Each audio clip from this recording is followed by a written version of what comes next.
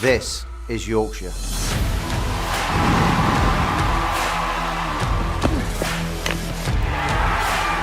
Built on pride. Forged through generations. Now a new season begins. Driven by ambition. We play to compete. We play to win. Driven by those who stand with us. This is Yorkshire. We don't stand still. We move forward. Together.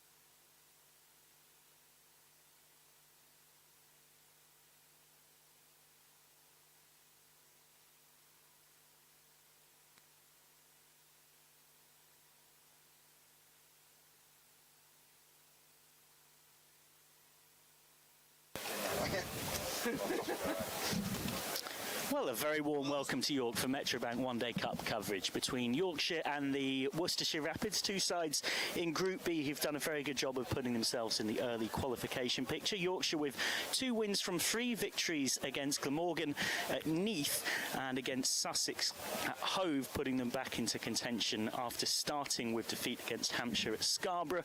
Meanwhile, Worcestershire, the defending champions, are 2 wins from 2 after victories so far by 3 wickets against Warwickshire and then by just 4 runs in a close game against Hampshire. I'm Michael McCann, delighted to be joined later on by Dr. Jane Powell, but for now alongside me the equally capable Aaron Viles on a glorious day here at York. We are 5 minutes or so from the first ball and the ground is almost full already. Magnificent. It really is. Good morning to yourself, Michael. Good morning to everybody tuning in from wherever you are catching the broadcast from. Metrobank fever has gripped the city of York. It is teeming here today, even coming into the ground at around about 25 past 9. There's a big queue to get in, so it's wonderful to see, and of course it's the first of 2 matches here at Clifton Park this week, with the game against Durham taking place on Friday. Yeah, exactly. 2 games in 3 days that are pretty defining for both teams' campaigns. Settling into the seat away to my right, ready to eagerly join us after we've gone through the team news, is our special early guest, Graham Hardcastle. So let's get into the team news. For Yorkshire, there is one change. It's rest and rotation rather than injury causing it. Ben Cliff is out. Jack White comes in. So White in, Cliff out. Think of Dover, if you will, as Yorkshire's scorer, Mr. Potter, said to me. So Yorkshire line-up as follows: Adam Live, Will Luxton, Will Bennison, James Wharton, who's still recovering from that knuckle injury, Finlay Bean, Sam Whiteman, George Hill, Tom Bess. Kuldeep Yadav gets his first home game for Yorkshire, having played in 2 away fixtures. This is the 3rd of his 5 one-day cup matches in this stint. He'll be back for 3 Red Bull games later on in the season. Ben Code and Jack White. Yeah, it's a very, very strong Yorkshire side, isn't it, that? And I know there's been a lot of chat this week. Will Luxton, he is one of the players to watch out for, opening the batting alongside Adam Lythe. He has been in terrific nick. So, yeah, I must say, on paper, looks very good for the White Rose. Yeah, it feeds into a quote that their skipper, Don Bess, who won the toss and has chosen to bowl, said in the build-up to this competition. Bess said, "We've got a great group, not missing too many in the 100. I still think there should be a lot of us playing in the 100, but that's their loss and Yorkshire's gain." For the record, Yorkshire missing Johnny Bairstow, Harry Brooke, Matthew Revis, Adil Rashid, Joe Root and Jaffa Chauhan to that competition. So 6 out, but 6 that they would have pretty much expected, albeit they did have Revis for most of this competition last season. There's 2 changes for Worcestershire, the defending champions after victory in a narrow final against Hampshire at Trent Bridge. Bez Swanepoel comes in, as does Ben Gibbon, Harry Darley and Ben Allison out, so rotation of 2 in the pace department. Stan Latigan, Brett Oliveira, club captain, but not captain in this competition. That's Jake Libby. There's also, of course, Gareth Roderick, Kashif Ali, Henry Cullen, Matthew Waite from Leeds, ex-Yorkshire, of course, Tom Taylor, Bez Swanepoel, Fateh Singh and Ben Gibbon. Well, again, it's a nice balance, isn't it, here for Worcestershire? Plenty of left-hand, right-hand combinations, and for me, Jake Libby is one of the most criminally underrated players in the county circuit. His list A record, as we'll discuss on the broadcast, is absolutely sensational.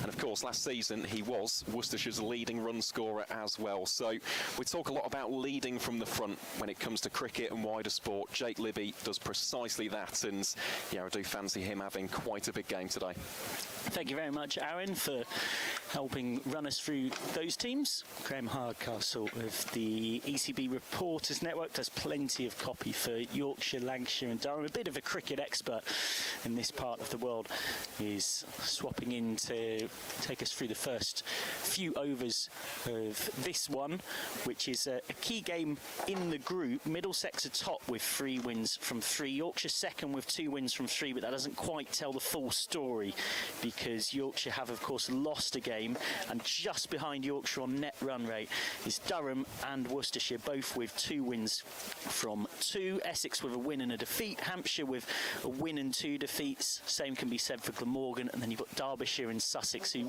realistically are probably all but out already, losing 3 games. Graham, we're often sat here sort of picking these groups apart. And of course, first gets you a home semi-final, second gets you effectively a home quarter-final, and third an away quarter-final. You realistically probably need 6 wins from 8 to be in that top 3, would you say? Yeah, I would think so. Yeah, I would think so. To be honest, I haven't really looked a great deal into the kind of permutations, aside from just kind of having it in my mind that this is an absolutely crucial week for Yorkshire. They're playing the 3 best sides in the competition. Worcestershire's defending champions today, Durham here on Friday, and then the current group leaders Middlesex at Lords on Sunday.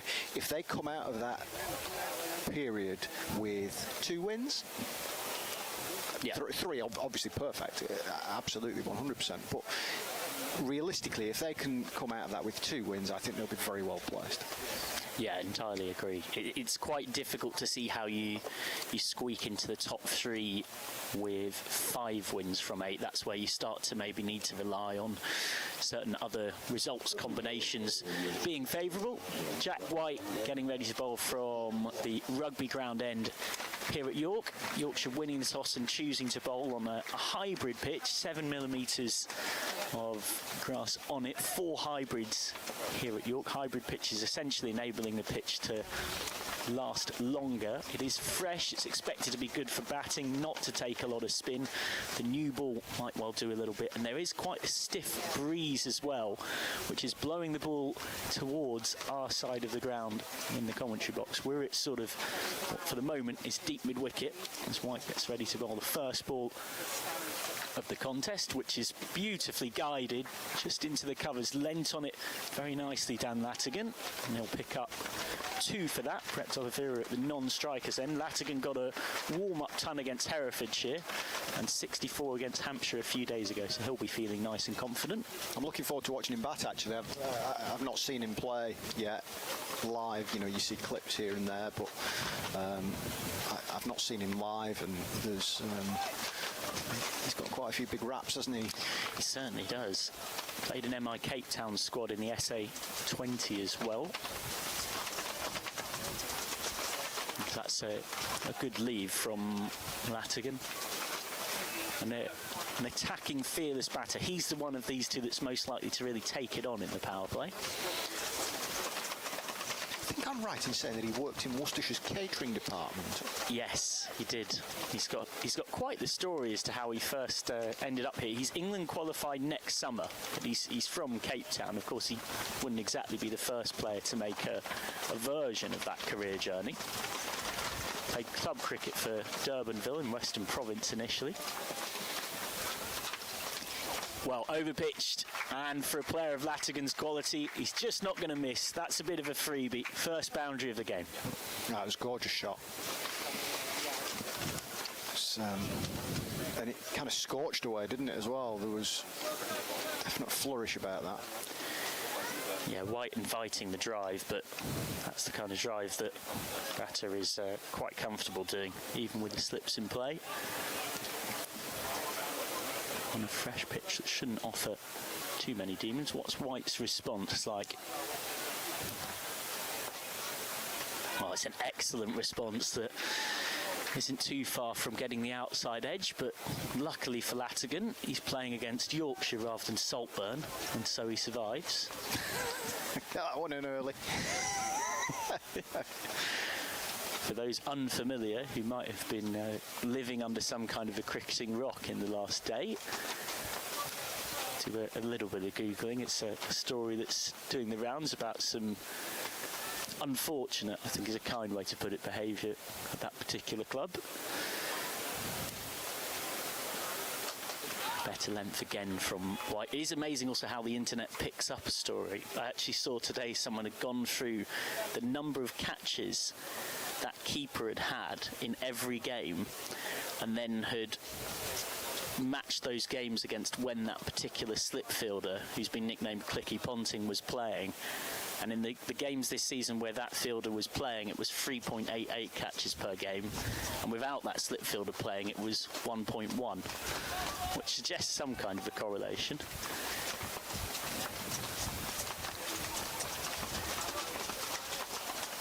Another good ball from White, settling back into his room. 2 for 29 off 9 in the game at Glamorgan. First over here for White goes for 6. Yeah, good start from Worcestershire. Lovely shot early on. There'll be confidence that the pitch is true and all that kind of stuff. Let's see what Brett D'Oliveira has. Of course, a club legend.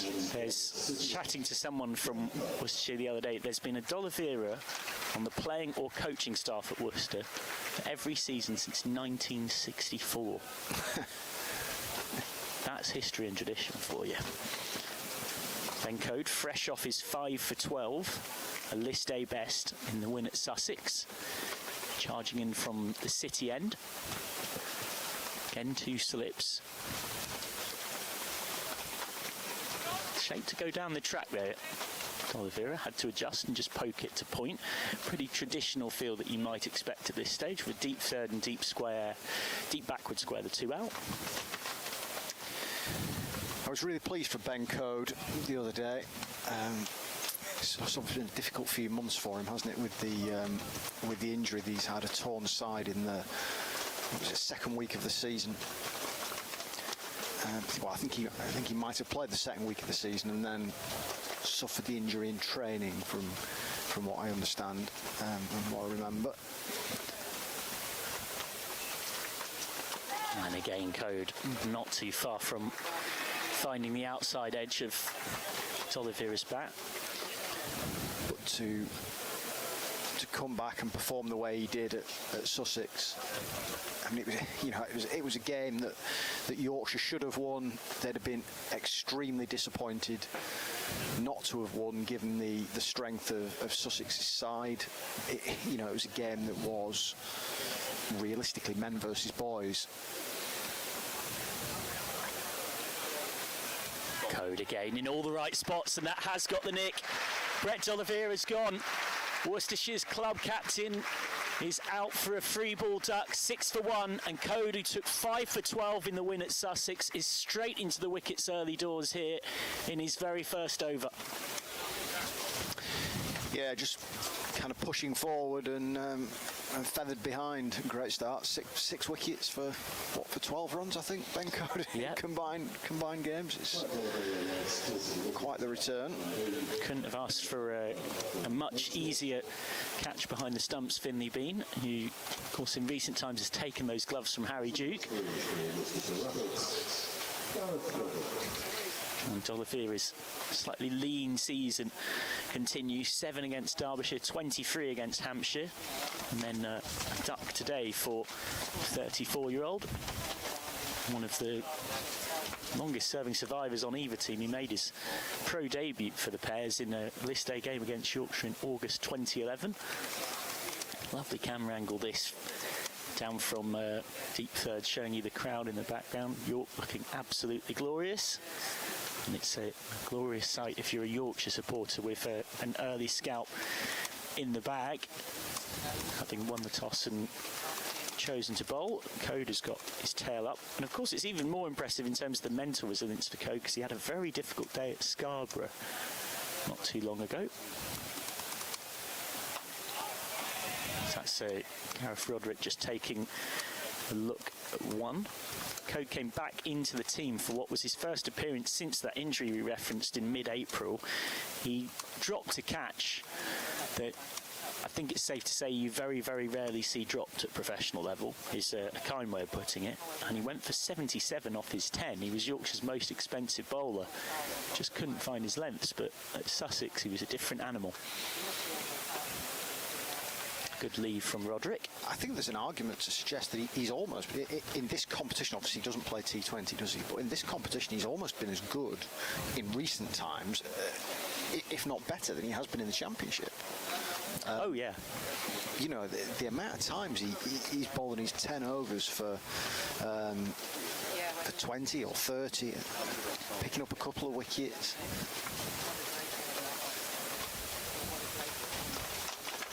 And again, right on the button, Code. Last season, Code's figures in this competition were 6 for 66 from 12.5 overs until he got an injury pulling his hamstring in the game against Durham and didn't end up coming back. He gets a warm round of applause for what is a wicket maiden, 6 for 1 off 2. Well, they won't be a million miles different across 3 games now, will they? You see, he went for 77 in that first game, and then 12 7 for 89 as things stand from 18 overs for this season. So yeah, you're spot on. Jack Kirtley-White to continue from the rugby ground end. Just nurdled away for 1 by Latigan, brings on to strike Roderick, another experienced campaigner, the 34-year-old, had a very unexpected T20 campaign. He started it down the order, he ended up being moved up to number 3, and he ended up captaining. He averaged more than 40, and there was quite a lot of situations where he was a very useful anchor of the Worcestershire lineup, holding things together from number 3. Bit of a circuitous route, isn't it, that? Yeah.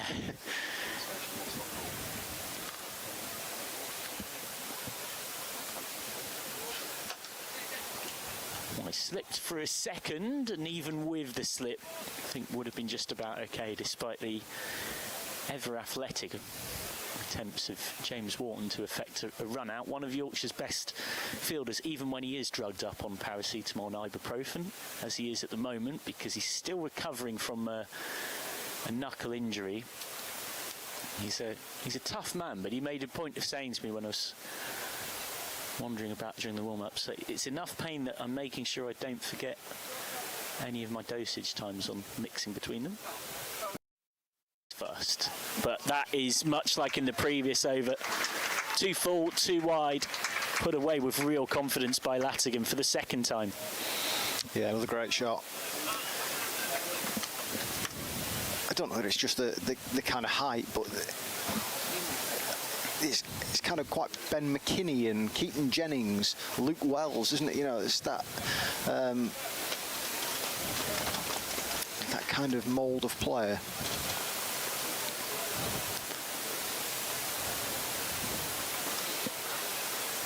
Again, it's a nice response from White, just readjusting himself back into the team, having not played the first game due to a slight niggle, and then impressed in the low-scoring game at the Morgan, and then was rested again. Yorkshire, as most teams are in this competition, resting and rotating their seamers.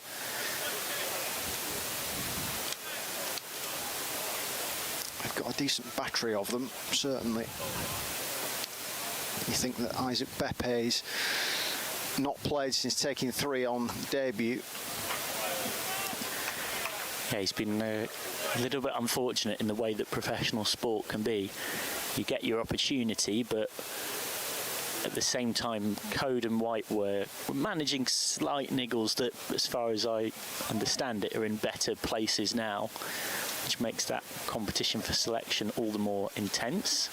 4 games today across the country: Warwickshire versus Surrey, Essex against Sussex, Arundel, and Durham Glamorgan at Chester Street. And I'd be surprised if George Hill plays all 8 games as well. Oh, has that got a nick on it? No, it hasn't. Wasn't far away at all, though. Nicely bowled by White. So 12 for 1 off 3. Yorkshire offering a threat with the new ball, having won the toss and chosen to bowl. End of the 3rd.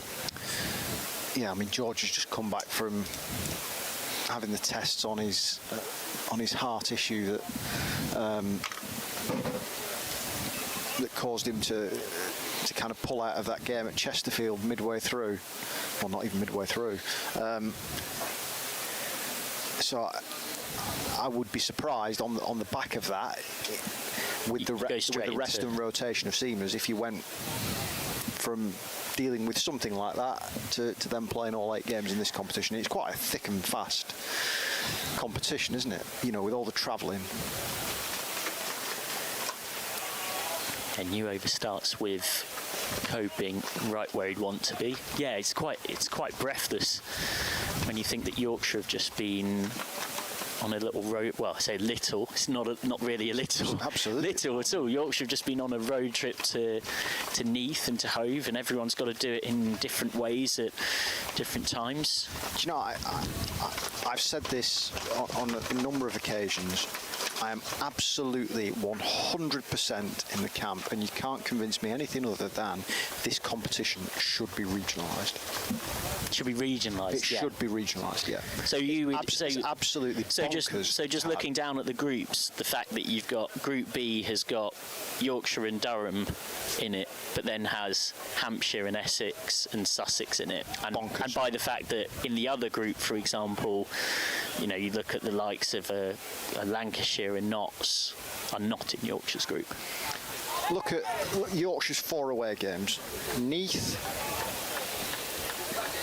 Hove, Middlesex, and Chelmsford. Or Lords, isn't it? So Neath, Hove, Lords, Chelmsford. Look at Sussex's last few days: Neath on Wednesday, Durham on Friday for a floodlit game. Wow. Sussex back to Hove to play Yorkshire on Sunday. Oh, has that got a nick? That has. It's a second wicket for Code. Roderick nicked off for 1, 12 for 2. And Code, who took that 5 for against Sussex, is just continuing on from that groove. He's been right in that channel and induces the slightest of feathers from Gareth Roderick. And Yorkshire, having won the toss and chosen to bowl, have got too early. Yeah, just a replica of the first, wasn't it, really? Great start for Ben Code, great start for Yorkshire. Right in that channel. Again, Court Bean, bowled Code. And that is removal of someone in Roderick who had been in very decent form in the T20 competition, was looking to carry that on. But even on what is generally a pretty good batting pitch, a fresh pitch, a good ball in that channel that just nips a little bit is always going to be a danger to a batter. So that brings to the crease visiting captain Jake Libby. Speaking of travelling, grew up a long way from here, and quite away from Worcestershire as well, from Plymouth initially. He's been one of the most consistent batters in English men's domestic cricket in recent seasons, and the pairs desperately need Libby to show a bit of that here. Yeah, you were talking him up, weren't you, at the start of the game, and quite rightly so, but he's going to have to prove you 100% right to get Worcestershire back into this game. Yeah, he's... And it almost feels not quite prophetic to say this, but certainly notable in terms of the pattern of his dismissals. Speaking to a couple of people, he's struggled on his outside edge a bit this season, Jake Libby, and he's going to be tested on that outside edge here, because he's just seen 2 of his teammates nick off on it. Solid decision to leave that, though. It's another successful over for Code, who is on quite a roll. 2 overs, 2 maidens, no runs conceded, 2 wickets taken. Yeah, this last 2 games have absolutely been vintage Ben Code. And again, it goes back to that mental resilience as well. When you've had an injury like that, you haven't played a first team game for 2.5 months, you come in and play one against Hampshire at Scarborough and it doesn't go well. But now seems to have rediscovered his very best, and it's up to Latigan and Libby to try and rebuild from the wreckage. Change of bowling, early change of bowling, just the 2 overs for White up top. It's going to be George Hill from the rugby ground end. It's half fielded in the covers by Whiteman.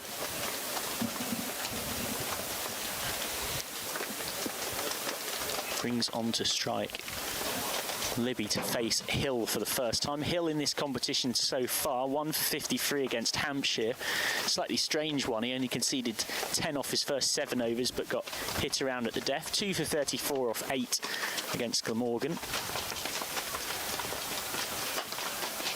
Neat drive, lent on it, didn't try and hit it too hard. All the way along the carpet for 4. 1 for the purists. First boundary for Jake Libby. 3 boundaries in almost identical fashion. Great shot.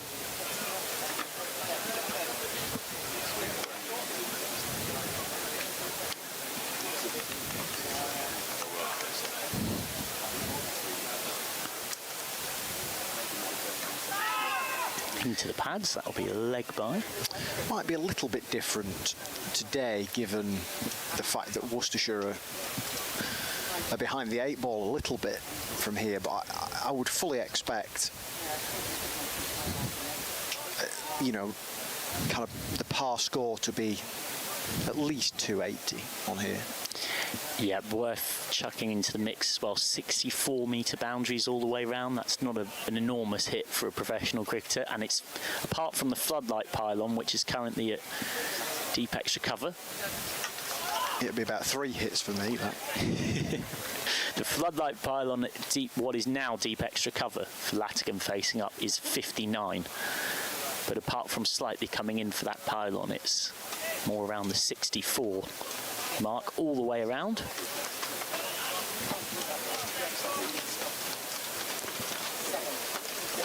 And just to complete Hill's record so far, none for 13 off 5 against Sussex.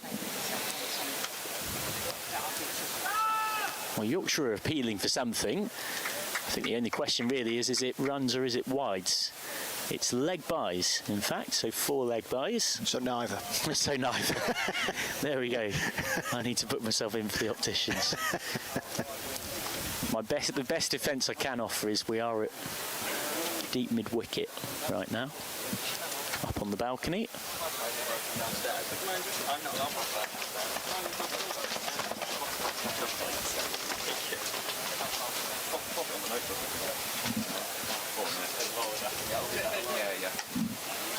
Straight back to Hill, who it's great to see back in action. He said recently that the heart scans came back fine. The actual heart is fine. The doctors aren't too concerned.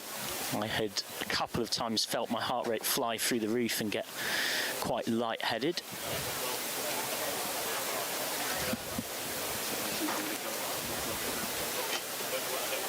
Two for 22 then. All of the 2s after 5.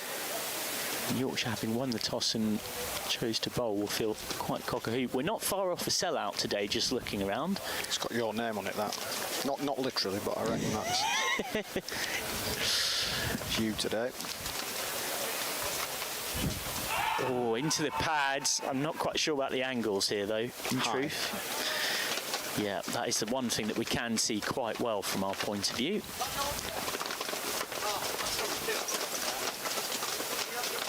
James Middlebrook and umpire James Middlebrook having a little chat with Ben Code and Kuldeep Yadav about something related to the appeal. Hassan Adnan and Middlebrook, the 2 in the middle today.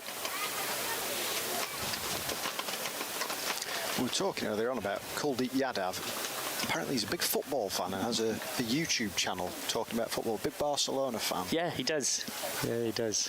It's funny the things you do as a commentator as part of a bit of research. I was having a look at it in the build-up to this one. It's kind of his escape from cricket, essentially. Very much the modern era in terms of players having their own big online presence. I'm going to try and have a chat with him today and ask him about it, but I'm not quite 100% sure he'll really be able to assess my lot, Bolton Wanderers' chances in the Championship this year. Just a bit disappointed about that. Might be slightly out of his remit, yeah. Yeah. I think so. course, having gone up, we'd assume stabilisation is the first aim. Cody, again, they want a quick single. This is tight. Oh, direct hit would have been gone.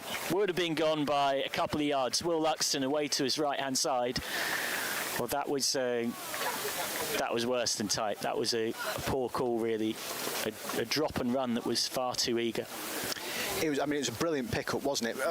We're right behind the throw here at what is essentially now kind of deep backward square, looking at kind of cover, and it was never hitting the stump. So not that Libby would have known that.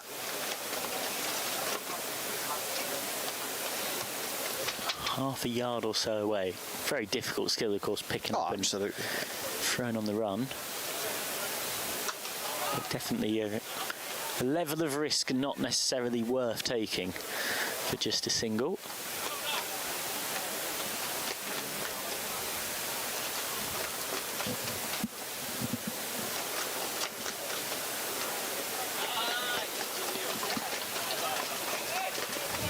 Code's in quite a rhythm here, almost 3 overs, and he's conceded just 2, one of which was that dicey single. Tries to step down the pitch to negate the movement, Latigan, and ends up in all sorts of a place, and Code is holding his arms aloft. I actually thought that the very first reaction of mine was that he just chipped it up to kind of short cover. But no. Yorkshire have definitely justified their decision at the toss.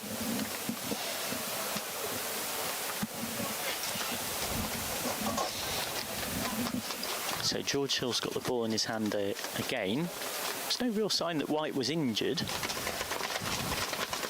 Hill has, of course, opened the bowling plenty of times for Yorkshire.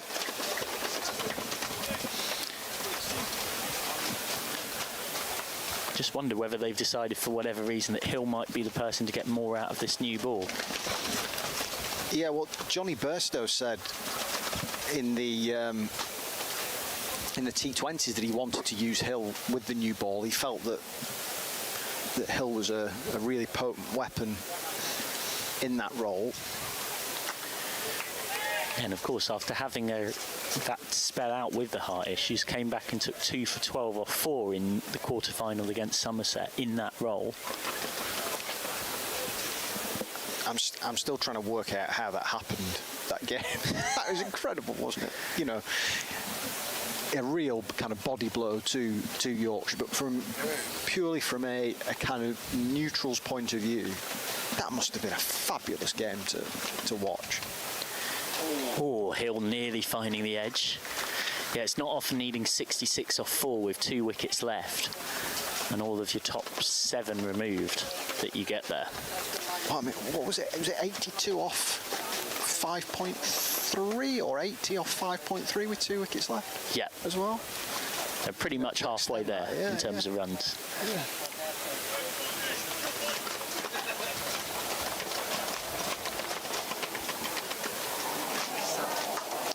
Hill again, settling into a very nice groove here. And Worcestershire's problem is that having lost Oliveira and Roderick early, Libby and Latigan don't really have the licence to be aggressive in the power play.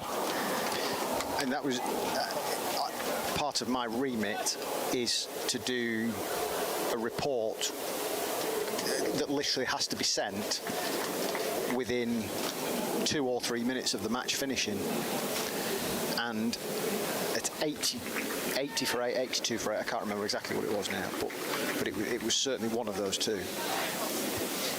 I literally had my match report on an open email, just ready to press send. Yep.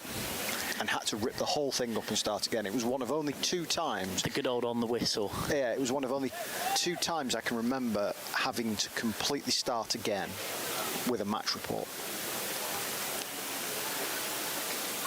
And what, it's just a 5-minute rewrite job? It's literally, it took me five minutes. Having tried to craft something for basically an hour and 20 minutes, I had to write the whole thing in 5 minutes and get it off again. Life of a journalist when a game turns unexpectedly in one direction or another. Thank you very much to Graham Hardcastle for his company. You can read his excellent work consistently on the ECB Reporters Network, as well as on the Yorkshire and Lancashire websites, and popping up in plenty of other places. Always appreciate his time and insight, and settling into the seat alongside me is someone who you could also say that for after a George Hill maiden left it 23 for 2 after 7. They might have lost a couple early here, but they've got to be careful to not totally lose any sense of momentum in their innings. Worcestershire, the last 2 overs have gone for just 2 runs, and that person is Aaron Viles. Well, thank you very much, Michael. What a start this has been for Yorkshire. Absolutely outstanding, especially from this man, Ben Code. Tries to come down the track, Latigan. He keeps trying that as a way of negating Code's movement, and it's not really working. And you just sense that, you know, this is someone who's very naturally aggressive, and something's got to give here. Completely agree. Whether that is just one of these flashing away off the edge down to the boundary, there is protection, in fairness, down towards deep third. Whether it just flies over the top of the slips or he connects with one cleanly, let's wait and see. Well, that time stays in his crease and just nurdles it away for 1. I mean, that's the other thing, of course, which is Latigan just finds a way to rein it back in.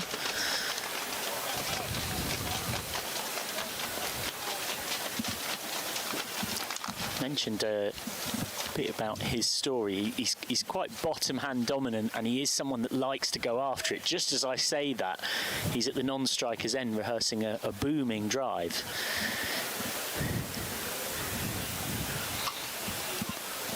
Libby is a little bit more watchful. Well, just speaking of Latigan this season, I do keep very much in tune with the BDPCL, so the Birmingham and Districts Premier Cricket League down in the West Midlands, and his name continues to crop up. He's been having a pretty decent season from Bursley. Certainly someone who has been earmarked as having plenty of potential in the county circuit as well. Oh, that's found an edge, but he's at least managed to play it with sort of soft hands, Libby. It's not really a rundown, to be honest. That would be being too generous to the batter in calling it that. Well, just going back to a point which you made earlier, which is really interesting, is the dismissal by the outside edge. Now, it's not as pronounced in white ball cricket, but in red ball cricket in the county championship, it's that slight little trigger just as he goes out towards his off stump. If you get it in the right area, you can nick him off. Yeah, it actually slightly reminds me of Emilio Gay, actually. Something that a few people said they were concerned about him facing at test level. 4 overs, 2 maidens, 3 for 2 for Ben Code, who's been nothing short of sensational. Early doors, 2 nicks to the keeper without anybody clicking their fingers. Well, no, he has. He has been quite simply superb, hasn't he, Ben Code? Of course, came into this game with plenty of confidence as well. Here's George Hill then. Hill again continuing on from Code's momentum. Something's building here. You just, even having lost a couple early, to get this prolonged a period of essentially binary cricket, dots and singles. We've now had 19 deliveries that have seen just 3 runs scored.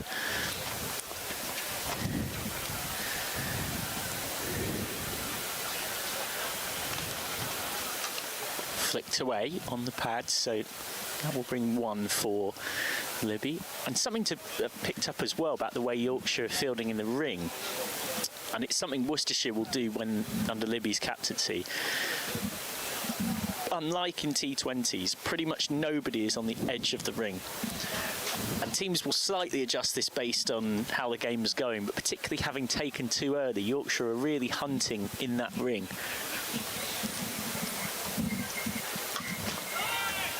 That's that's another example. That's fielded by Luxton, but a good 5-6 yards in off that ring. And pretty much every fielder is nowhere near the 30-yard discs. They're actually a good 5 or 6 yards, I'd say, in off that, and then walking in from there just to really try and keep a sense of pressure on.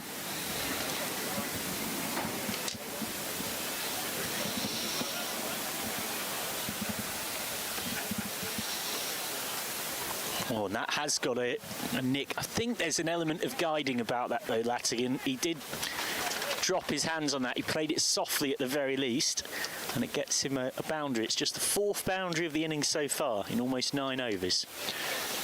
Yeah, just to back that last point up, he didn't flash the hands at it, did he? It wasn't one of those where he's lost his shape. It's a genuine edge, and it's just gone to the left of the diving fielder. Good signs for Hill, though.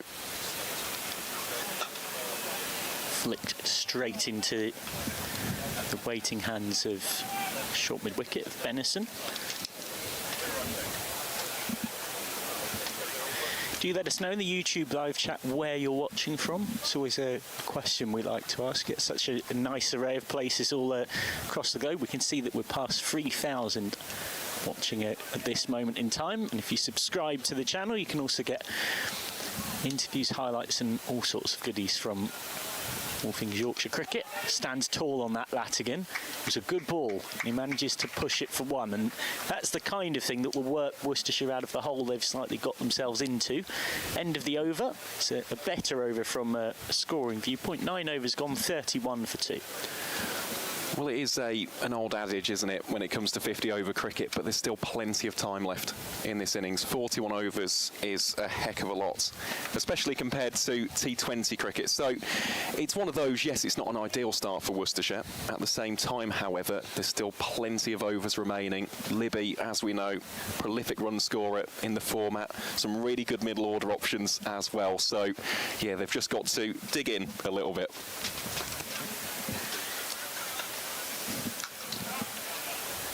Blocked back that time, as a grasshopper has a crawl up my co-commentator's shoulder.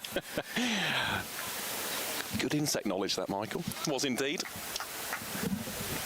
Quite a big one as well. Yeah. Decent size. 31 for 2 in the 10th here. Lots of YouTube live chat comments flying in. Remember, if you subscribe, after 5 minutes you can join in the fun. Code, he's having fun at the moment. He's looking for another wicket. Can't quite get one here. Jordan's in Kiverton Park. And Yadav is in India. Toby's in Harrogate. There's Daniel in Bilbao. Karma's in Vienna, Austria. What a place to be. Ben Duke is in Manchester. Chicago LUFC, I think that's a Leeds United reference, is in West London. Anona Mouse is in Garforth. Oh, that's hurt him. That's got Latigan in that sort of awkward area just up above the thigh pad.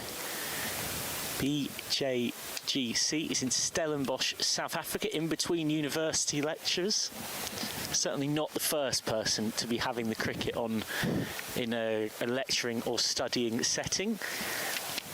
The Wakey one watching from Tyland Bend. Striker is in Doncaster. Wedmore in Somerset for Kevin. So this is going to be runs. Be a pretty comfortable 2. Runs just starting to come a little bit more freely for this pair. South Tyrol in Italy for Richard. That's a place to be watching the cricket with something nice to eat, something nice to drink.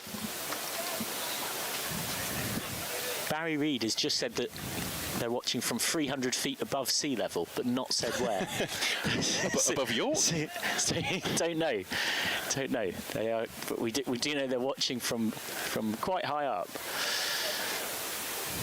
Code again hunting for more wickets. Just lost his line there though, and that's an easy guide away for Latigan. Yeah, just tickled it fine, didn't he? There's not really any protection down towards the marquee. Just looking at the 2 fielders outside of the circle here for Yorkshire. It's deep third and deep backward square, so yeah, you've got to be careful with your line especially against a player like Latigan.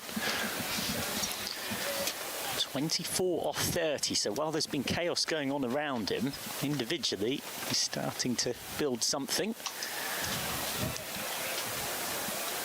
And that is the end of the 10th over. Power play that definitely belongs to the home team, albeit Latigan starting to find his feet. 37 for 2. Jake, who is in the Cotswolds, cheering on Worcestershire. What a beautiful part of the world that is. Ben Cook is in the Orkneys. Richard the Millers in Rotherham. Plenty of people in all sorts of places. Liam McCongle's in Tenerife. Netherthong, indeed is. I must confess I don't know where Netherthong is. As Hill is into the pads. Interested to see at what point maybe White comes on for a second burst after none for 12 off 2. It is possible White's had a little niggle, but there's no sign at any point that he has. He's still out there fielding. To all intents and purposes, it does just look like Yorkshire think that Hill can do a bit more with the new ball. But it isn't often you see someone come off after just 2 overs at the top.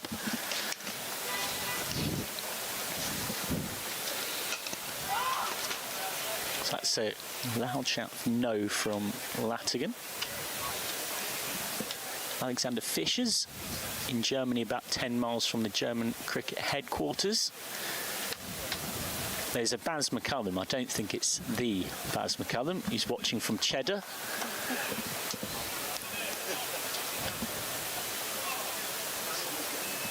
Costa del Donny, says Luke, is Hill. Oh, that again, Latigan, not for the first time, showing a nice habit of playing with soft hands.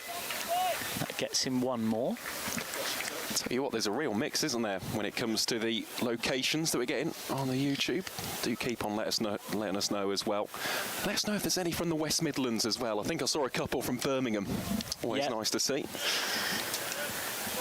Glenn Lord is in Burgundy, France. It's again a great place to be watching the cricket.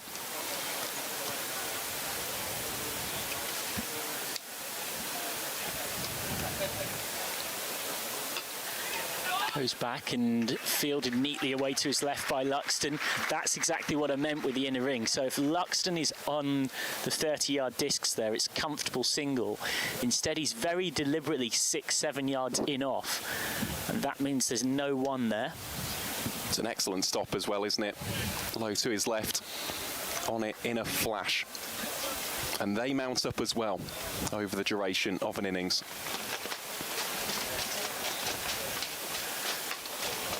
Good ball respected. There will be a point where Yorkshire have to turn to spin. Of course, it's quite early for that, but Yorkshire, this lineup will need 20, well, depending on how they do it, but from what I can see, we'll need 20 overs out of Dom Bess, Adam Lyve and Kuldeep Yadav put together. Because of the way they've chosen to compose and structure the side.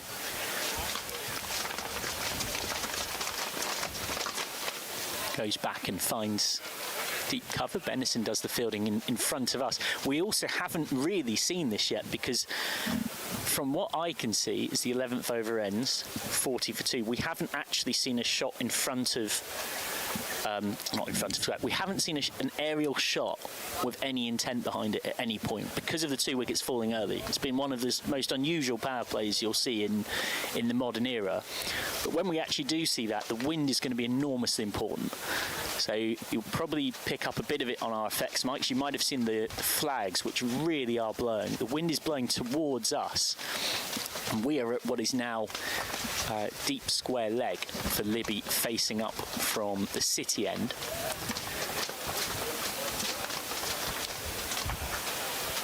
This code this time has Libby flicking towards us. Will be kept in by Bennison at the expense of 2. So if you're hitting towards our end of the ground, that wind is going to carry it and carry it and carry it, and that with a 64-metre breeze could be carnage. Absolutely. And how many times have we been here in the past couple of seasons where it's ended up on the balcony here in the clubhouse? So certainly something for both teams to be aware of. That comes down to the batters and indeed the bowlers. Nice response from Code. Of course, we've just had almost a bit of an old school power play there, which you get sometimes. A team lose a couple of wickets and feel like they've almost got to just find their way through it. Tell you what, I'm not saying York isn't glamorous, but there's definitely a few places that are popping up that might be offering stiff competition, shall we say, for where people are watching the cricket. Back of a length from Code, nice area again.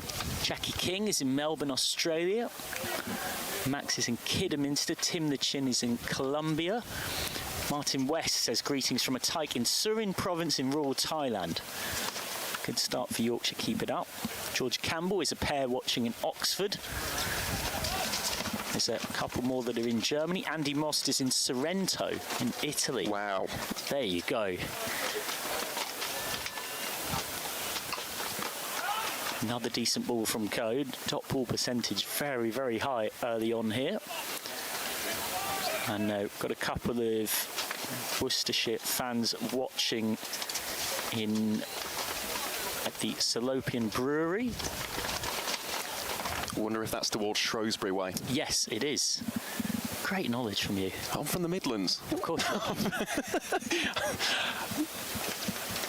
But still, you are a bit of a geographic encyclopedia. Code looking for a third wicket. Will be interesting to see how many overs Code gets here. He's had 6. We've seen him in the past just bowl his 10 through on the bounce. I wouldn't be that surprised if he does the exact same here. Stewart's watching Alicante. Barry Reid is watching in Fenstanton, not quite as glamorous as Alicante.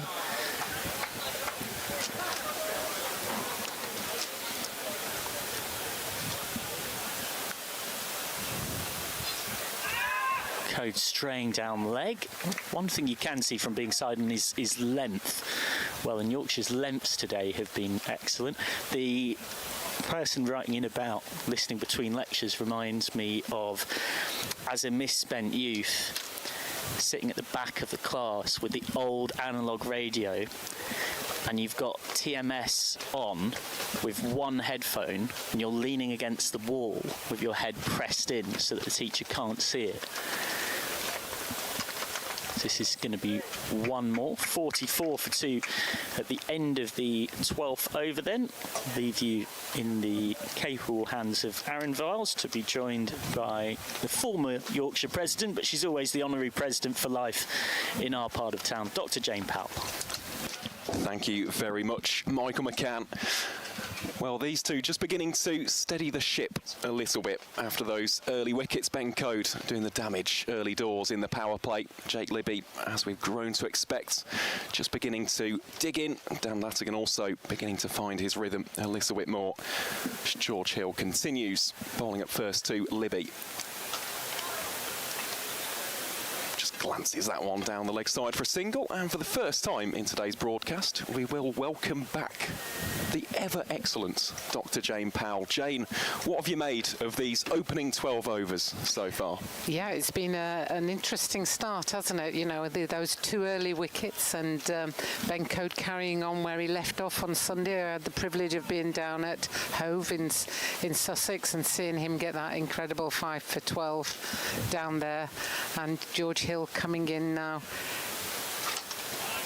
And interestingly, George Hill actually opened the bowling down in Neath and in Sussex. So I think the 2 overs by Jack White were just to see if he could get something going with the new ball.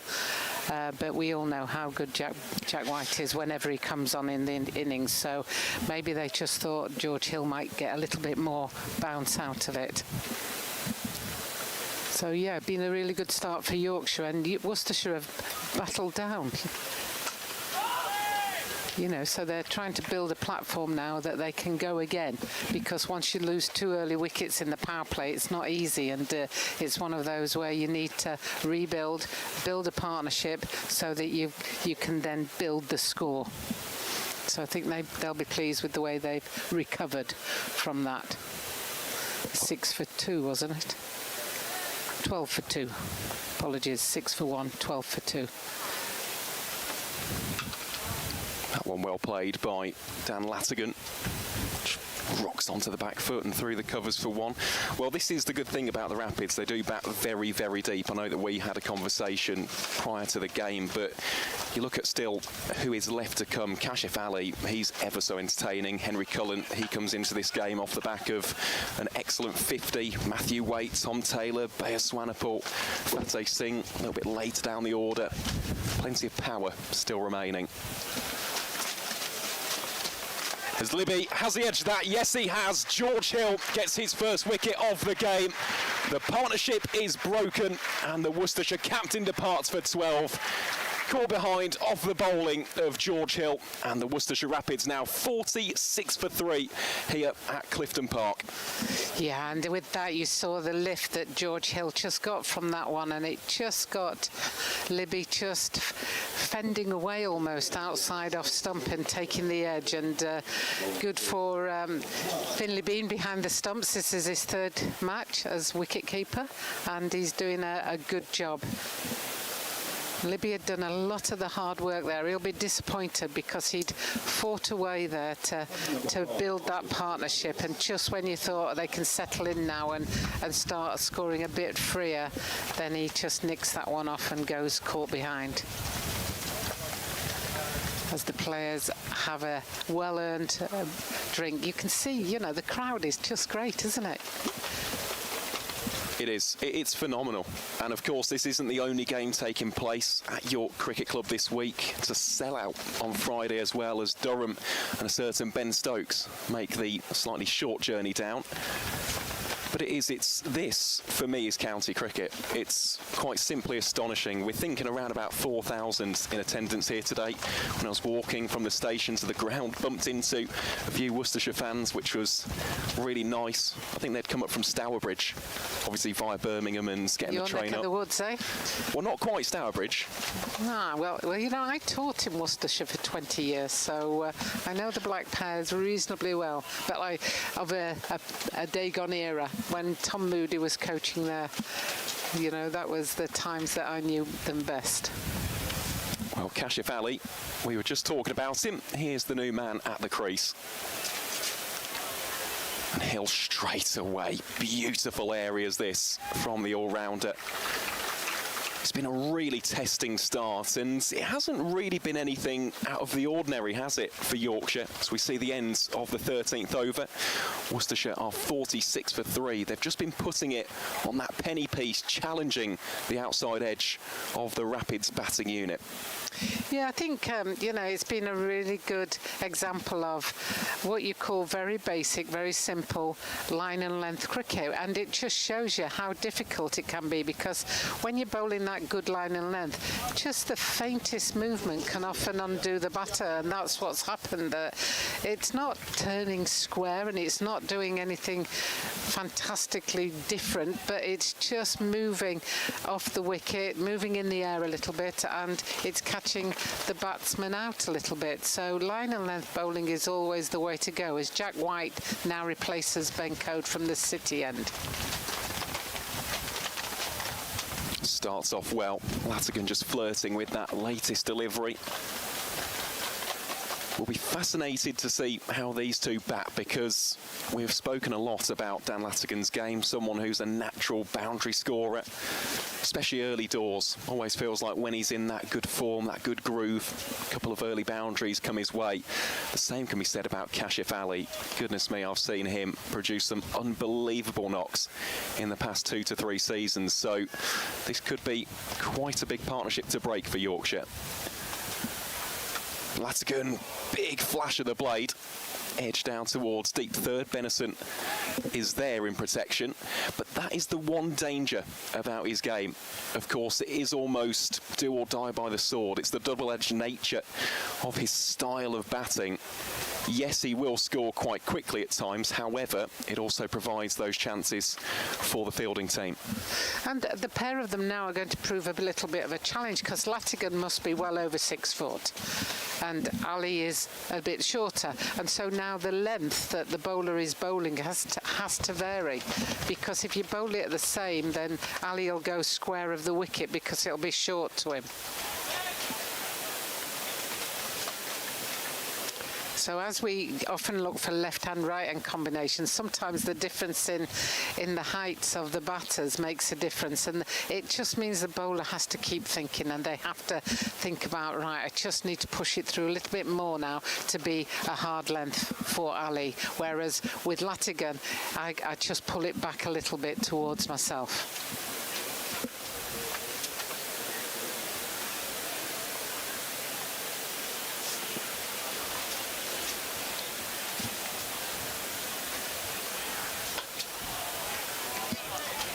Ali with that firm defensive forward defence, making sure that he's trying to get aware of the pace of the pitch. You can't go out there sometimes. I think we get a bit swayed because we see a lot of T20 and the 100 where batters have to go in and hit from ball one, and when you've got 50 overs it's quite a long time, and also you've got 2 slips in there as well. So if you watch the 100 or the T20, you'll see big flashing drives that go through third man and you get away with it. You won't in this cricket. Another defence, slight backward defence there from Ali.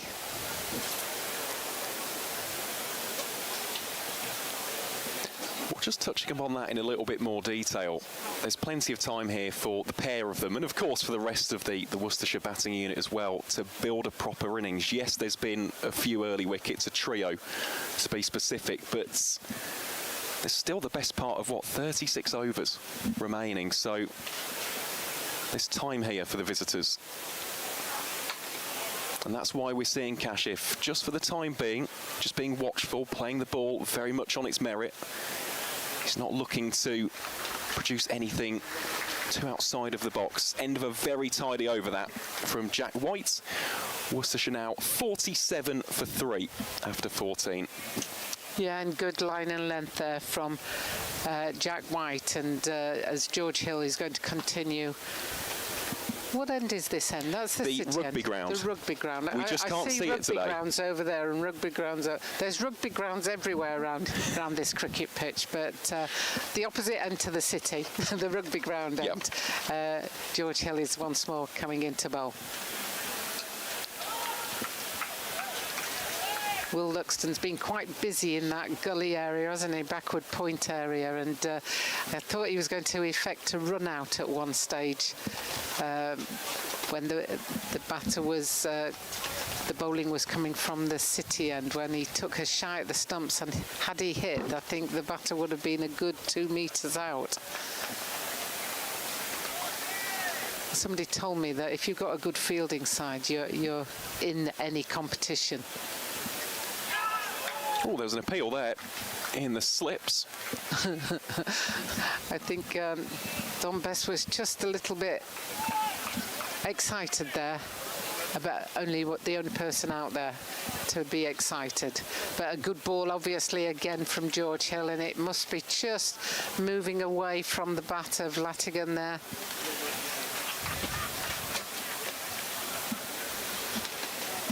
He just needs to keep his shape here, does the youngster. Oh, that one dismissively dispatched. That's going for 4.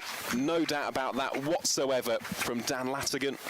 Saw the length early, rocks onto the back foot and muscles it away through wide long on. And that first shot in anger has brought up the 50 for Worcestershire. And it just shows you that the wicket's quite true, and that once you have a clear intent in your mind, that it's actually quite easy to hit through the ball. We'll see what Hill does here, and he puts it in a similar area. It's coming down to mid-wicket. Benison picks that up, and they come through for 2 runs.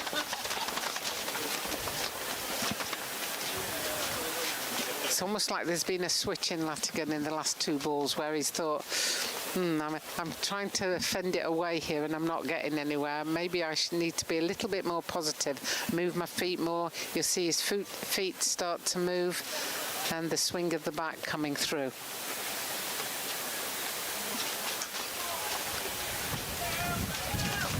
He's a very stylish cricketer, I must say. I do enjoy watching Dan Latigan. It's been good to see him not only playing white ball cricket, but of course in the county championship for the pairs as well. Does he play Birmingham League? He does indeed, yeah, for Umbersley. He was talking to Michael about that earlier. Nice ground, Umbersley. Yeah, very. Talented team as well.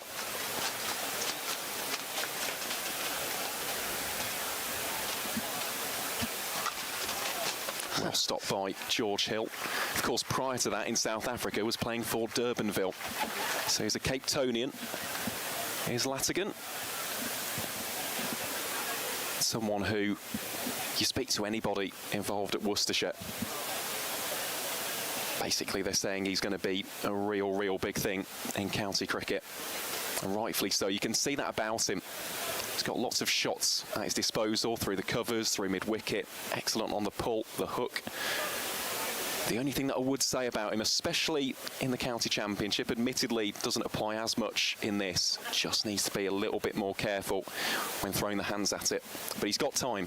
That's the great thing. He's still only 20 years of age with plenty of time to go. Here's White then. Starts off well with a dot ball. And an unusual leave from the batter. Unusual in as much as we don't see it very often anymore, do we? So it's like, oh, somebody's just left the ball. And that's the one where he's bowling in that corridor just outside off stump there. So that was a very easy leave.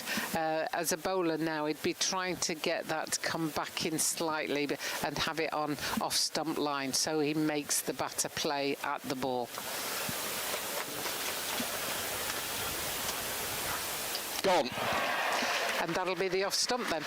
Certainly will be. Jack White has made an absolute state of Kashif Ali's off stump there. Almost pegs it back out of the ground. It's a fourth wicket early doors here that Worcestershire have lost in York. And the Yorkshire bowling attack are quite simply on fire. Let's take another look at this delivery from Jack White. Charges in with plenty of purpose. Nice presentation of the seam. And bang, straight through. Worcestershire now 54 for 4. And that's the perfect reply from Jack White. The first one was just outside off stump, and the batter left it. And then that one just brought it back to the top of off stump and literally hit the top of off stump. I mean, what a great reply from the bowler. And in many ways, you could say the batter was a little bit unlucky. He got lulled into that, oh, it's going outside off stump. He did play at that one, but it literally came back and just nicked the top of off stump. A great reply from Jack White. Most definitely is. Sees the end of Kashif Ali. Came into this game off the back of an excellent 65 against Hampshire. But his race with the bats is run for today. Well, we were speaking about the Birmingham League, weren't we, Jane? Here's another man who has been tried and tested, shall we say, in the BD PCL. Is, of course, Henry Cullen, the 23-year-old from Redditch, product of Barnt Green. Has also played for one of the clubs near me, Kenilworth Wardens. He too also comes off the back of a brilliant maiden list A 50. Scored 72 in the win against Hampshire. This is a stern challenge early doors though. Nice bit of lift there from Jack White. Yeah, and at the moment, Latigan is playing a lone hand in many ways. He's been there since the start, and the four batsmen that have been in and departed have only scored 13 runs between them, and that's where you do need to build partnerships in cricket. And at the moment, poor old Latigan is on his own, and so he'll be hoping that Cullen can stay around and build that partnership. And that's firmly defended out into the covers for no run.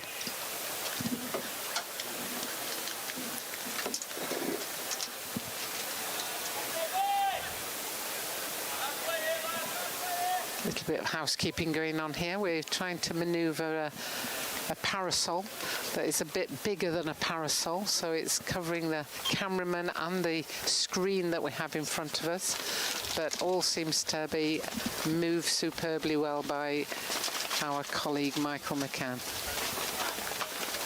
That one just lifted a little bit on Cullen, and he played that well, kept well over the top of it. Might have just trapped his thumb there. They can be quite painful, those, when they just lift off a length and you just think, oh, sugar. I'll just try and make it look like that didn't hurt, but in actual fact, that's killing me now.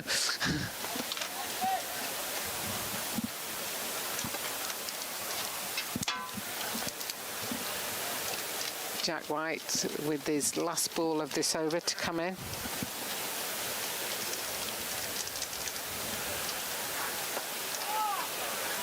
And that's the end of the over, and that's the end of the 16th over, 53 for 4. Yep, terrific over, wasn't it, from Jack White, a wicket maiden for the former Northamptonshire man.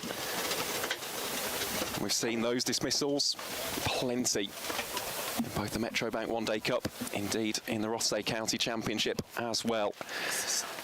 Just such a dangerous cricketer early on in any innings. So far, Worcestershire have found out the hard way as we take another look at that delivery. A perler from Jack White to knock back the off stump of Kashif Ali.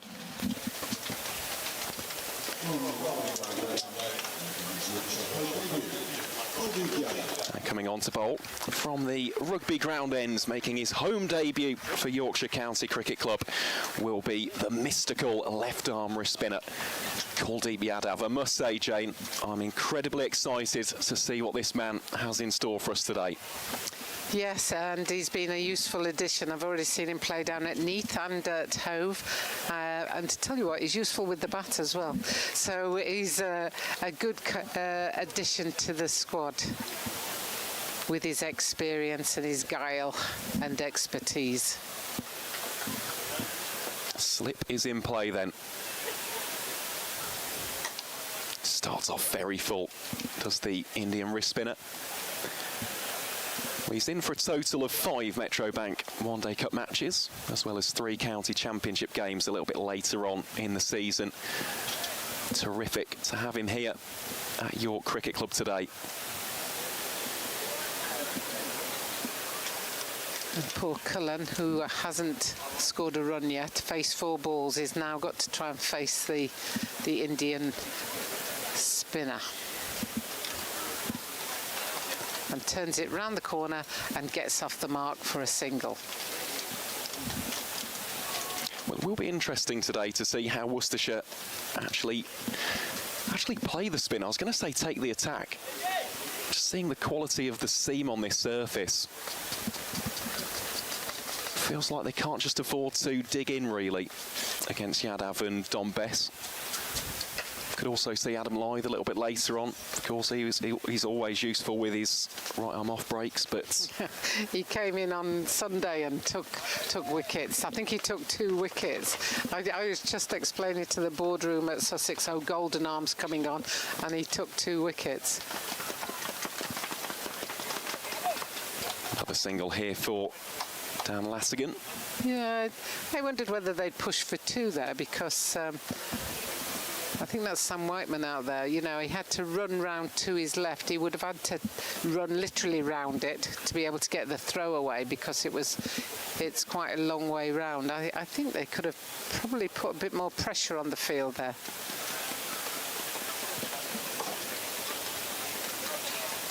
Well, we can see that towards the end of this over. Would be interested to know with the wagon wheel actually how many extra runs have been accumulated by Worcestershire. Feels like it has just been boundaries or singles so far.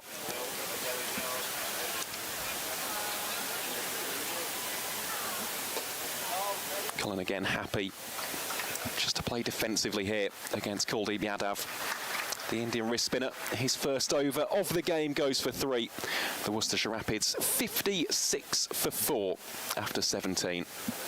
Yeah, good start there from Kuldeep. He probably bowled a little bit too full on the occasions where he got hit for 2 runs.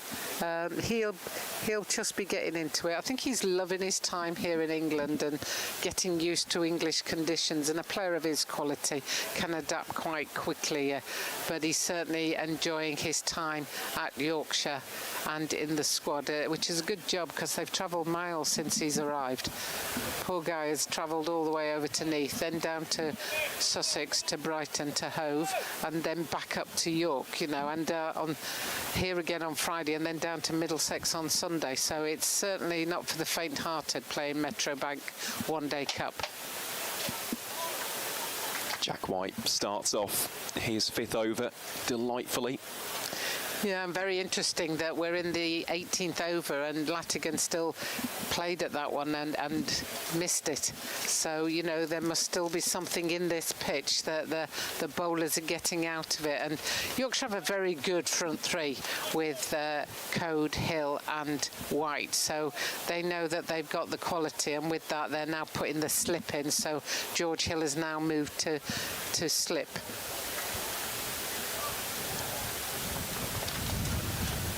Latigan shuffling forward there. And that's 2 in a row that he's sort of fending outside off stump for it, going for a little walk now. And no doubt trying to get his head back into a positive frame of mind, because once you play and miss once, you think, crikey. The second time you're like, crikey, how am I missing this? I've been in here now for 18 overs. I'm facing my 50th ball coming up. I shouldn't be playing and missing at that.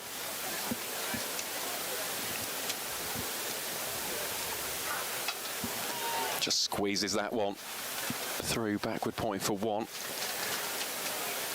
Yeah, I think that took the outside edge, didn't it? So Jack White is obviously finding the areas to bowl in a lot better coming from the city end than he did from the rugby stand end, and he'll be pleased to be getting back into that. He's one of those guys that he reminds me of Mike Hendrick a little bit, he just seems to roll into it, but he seems to get into the flow quite quickly, and is quite is repetitive. Everything he does is repeatable.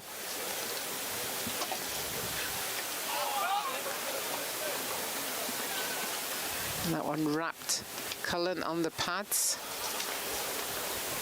or just above. Well, when it comes to the Metrobank One Day Cup and Jack White, I always think back to last season, the opening game up at Scarborough, and that spell he bowled against Warwickshire, especially the delivery to former Worcestershire man, funnily enough, Ed Barnard, which really was quintessential top of off. Could not have placed that delivery any better if he tried.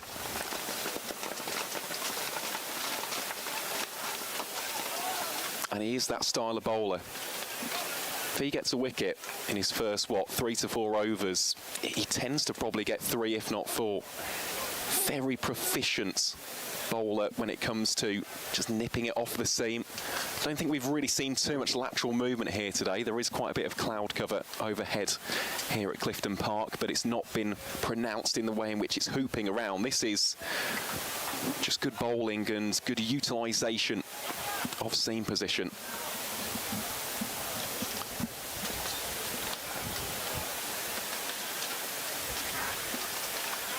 That one slightly straying down the leg side.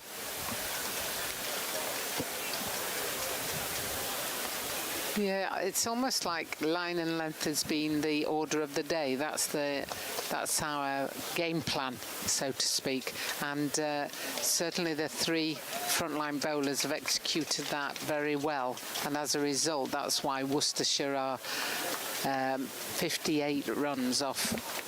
Well, this is the last ball of the 18th over, so they'll be reassessing where they are shortly. Because that's the end of the 18th over at 58 for 4, and that's just 2 runs off that over. Before you start any game, you've got a rough idea. You look at a pitch, you look at the size of the boundaries, and you're probably thinking, oh, 50 over game, we need 250 minimum, you know, and you reach this stage now where you're almost at 20 overs, so you're almost down to 30 overs, 32 overs we've got left, and you start to think, right, if we're going to get up to 250, we've got to go at 7 and over roughly now.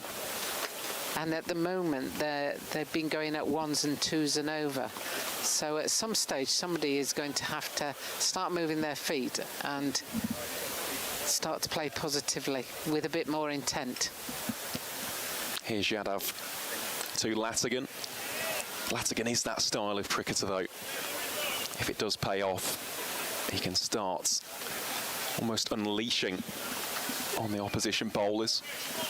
Seen him done that in the T20s, indeed in the One Day Cup last season. Had a very good campaign.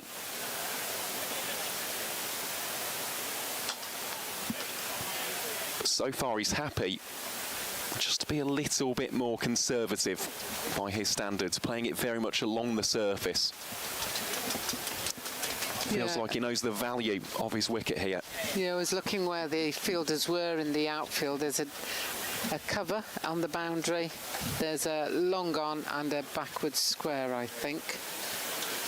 Reversed there by Cullen, and he nails it. That's running away for 4. The outfield has been so quick all day long.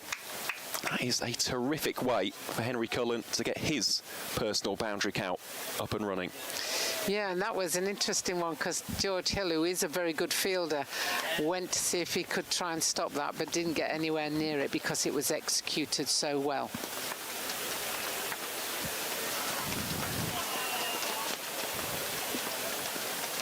And then you see Kuldeep Yadav just brings it back a little bit so that he can't get up to that. So this is the experience of a spinner of this quality, and he's just waving to the field. Yeah, Wharton's just gone a couple of paces to his left. Great delivery that by Kuldeep Yadav. And well taken by Finlay Bean.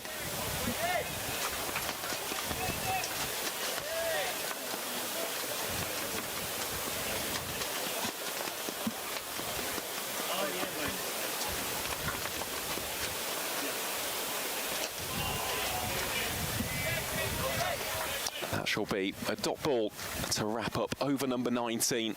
The Worcestershire Rapids are 63 for 4, and just to shine a little bit more of a light on Henry Cullen, especially for the Yorkshire fans who maybe haven't seen too much of him. For Worcestershire, I think he's pretty much in the history books now. He scored the winning runs in last year's One Day Cup final against Hampshire. An amazing story as well, given all of the tragic off-field circumstances with the sad loss of Josh Baker. He was very close with Josh. They played a lot of cricket against each other growing up. So Josh played for Aswood Bank. Henry Cullen, as we touched upon, very much a product of Barnt Green.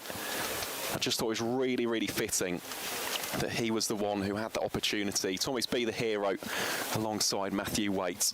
Yeah, excellent. Here's Jack White then.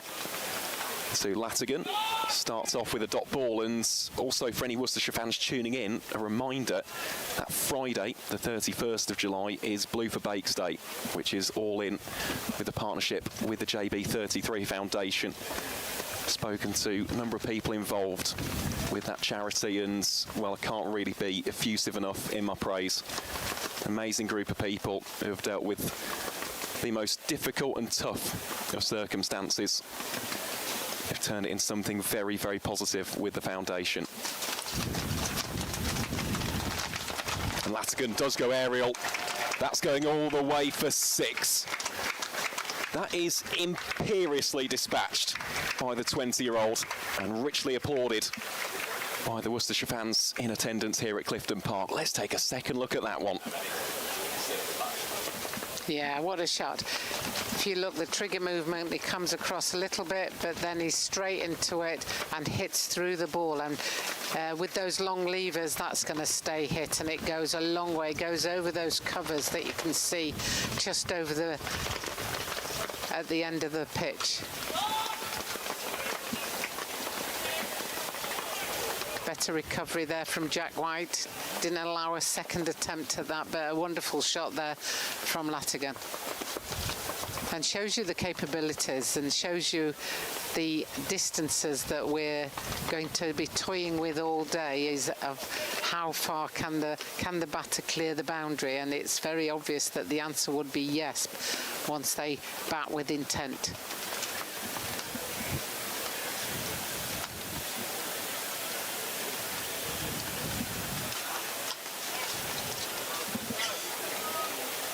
Scoring that 6 early doors as well means that now for the rest of the over doesn't have to do anything too outside of the box here, can just almost watch the ball where it's landing, try and manipulate those gaps. There are plenty of open spaces for Latigan here. Just looking at the fielding positions, Yorkshire have a deep third, deep points. Fielder out at deep square as well. Important for Cullen to see the ball early as well.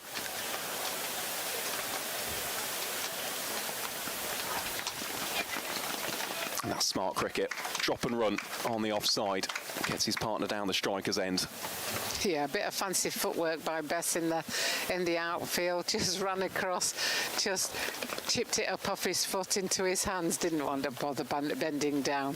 So I know that's the sort of thing that when you're doing fielding practice, you often do that just as a bit of a joke. As the ball's coming to you, put your foot down and just it flicks up off your foot. But I'm sure he wasn't necessarily intending to do that.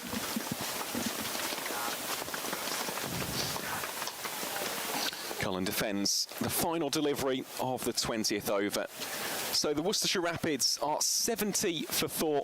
Dan Latigan unbeaten on 44. Henry Cullen alongside him on 5 not out. A reminder as well that, of course, there aren't just games taking place in this group today. 4 matches in total across the Men's Metrobank One Day Cup. We'll give you a score update at drinks, which will be in 5 overs time.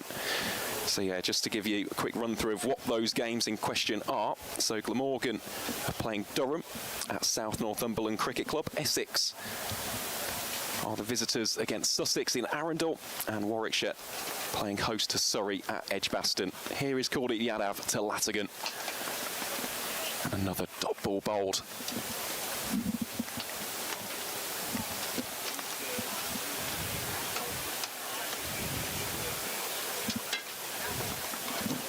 But for the two sides, Yorkshire will be by far and away the happier, given this strong start. Rapids just need a partnership or two.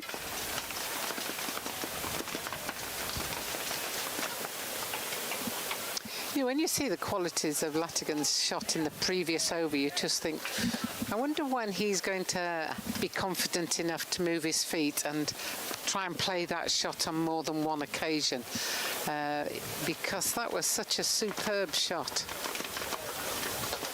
As that stroked through it out into the covers, they take one, run quickly, but anybody who knows James Wharton will never run 2 there, because he's got that knack of producing something in the field. Certainly has. He has got a cannon of a right arm, hasn't he? Also a wonderful fielder, just in general, taken some great catches, hasn't he? Yes, he has. Some outstanding catches. I think we all know the one which immediately springs to mind when James Wharton's name is mentioned. We saw it about 500 times last season here on Yorkshire Cricket TV. Yeah, I don't think I'll ever forget the interview he did after that, when some are saying it's one of the best catches they've ever seen, and he goes, I can't disagree with that. A very dry sense of humour, but a very good fielder as Kuldeep comes in once more, and that's hit out to the said Wharton at point, and there's a single there. Certainly is. So 1 delivery remaining in this, the 21st over. We'll have a change in the commentary at the end of it as well. I shall make way for the ever insightful Michael McCann. But here is Kuldeep then, bowling to Latigan. Latigan plays that one very nicely through deep backward point for the single. 21 overs have been bowled then here at Clifton Park. Worcestershire are 74 for 4. Dan Latigan on 46. Henry Cullen also out there on 7. Yes, thank you, Aaron. You do sense that Latigan is enormously key. And it remains to be seen how much of what we've seen owes to this pitch truly being tricky for batting. The ground staff had assured me that it is a fresh pitch that, bar doing a little bit with the new ball, shouldn't be too tricky. And how much is owing to Yorkshire bowling well and picking up a couple of early wickets. But I think it's safe to say most of us had par here at Clifton Park based on history, it being something in and around minimum of 250, which looks a bit of a way off for Worcestershire right now as Don Best comes into the attack from the City Road end. Best to Latigan, the left-hander. Yorkshire will fancy this matchup. One thing that is noticeable is just how much Yorkshire focused on Best bowling two lefties. Latigan gets that out to deep cover for one. It was a bit of a theme of what Yorkshire did often with Bess and Moeen Ali in the T20s as well, really focusing on having them on to bowl to the left-handers. Yeah, I think that is a good plan for them because Bess will get that ball moving away from the left-hander. However, he's now bowling at the right-hander and he'll be wanting to not give him any space as he goes for that reverse, and it's hit it straight to Kuldeep, but they come through for a single as there's a slight fumble in what was a short third man area.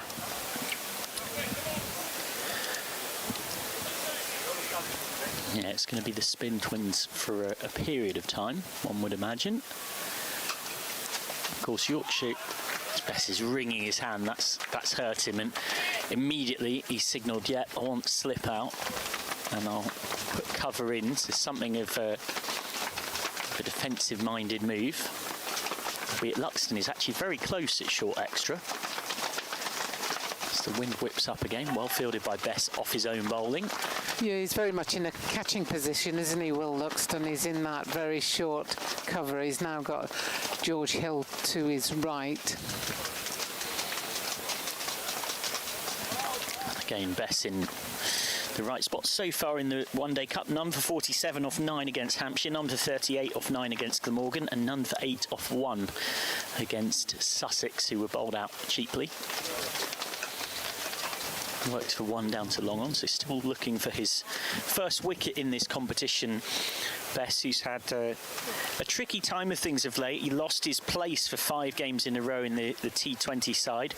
Managed to fight his way back into it, but he only actually bowled 2 overs in the last 3 games of the competition. We see that run rate very steady and steadied by the repeated loss of wickets, which leaves Worcestershire still below 4s, 78 for 4 of 22. Yeah, it was interesting at Sussex because Adam Lyth came on to bowl and took a couple of wickets, you know, and I have to say that I think Don Bess is a good captain. You know, he leads the team well and he manoeuvres his bowlers well, and he chose to put Adam Lyth on, and it changed the game at that stage. Kuldeep continuing, 1 for 13 off his 3 so far.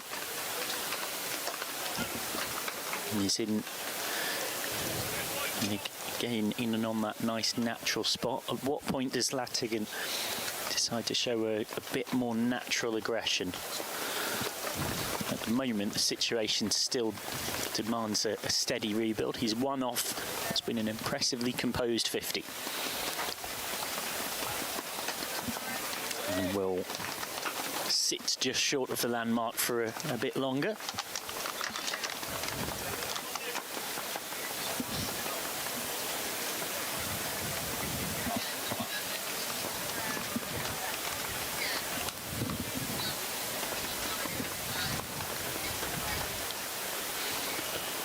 Into the pads, but spearing down leg, you'd imagine. Yeah, it looked as if it was. I mean, you could see that Finlay Bean had already moved towards leg as well, so but he'll be encouraged by that, by missing the bat. Latigan will be looking to get bat firmly on it this time. And Latigan will go to his 50 here, and a beautifully composed and well-constructed 50. It has been warm applause of appreciation of good cricket from the home fans. And if you're a Pairs supporter watching this, you'll be mightily relieved that Latigan's been out there to provide some calm amidst the chaos. 50 off 68 balls, 5 fours and a 6.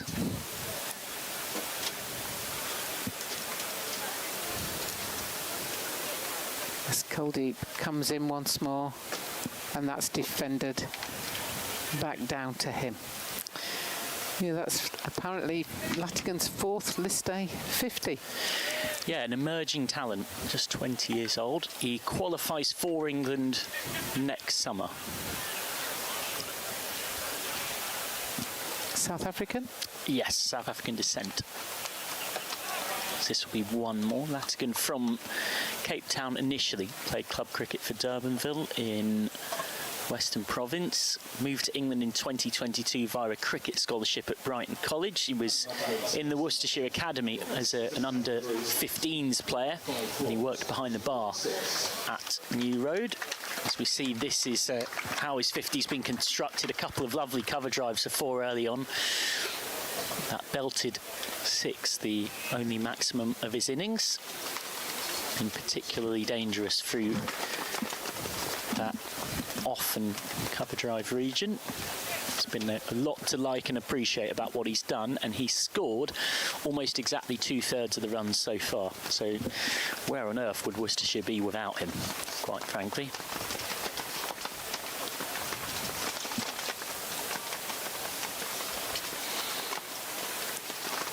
Starts with a new over right on the spot. Cullen just trying to settle in.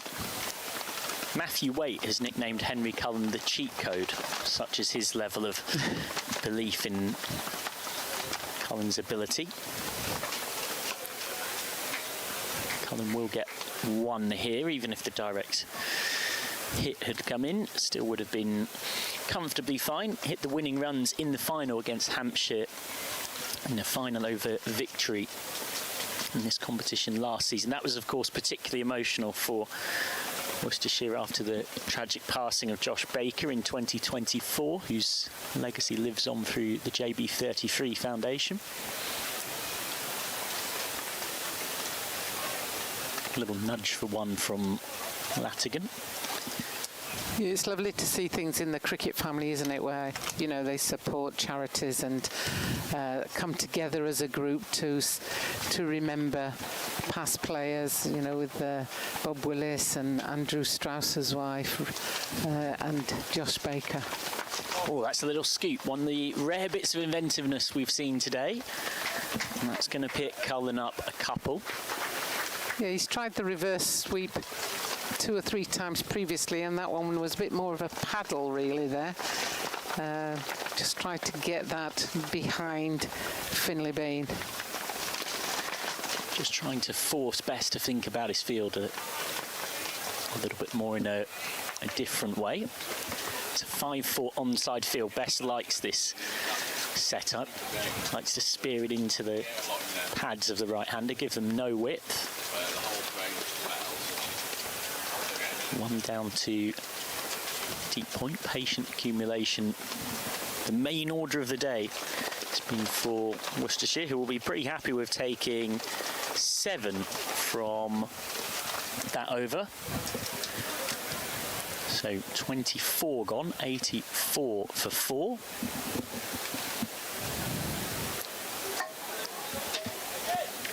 Cullen, a 23-year-old from Redditch, has played for Barnt Green and also Kenilworth Wardens.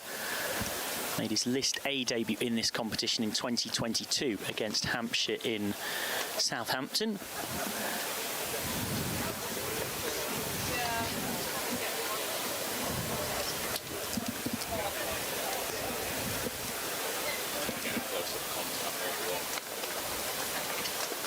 Caldy ready to continue. Still looking for a wicket on his home debut for Yorkshire. It's just tickled away for 1.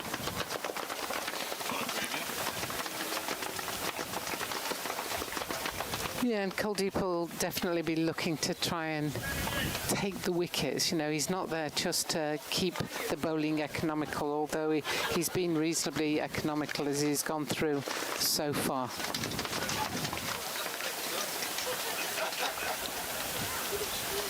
Oh, that's deceived Latigan. Kuldeep Yadav, who didn't play in any of the 10 games of the recent England and Ireland white ball tour that India had. I know a few people were quite surprised about that because even after Washington Sundar's injury, Kuldeep Yadav still didn't get a chance.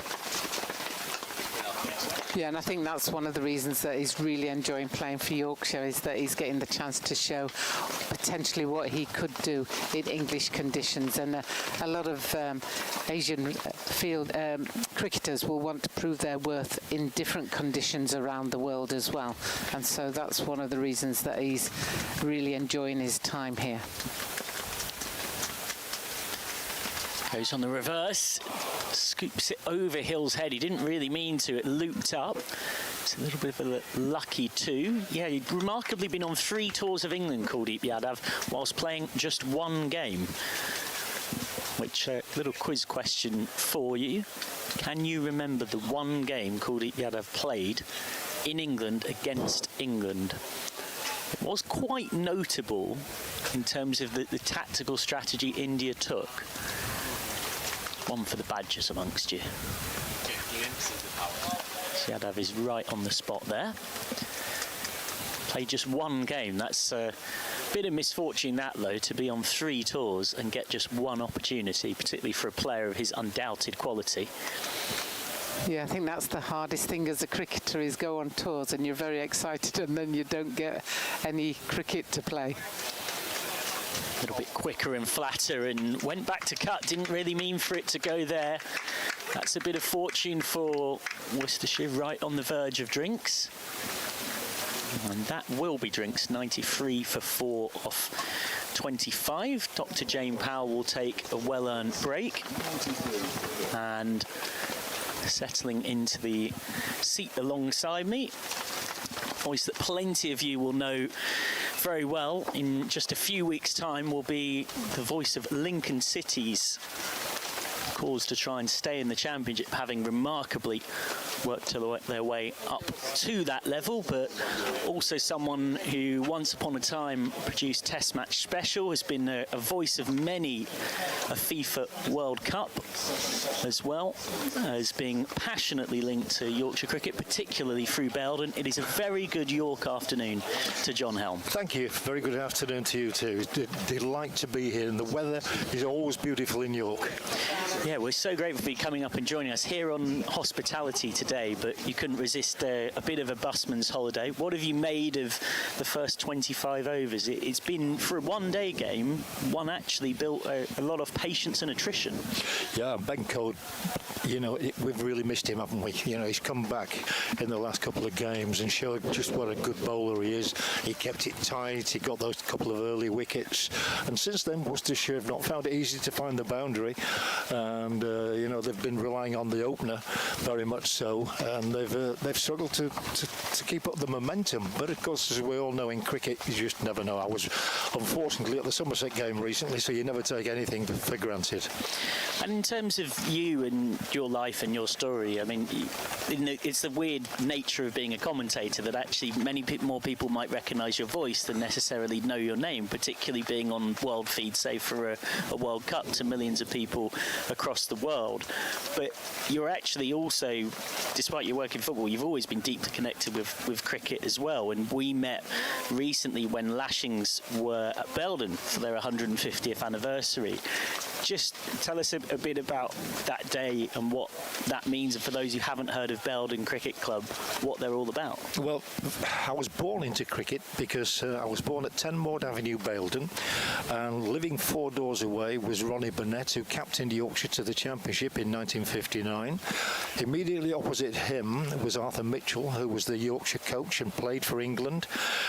He was coach for Yorkshire for many a year. 2 doors away was a lady called Mrs. Summers, she was the auntie of Phil Sharp, former Yorkshire and England great slip fielder, great batsman. And I was taught shorthand when I began in journalism by a lady called Mrs. Thomas, and she was the auntie of Jim Laker, one of the greatest spin bowlers of all time. So I was utterly surrounded by cricket. My mother used to take me to watch Baildon when I was little. I always had out my pram for 5 years of age. I've always been renowned for having a good memory, and I can remember the teams that we played against and some of the players. And I was born in 1942, by the way, so I'm talking about 1947, and I made my Baildon debut when I was 11 in the second team, and so I've been always associated, and we've had some great players over the years as well, international players like Brian Close, Chris Balderston, who went to Leicestershire, Matthew Hoggard, a lot of Yorkshire connections. So yeah, it really has been a big part of my life. So where did the football connection come in for you then? Because obviously you're also known to a lot of people for your association with Lincoln. Yes, well, yeah, I'm better known in football than I am in cricket, although I was thrilled recently to be appointed a vice president of Yorkshire County Cricket Club. So it's a great honour for me. But where the football connection came in, I was born, as I say, almost with spectacles. I started wearing spectacles when I was 8, so I knew I was never going to play centre forward for England. But I always wanted to get into journalism, and at 17 I went to the local newspaper in Shipley, and I covered my first football match in 1959. So, and here I am in 2026. Last night I was at Grimsby versus Lincoln, and I've covered something like, I don't know, 6,000 football matches, and as you said, done 10 World Cups, so not bad. Yeah, it is. For a lad from Baildon. Exactly. It is amazing how games stick in your brain as a commentator. Here's live. Mr. Golden Arm, as Yorkshire like to call him, but he started short and wide, and Latigan puts that away with a relative simplicity. That's a real loosener from the part-timer. Latigan all too happy to take advantage. So Latigan on to 56. If Worcestershire are to get up past 250, which by most consensuses is what they need, Latigan's probably got to come close to batting through here, you'd imagine. I was an off spinner, by the way. Well, not as good as Adam Wyeth. Interesting to see him bowling again. Well, they've got to get through Yorkshire 20 overs of Bess, Live and Kuldeep between them. You'd imagine Kuldeep will bowl out, so realistically it's more like 10 overs between Live and Bess.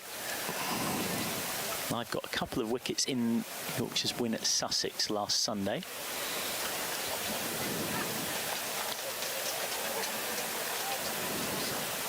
So take us into, maybe if you've just tuned into the live stream, we'll come back to it after this ball. Alongside me, John Helm, legendary broadcaster. You know, I heard your voice on so many World Cups over the years. For context, how do you prepare for something like that when you're covering quite a lot of different teams? Live gives that one a bit more flight, and a lot of teams you wouldn't have necessarily actually covered before from parts of the world often, and I appreciate this as a fellow football commentator, albeit I haven't quite got to your level, that you've places you've never even been to, players you've never even seen before, and the next thing you know, so it's a bit more intent that time, and Cullen will get one. Well, in fact, he's going to get 4, beg your pardon. He's played that perfectly wide of Kuldeep. That's one of the best shots we've seen all day, just chassis down the pitch and gets 4. Absolutely. To answer your question, I'm delighted to see how much preparation you've got there, and I'm delighted to see you've typed it out as well. It's all there to be read. A lot of people, a lot of modern commentators rely too much on the internet and you know, technology.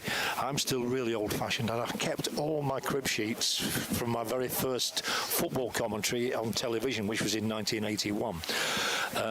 And I've always said never ever skimp on the preparation. I did a game last night. I take 6 hours to prepare. I do use things like Wikipedia, and you're right, the names can be a real challenge, but I've done some of the most obscure matches. You know, I've done matches in the Gambia and Zimbabwe and places like that, and but you know, I'm more, and I've done 39 different sports as well. I'll just break off. Bess is having a change of ends, it looks like, and for now Kuldeep's being given a break. Kuldeep's first 5 overs going for 23.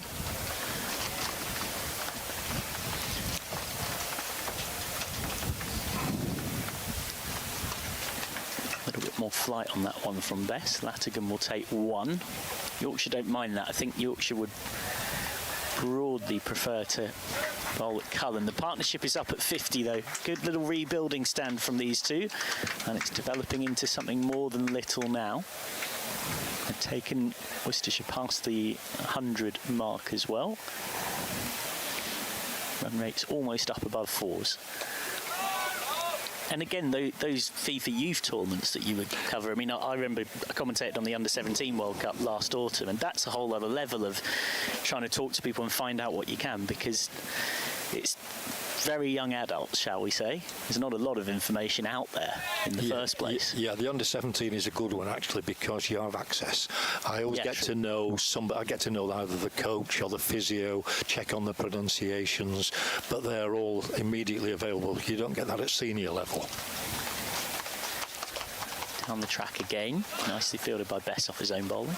The other beauty is it takes you some countries that you would never expect to go to. You know, some of these Under-17 World Cups can be played in Namibia or wherever, which is fantastic.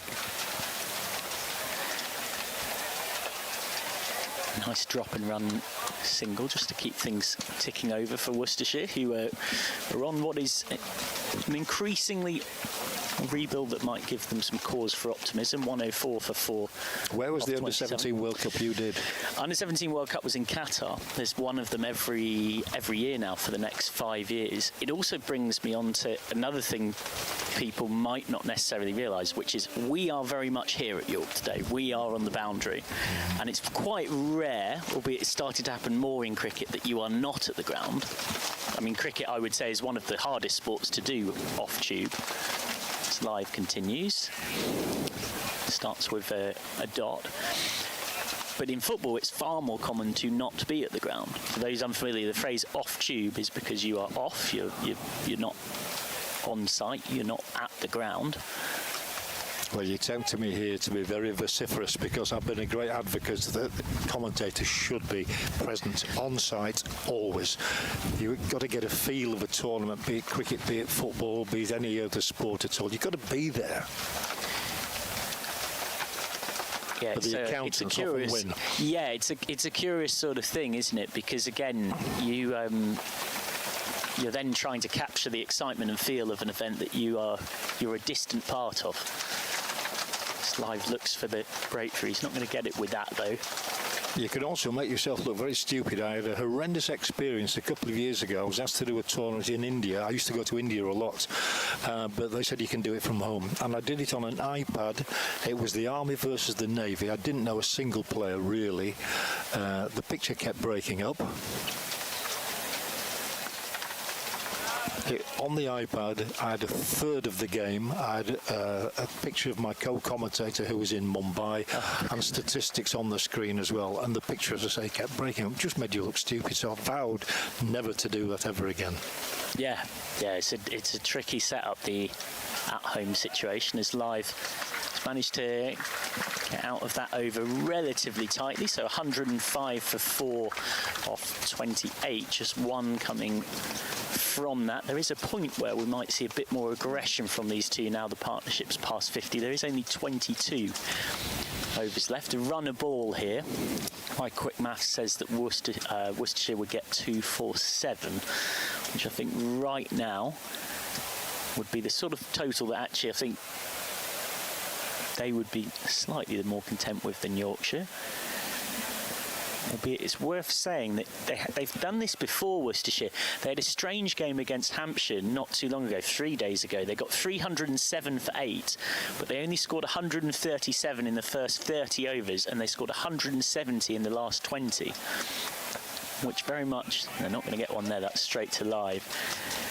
The pair's rebuilding well, but we're in an era now even more so than ever where you can sort of have a mini T20 at the end of it. And there we go. Maybe the T20 style batting has started there. Down the track, inside out. One of the best shots, if not the best shot, I'd say I've seen all day from Cullen. Almost went for 6, just millimetres away. You're right, they need to get some momentum, don't they, going? You've got to accelerate at some point. You can't get bogged down. So does Cullen see that shot as a bit of a one-off, or does he see it as a part of a broader plan to really kick-start things? He's back to just working straight to short mid-wicket. And for young commentators, listening to this, wanting to go and do what you've been lucky enough to do and worked hard enough to earn the right to do as well. It's those two things in tandem always. What would you say? I mean, I'm often saying sort of go to a non-league game with your iPhone, record it, listen to it back. Yeah, as I said, never skimp on the preparation. I'll just watch this ball from Donbass. Yeah, and you've got to have that. Oh, there's going to be buzzers here. It was a throw from Bess. He didn't really need to throw it. There wasn't really much of a chance for a run out. No, you've got to have the enthusiasm, you've got to have the desire, you've got to be willing to work every hour of the day. But I've always felt so blessed to be doing a job that I've looked forward to every single day that I've done it. I've never, ever regretted for a second moving into journalism in 1959, and I've worked in all forms of it: newspaper, local newspaper, daily newspaper, the Yorkshire Post a long time ago, local radio, national radio, regional TV, and national and international television. So I've done the whole gamut. It is such a wonderful vocation. You get to so many sporting events, albeit what you're talking about, doing so many off tube now, and you don't even pay to go in. Which is a real bonus, isn't it? But, I've seen some of the most fantastic sporting achievements. I saw Usain Bolt break a world record. Just to enlighten you on something else, I'm just saying I've covered 39 different sports. So you work harder at the ones that aren't natural. White is on. It's the first time we've seen pace on either end for quite some time, for the best part of an hour, I reckon, between Kuldeep, Bess and presence as well, of course, of live. Yeah, that reminds me of a couple of years ago working on the Olympics and at 45 minutes notice being handed Greco-Roman wrestling. Oh. Those are the moments to test you as a broadcaster. You have to remember, of course, that luckily for you, your audience don't necessarily start from a big knowledge base either, thankfully. We've all got stories of horrendous assignments. I was given open water swimming at 5 minutes' notice. Sailing was another one. What on earth do you say? Sailing. See, I know a spinnaker. But the last 4 years I've been doing the water polo at the World Aquatics Championships and loved every second. If you've got a good co-commentator as well, that helps. Yeah. A real expert in the sport. Well, then you can kind of lean on them and sort of turn yourself into a bit of a layman and ask them the questions everyone will be asking. White settling back into his rhythm. Interesting, by the way, sorry, you've had Jane Powell with you this morning. I commentated at Lord's, the first time England's women cricketers were allowed to play there. Jane was playing, and the ladies were not allowed in the long room. Absolutely no chance. And my co-com was Martin Tyler. Ah, yes. Yeah, we did the women's cricket at Lord's together. That would have been you would have been in the 80s then. Yeah, I would have had that in and around. I know Dr. Jane Powell captain England in the World Cup final at the MCG in '88. As shy at the stumps from Bess, he was always making it, Cullen. He was always getting there, even with some quick work in the ring. Because that brings me round to you're talking very modestly, but you're also slightly talking like you're retired, and you of course are very much not, because you are the voice of the Imps' incredibly impressive steady rise up through the EFL pyramid. And unlike other clubs that won't be named over the years who've done that using a boatload of cash, it's been really more than anything through being smart and using every bit that they've got in terms of their advantage. I think he's the CEO, very young, well-spoken man. His name I've lost. Yes, he was on the Business of Sport podcast. Yeah, he's brilliant. He's absolutely brilliant. Yeah. So that is overpitched, driven hard, will be just one. And again, even just from listening to him on that for an hour, it was easy to see just one of the cogs in the machine, of course, but easy to see how this collective overachievement, if you will, has happened. Yes, and at the end of the season, he sent everybody who was associated with Lincoln City, the gate man, whoever, a thank you, a personal thank you for what they'd done in contributing to the most wonderful season. Lincoln now playing at the highest level for 65 years. Inclusivity, very important. White's lost his line and length, flicked away, and it will just about be kept in on the juggle out there by Code. Well, he looked for a moment like he'd in fact palmed it over the rope, flicks it back in the nick of time, and Wharton is there to do the rest, but the partnership just steadily growing for this pair. 114 for 4 off 30. So for those unfamiliar, you've been the voice of every home game as part of the expanded EFL streaming, where lots of clubs have chosen to take that in-house. I did every away game as well. Oh, sorry. I did all 54 matches last season, and last night I was at Grimsby. Not so good, by the way. They got Chris Waters, of course, from the Yorkshire Post, is an Imps fan, and he was as horrified as everybody. They lost 5-1 at Grimsby last night. Oh. But it's a friendly. Yeah. Anything can happen. Well, you'd hope get your defensive nightmares out of the way in pre-season. Yeah, absolutely. But certainly it'd be a hell of a season for it. I mean, a heck of a lot of big grounds in the Championship that Lincoln wouldn't have been to apart from for a cup game for a long old time. His best starts in New Over. It's a bit of a slice from Latigan, who will get nothing for that. You just think of the likes of the Riverside, Carrow Road, Turf Moor, these enormous 20,000 plus venues. Yeah, I'm looking forward to going to West Brom and Wolves again. Yep. Best really gives that one. Several London visits, of course, with Charlton, Millwall, QPR, Watford. So there's a lot of long, but there were a lot of long journeys last year. I had 1 week where I did Cardiff City away on the Saturday, Exeter City away on the Tuesday night. That was a tester. But I'm still as enthusiastic as the day I did my first commentary. I think you've got to retain that. We're so lucky we're lucky doing today what we're doing now. Absolutely, it's. Not a real job, as I always put it. Absolutely not. Bit of footwork down the ground, and that will be one down to long on. In terms of what's in front of us, one of the things that's given us the opportunity to chat a little bit more generally with great John Helmer alongside about all things commentary is because it's just a bit of patient accumulation from these two, really, which continues here out to deep point. It's what early wickets can do to an innings. There will come a point, though, and I think we're near it, where I'd expect to see a bit more intent soon. What was it, 117 for 4 in the 31st. Run rate still hovering around 3.85-ish. Really does dart that one in. That's the closest thing a spinner gets to a Yorker. Saw Cullen coming. Got to be careful, Cullen, that you don't move too early and you give Bess a quick sense of what you're going to do.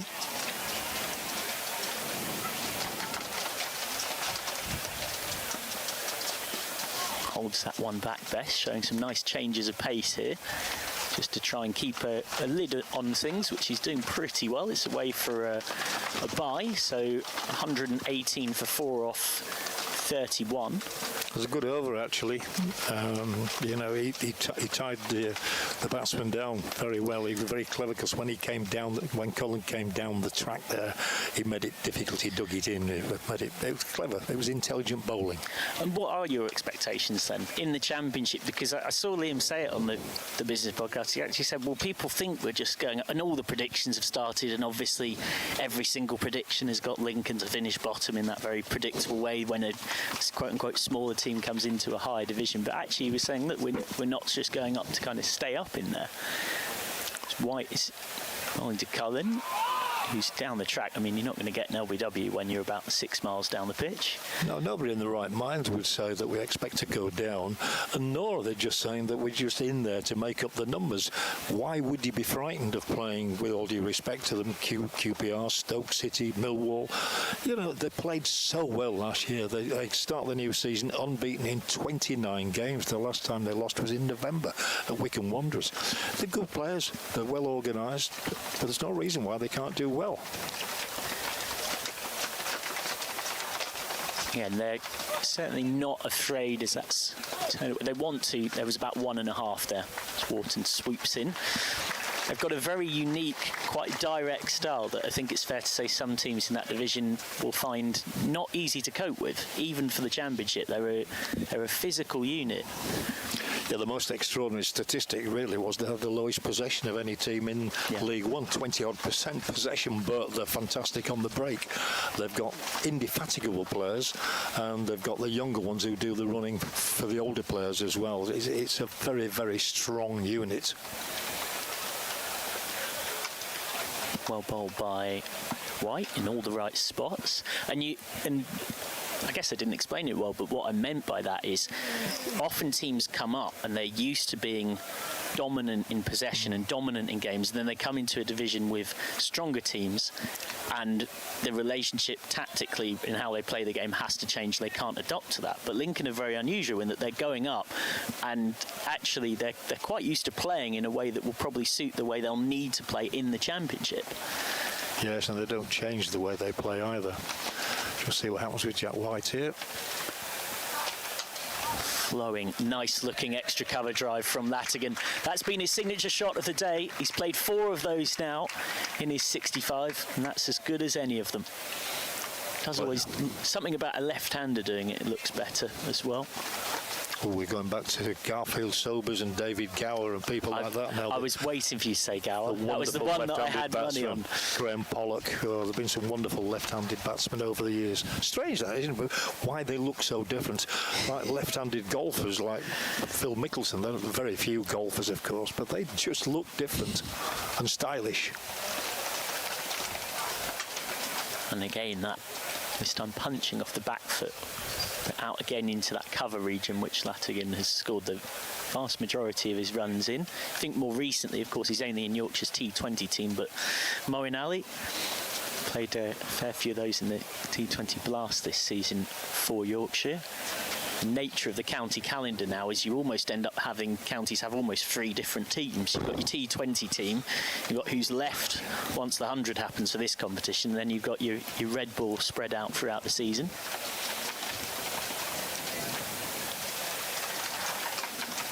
This is flicked down to deep backward square. Yeah, I have to admit, I was a bit staggered last week. I went to Scarborough to the Hampshire game and found out that the 100 was on the same day. But then, of course, they are such different squads, aren't they? There was virtually no Yorkshireman playing in the 100, apart from for other counties like Joe Root and Matthew and Revis. You know, they were both playing for other counties, other franchises. Yeah, it's a bit of almost a... You're right, particularly now the 100's gone to private ownership. It seems the links to your 100 ground team and your county team have severed a little bit more, and they also got all mixed up and jumbled up in the draft as Kuldeep will come back on. We've got just we'll keep just one more over of the man to my left's company. We're ever so grateful for it, and we'll use that just to touch back on Bailding, because I'm sure there's plenty of people from that part of the world listening. It is their 150th anniversary, as Kuldeep still hunts for his first home wicket for Yorkshire on his home debut. Yeah, we started out as Bailding Green, and we used to play on a green. And quite literally. I can vaguely remember it next door to a pub called the Cricketers. Oh, there you go. Yeah, and then we opened up to where we are now at Jenny Lane, and we've been there ever since. Yeah, and had a fantastic day with lashings coming down just a month or so ago. Yeah, it was wonderful to have Courtney Walsh and Curtly Ambrose and Sacklin Mushtaq and all those people. I sat with Gordon Greenwich over lunch. What a nice fella. You're telling me, I think he's around about 80 now, is Gordon Greenwich? Yeah, 78, I'm going to say. Yeah. 78 plus a... He's a puppy. And still just as nimble in the mind as he ever was. Ambassador for Lashing's big marquee, lots of money raised for charity in a game that went right to the final over.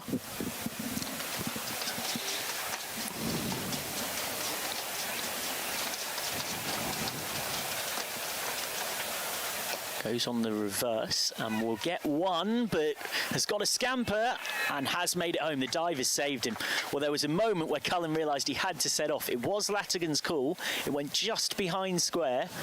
And there's a thumbs up from Cullen to Latigan, almost acknowledging, yeah, you said yes, and I should have trusted you and gone a bit earlier. He was guilty of ball watching there, Cullen, just for a moment, and it almost cost him his wicket.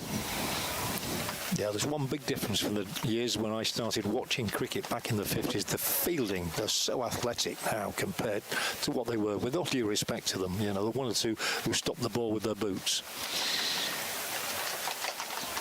Flicked up to long on.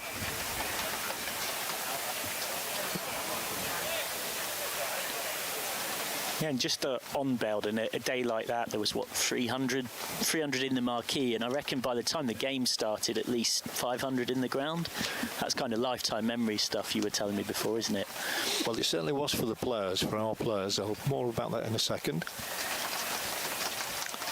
Johnny Reynolds, who has broken a record recently of 10,000 runs for the club, he'd become our record scorer, hit sixes off Curtly Ambrose and Courtney Walsh, and he says he can now die a happy man. God.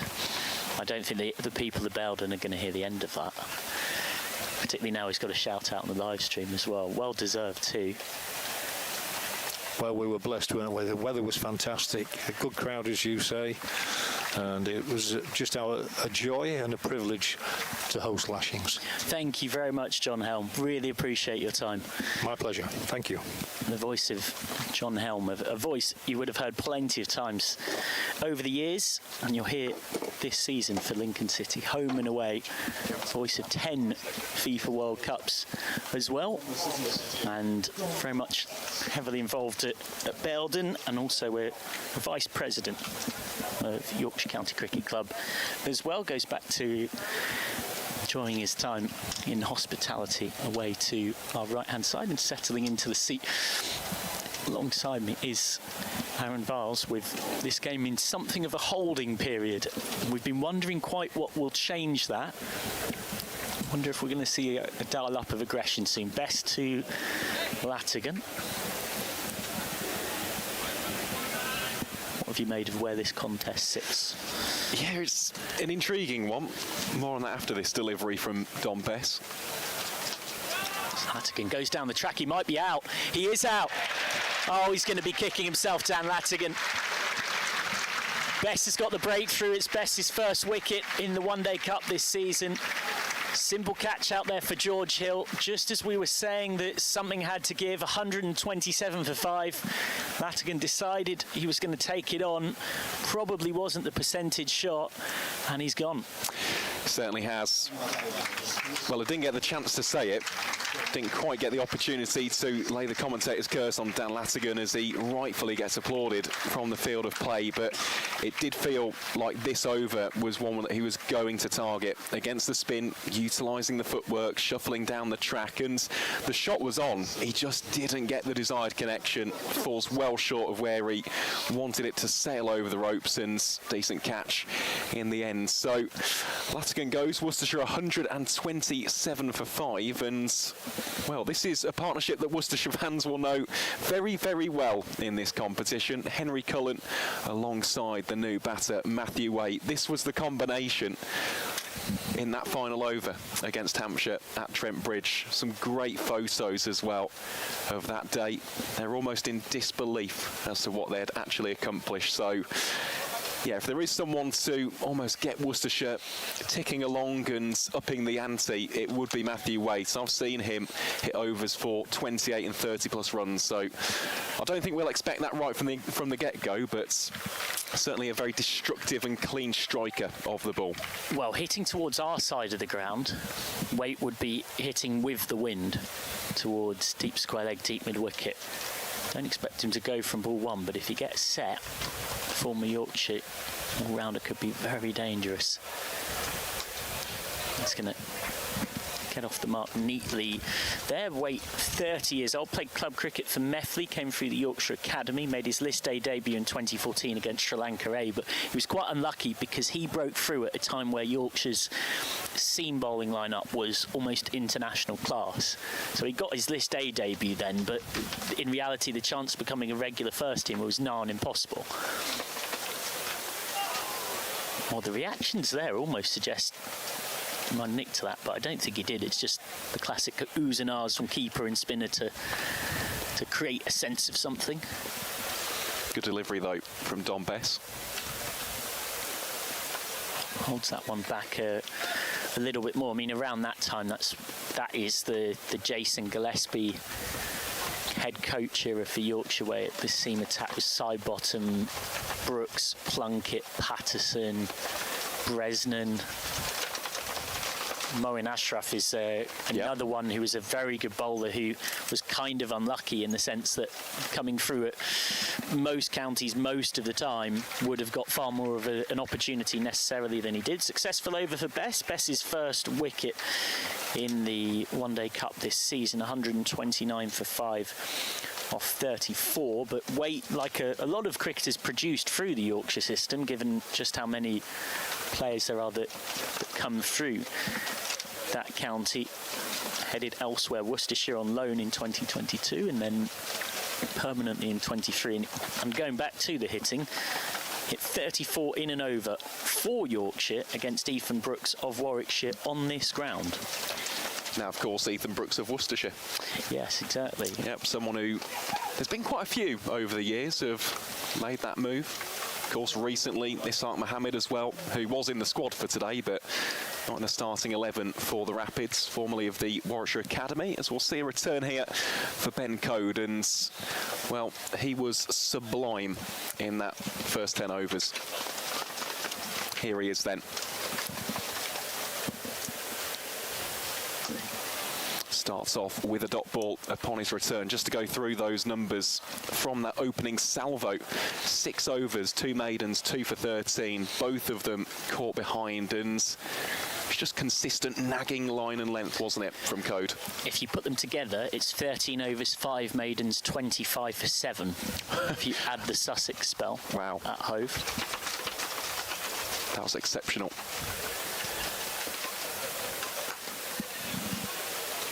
Could be a few here for Henry Cullen. Just dabs it really down towards deep backward point and comes back for the second. Well fielded by Jack White. He doesn't look pretty, Henry Cullen. He's quite an unconventional batter in the way he nudges and nurdles and manoeuvres, but he scored a heck of a lot of runs in twos cricket for a few seasons. No one across the county circuit has really banged on the door more than him and kind of earned his chance. Or very few. I was going to say, there would have been one who this year got his first professional deal, and that was Savin Pereira. He has trialled at so many different clubs, of course, has been an important part of the South Asian Cricket Academy. He's got a Metrobank One Day Cup deal with Somerset, which is wonderful to see. But yeah, Henry Cullen, well, I can tell you an awful lot about this guy.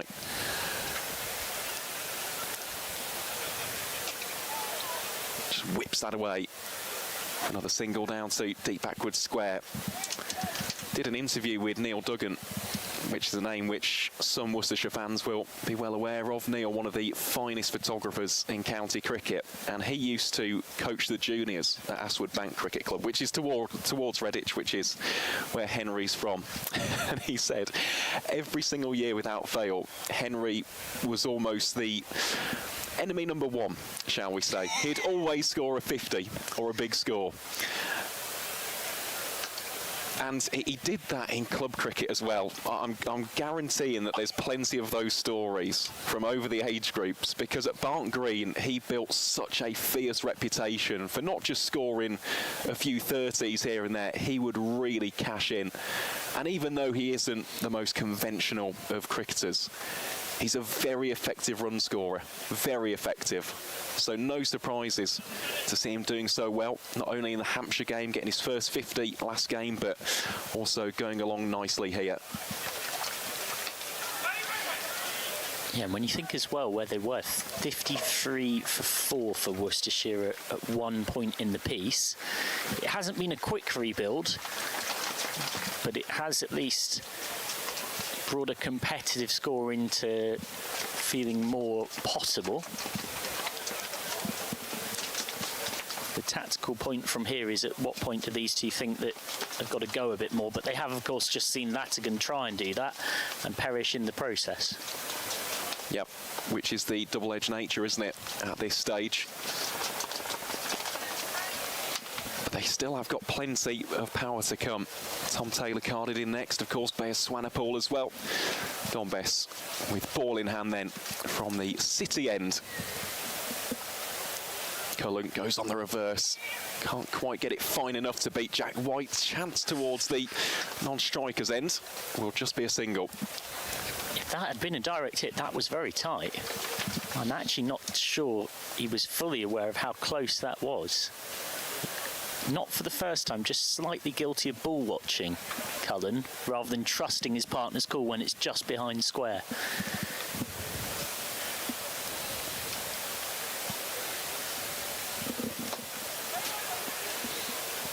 Well stopped. That short cover. Ground fielding has been pretty good from the home side today. Yorkshire maintaining those standards, really applying the squeeze and assisting the bowlers.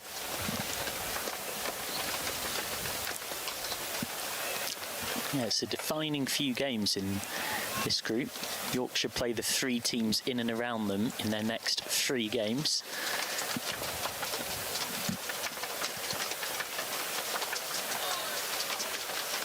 Worcestershire, of course, looking to defend their crown, go 3 from 3 today.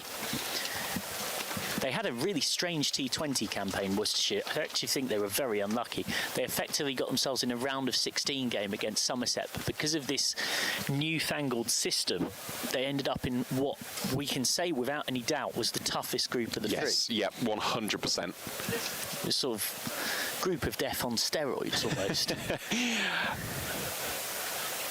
Inventive by Henry Cullen. Just paddles it very, very fine. Chase on here for Ben Code. Gets back for a couple.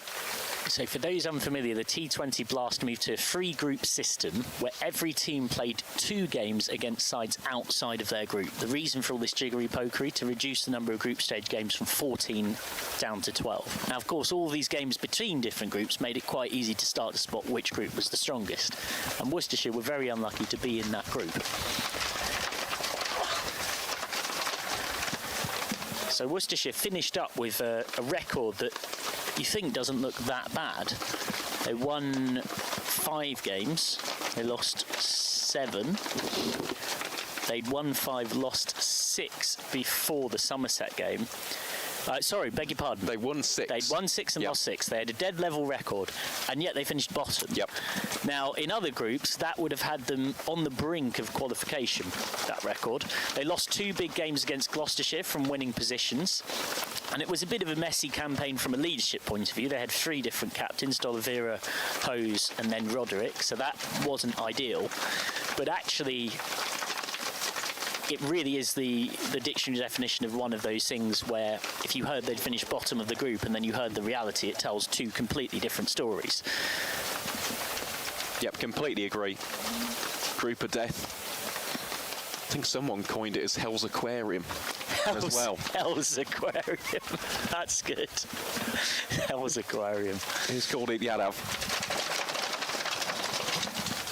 Starts off with a dot ball against Matthew Waite.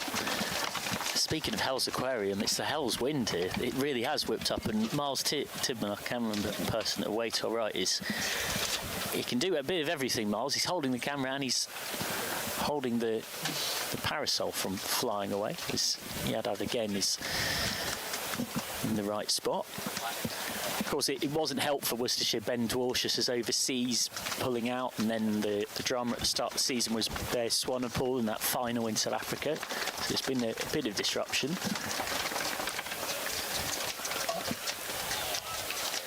And then a pretty much all of their 100 money is being channeled, Worcestershire's, towards finally looking at a second ground so that they're free of the kind of new road flood situation, which is so regularly seen. Quicker and flatter from Yadav. This will be just one. Best does the fielding.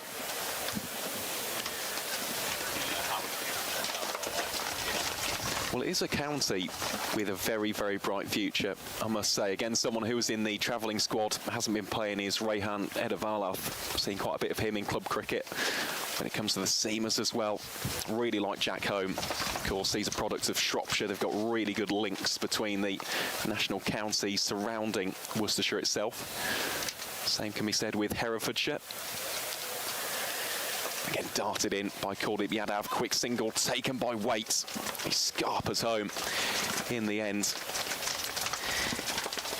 It's interesting as well in the sense that speaking to someone from the Worcestershire camp in the build-up to this, he basically said, well, from the outside, given the relative lack of financial resources, the external and internal expectations are very different. Oh, that's ballooned away for what will be a dot to finish the 37th, 138 for 5, just 2 off it, so it's economical but still wicketless on home debut, Kuldeep Yadav, in the sense that internally they don't view that as any kind of excuse to not be really competitive, and actually they were really Worcestershire were really disappointed to lose to Somerset, to miss out on the knockouts in what effectively became a round of 16 game. Obviously holders in this tournament, and there's an expectation to get themselves in the top 3. First gets your home semi-final, second a home eliminator, third an away eliminator, and in the championship they're internally a little bit disappointed, Worcestershire, to not be slightly more in that promotion mix for going up to Div 1 next season. Here's Don Bess to Cullen. Turns it down to fine leg for 1. It's interesting you say about defending the crown. I know that we had a little bit of #cricket trivia earlier on. Who was the last county to defend the Metro Bank One Day Cup? Oh, Bess bowls here to Waite, hacks it away for 1 more. are we in a different sponsorship era, I guess? Including, yes, so we'll go back to 2014. Yeah, okay. Yeah, so the 50 over One Day Cup compared to the Pro 40. Who was the last county to defend their crown? Cullen sweeps that one superbly and will bring up his half-century in the process. 52 from 75 deliveries, includes 5 fours, and he has batted tremendously well. He showcased so much enterprise, so much class, a tad of innovation as well with the scoops, the reverses, that more conventional sweep as well. Backs up his first 50 for the club with another one. Now dances down the wicket, goes in the air. I think he may have just found the gap. Indeed he does. Takes 1 bounce, hits the Metro Bank advertising hoardings. Back-to-back boundaries for Henry Cullen. Well, there's a reason why the man he's batting alongside Matthew Waite nicknames him Cheat Code. It's knocks like this, very much showing his immense promise at the senior level. 72 against Hampshire, and he's well placed to really start to wrestle control of this game back for Worcestershire. Needs a big score though, doesn't he? Kuldeep Yadav is now pushed down to long off as a result of that latest foray down the track. Deep point comes up into the circle as well.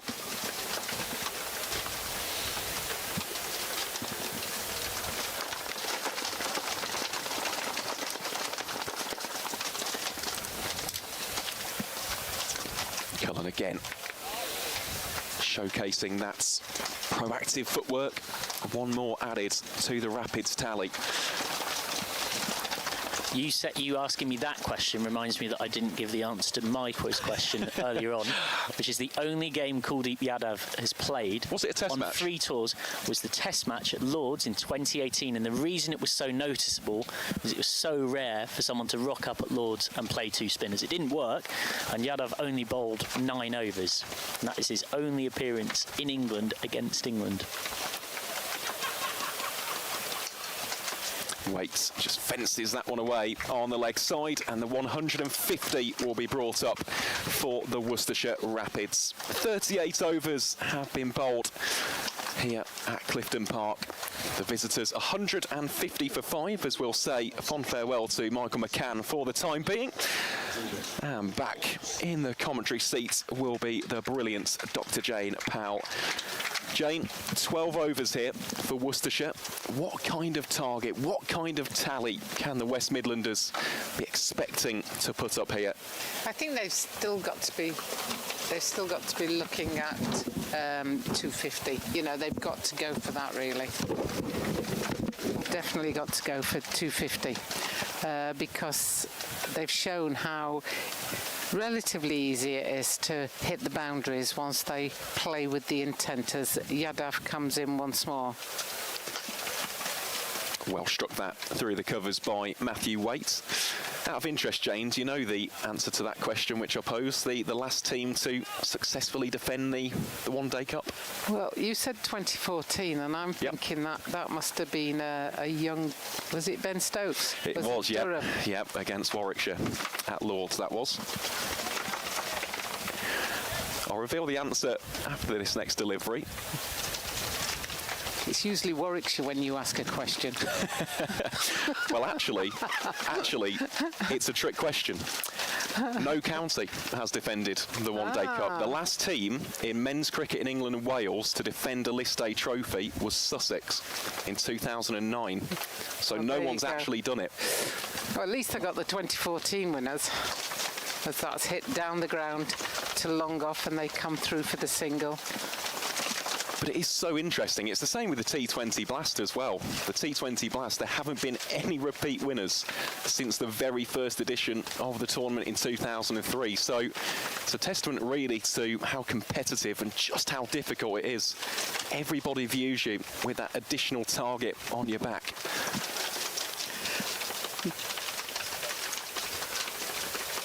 Oh, lovely delivery. There's an appeal for caught behind. Slightly muted, though, by Yadav himself.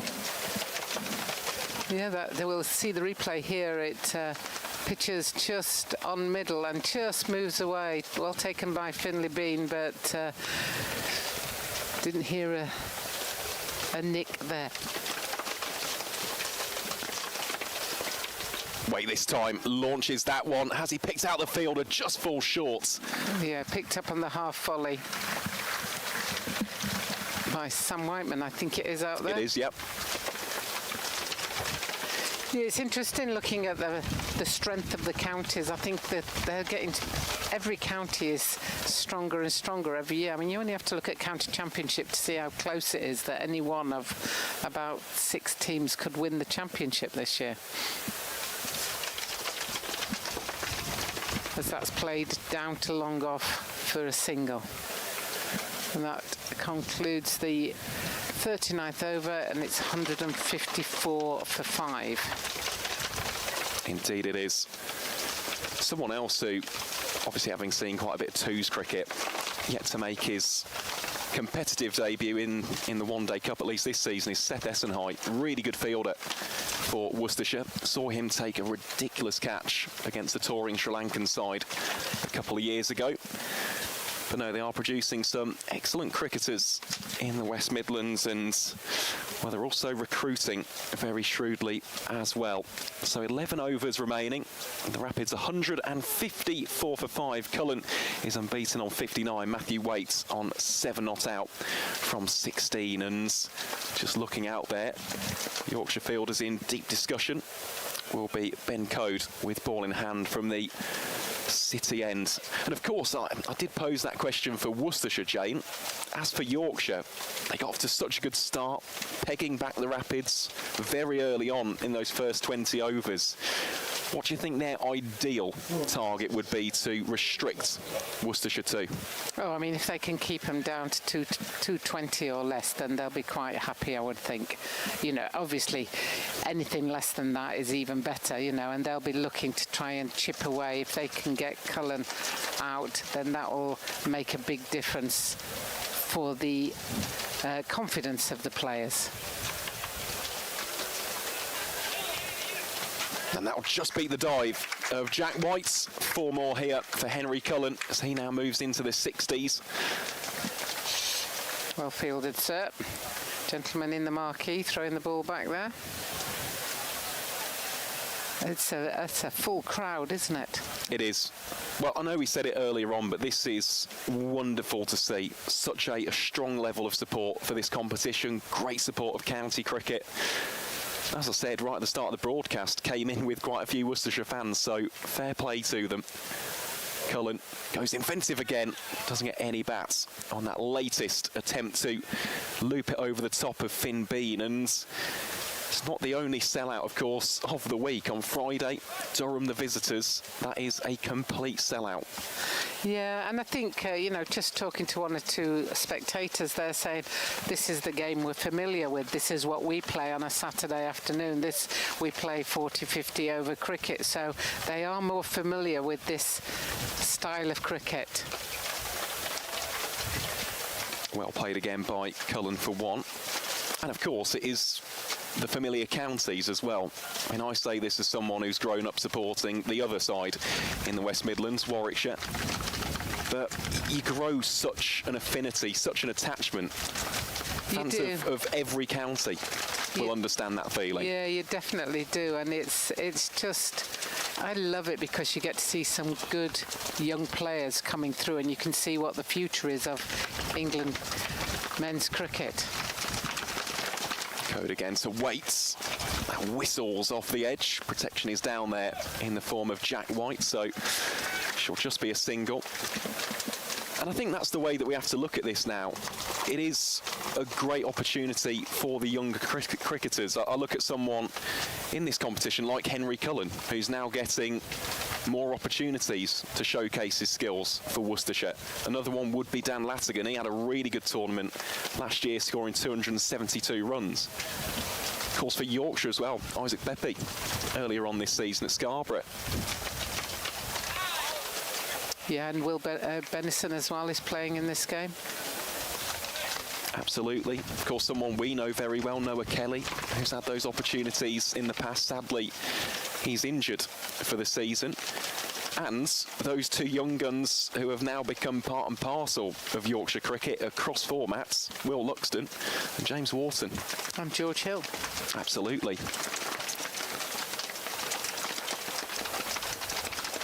Cullen slashes that one away. Jack White once more puts in the dive, saves a couple of runs, just 2 more added for the Rapids.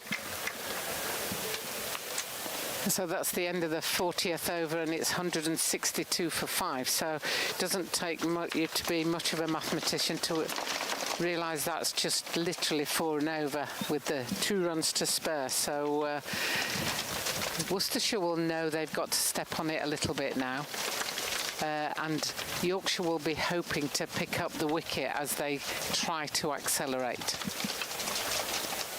Yep, chances will emerge for Yorkshire. It's a case of taking them. And it will be George Hill to return from this, the rugby ground ends.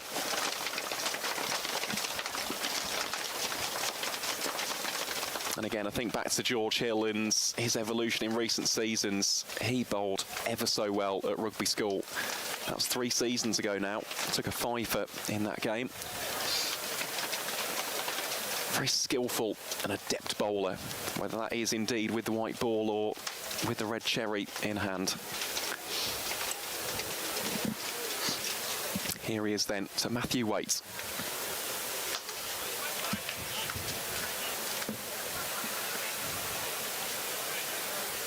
Yeah, he's got such a lovely action, and you can see that he's getting stronger year on year. You know, I think 2-3 years ago, and he was a real young buck then. You know, and whilst he had all the talent and potential, you're starting to see that come through now with a little half a yard of pace quicker or a yard of pace quicker.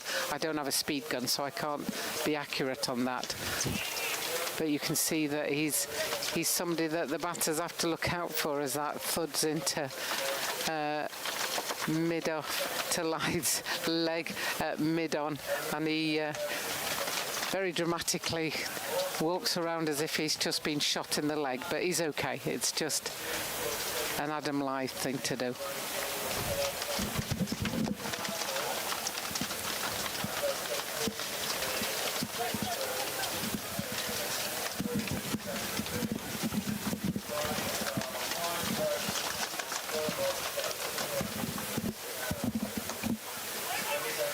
This time, Wake cannot sneak through for the single.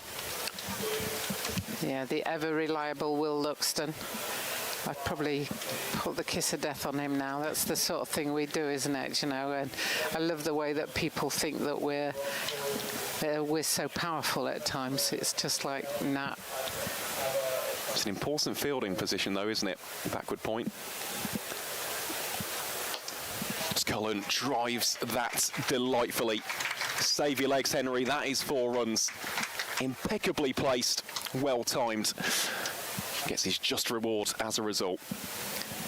I think the announcement that you could all hear was the marquee of being told to go and get their food, by the looks of it, as everybody goes into the hospitality tent over on our right-hand side. That is the biggest hospitality tent I've seen for a while. We can see table 82 there. So my guess is there's at least 900 people in there. As that's played up, and it's gone straight to Finlay Bean, and it's the catch that Yorkshire would have been wanting. That's Cullen out with a fine 70 off 87 balls. Yeah, he's played really well as Henry Cullen. Just on this occasion, it was one audacious shot too many. Just loops up in the air. Simple catch for Finlay Bean, who's had a really good day with the gloves. I'll tell you what, that has been some knock. A very, very entertaining innings from Henry Cullen. Comes to an end on 70, faced 88 deliveries, struck 8 fours. As we just take a look at the replay there. And York Cricket Club shows its appreciation for what has been a very watchable knock from the youngster. Replacing Henry Cullen, striding out to the middle, will be Tom Taylor. Expect him to have a real big say with the ball in hand a little bit later on in the run chase, but he's got some work to do with the bat, and this will be another fascinating partnership because it feels as though for Matthew Waite something is building, and when we see him really start teeing off, he can go from 0 to 100 in a matter of deliveries. Could take 3 or 4 for him to suddenly be in the 30s. So let's wait and see what these two have in store. But for George Hill, getting a nice additional confidence boost, a second wicket of the game. He currently has figures of 2 for 26 from his 6.5 overs. And interestingly, going into that last 10 overs, that you'd say that that's the start that Yorkshire would want, but not the start that Worcestershire would want, because they know they've got to try and accelerate now. So when you say Taylor can come in and go from 0 to 100 very quickly, he probably needs to start thinking about that. But they do only have 4 wickets left, so they'll be mindful of that, and so will Yorkshire as George Hill comes in once more from the rugby stand end. Starts off short against Tom Taylor. Pulled nicely for a single. End of the 41st then. A successful over for George Hill and for Yorkshire.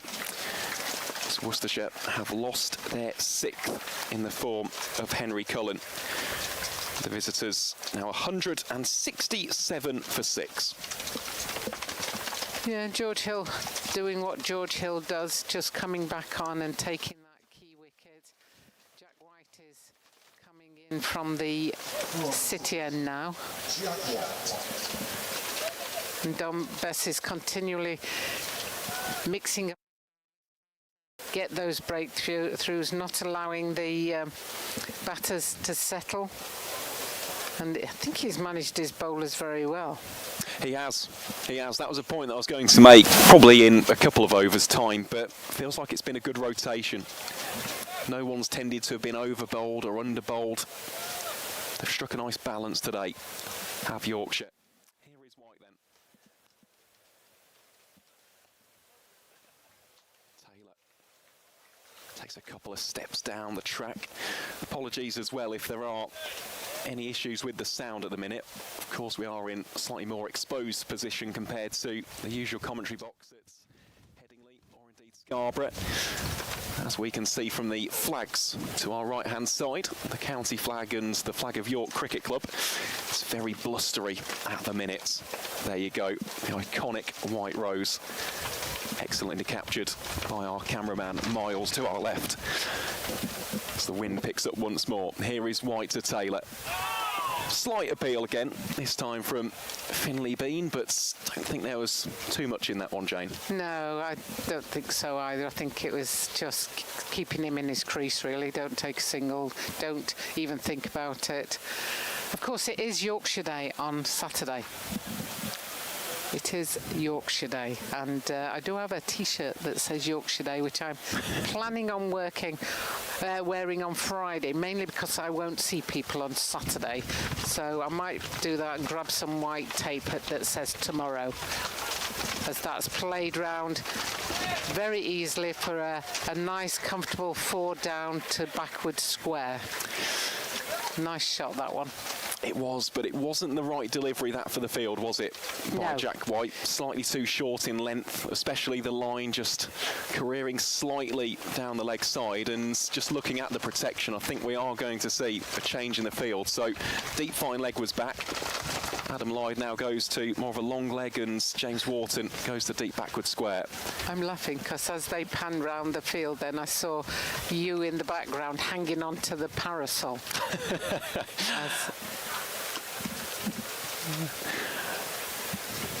And they're coming through for 2 here. And Don Best nearly takes his head off there. Yeah, I must say, I do feel like one of the members of the Swiss Guard at the Vatican.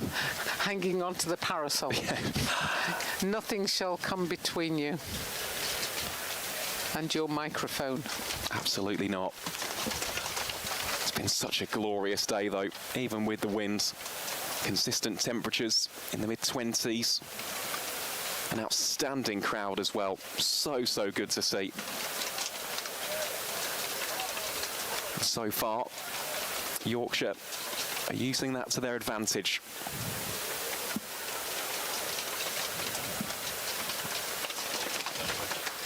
Taylor once more. Takes a couple of steps. Yeah, just a single this time. Well, we've seen that quite often throughout the innings. There we go. Great work from Miles on the camera. As I said, looks a bit like the Swiss Guard in front of the Vatican. Hanging on to the parasol so it doesn't get blown away. Admittedly not in quite as resplendent attire as the Swiss Guard at the Vatican, even though this is a lovely Yorkshire hoodie.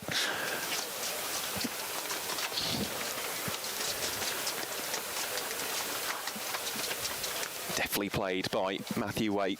Runs it down to deep third for the single, and that will bring about an end to over number 42.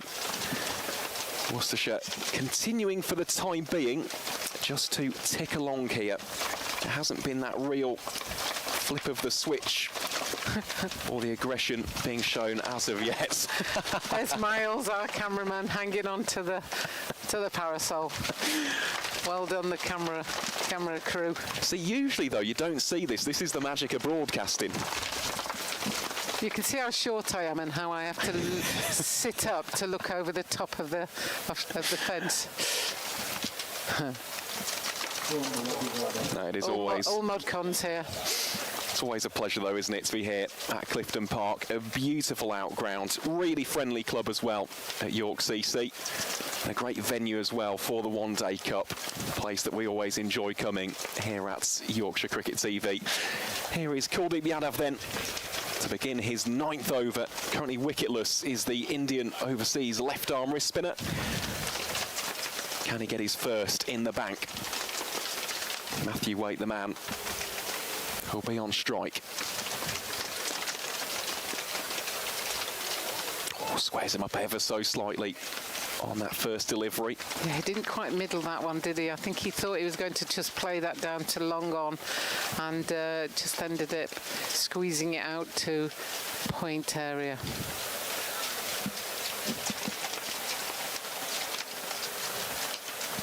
And that one's a little bit wider, easily played out to the cover area for a single.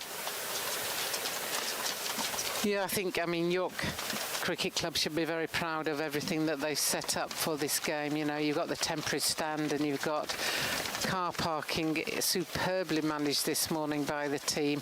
Entry was quite smooth, and it was one of those things that was just very efficient as that's played down to fine leg, just ramped down there really.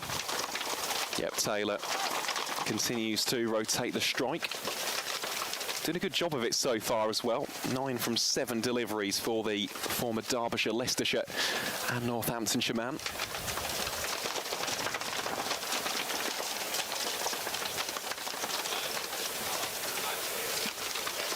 But the real question will be, when does Matthew Waite start putting his foot on the gas?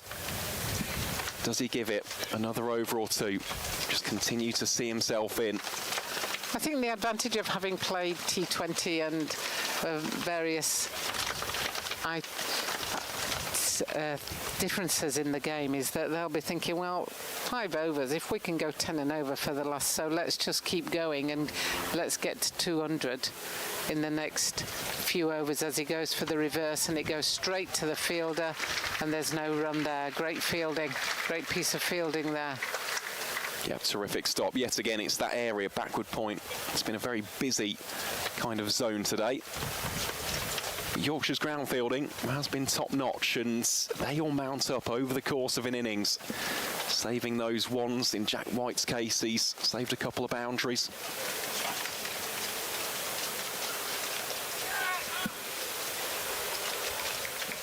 Really backing up the bowl as well. End of over number 43. 7 to go here for the Rapids. Worcestershire 179 for 6. Yeah, just 3 off that over. That won't be what they want to do. They, you know, you should be at this stage looking to rotate the strike, 1 a ball.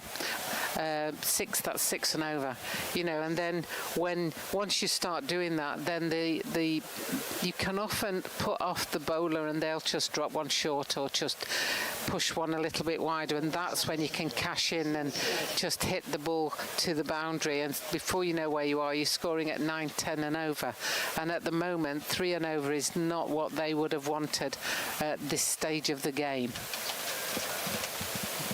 George Hill is on now from the city end, and he's bowled 7 overs just for 27 runs and 2 wickets at the moment.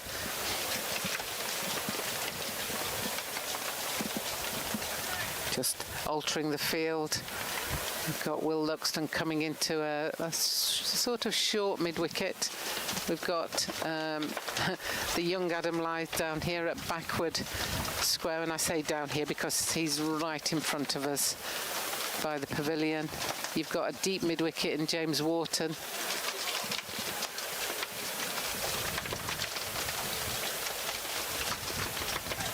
And that's hit to point. It's half fielded and they come through for the single. Just a question I did have here, Jane. Of course, this is Hill's 8th over, so 6 overs after this. White still has 1, Code has 2, Hill will have 2 as well. Do you think we'll see the seamers bowl out with that last over, the other over being Kuldeep Yadav, or do you think we could see a return for Dom Bess? Because 1 for 37 isn't bad, but there is that danger, isn't there, that they might take the attack to the off-spin. Yeah, I think certainly the seamers have bowled very well today, and it would almost be tough to deprive them of bowling their overs, but at the same time you're looking what's best for the team, and I think Dom Bess will come back as that's played to that mid-wicket area. In fact, just where Will Luxton was a minute ago, that would have been an easy, straightforward catch if he'd stayed there. But obviously, George Hill has got and Don Bess have got slightly different plans for the two batters as Will Luxton comes in now to that catching position. So yeah, I think it'll probably be well, George Hill will bowl out, that's for sure.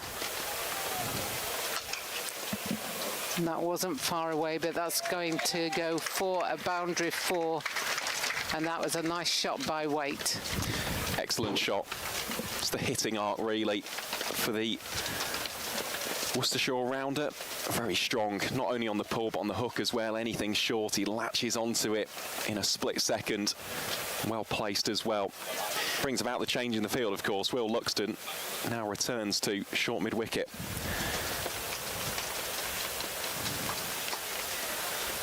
I think you'll definitely see Ben Code finish his overs. Well, he has to, doesn't he, really? 2 for 24 from his first 8 in this game, especially those first 6. They were special, weren't they? Yes. Getting those 2 big wickets of Brett D'Oliveira for a 3-ball duck. Gareth Roderick followed soon after for 1 from 8 deliveries. Got the home side off to the perfect start. And as George Hill comes in, then Taylor just steps away, so he makes him retrace his steps to begin his run-up. So I think, if you're asking me, 2 for Code, 2 for Hill, 1 for Yadav, and I think Don Bess will bowl the other one.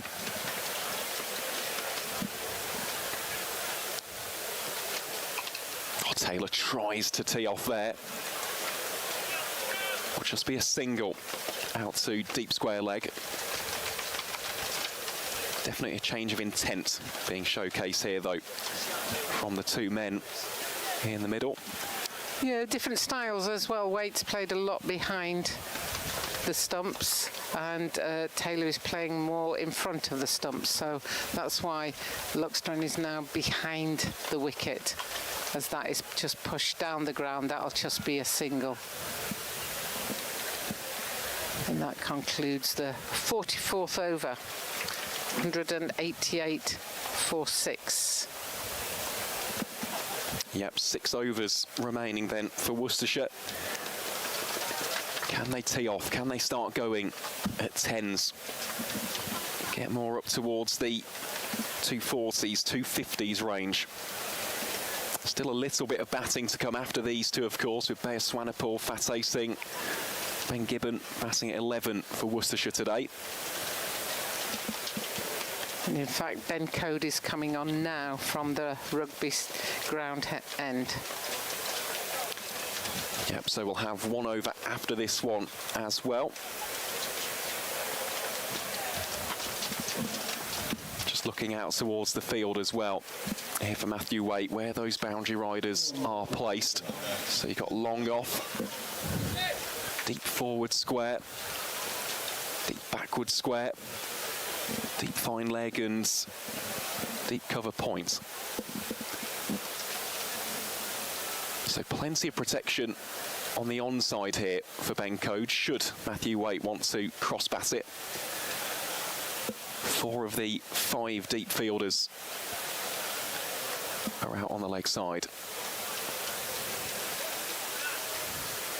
Just bringing fine leg up into the circle and pushing Adam Lythe back at long off. So we've got George Hill and Adam Lythe in the straight positions, and James Wharton out on the cover boundary.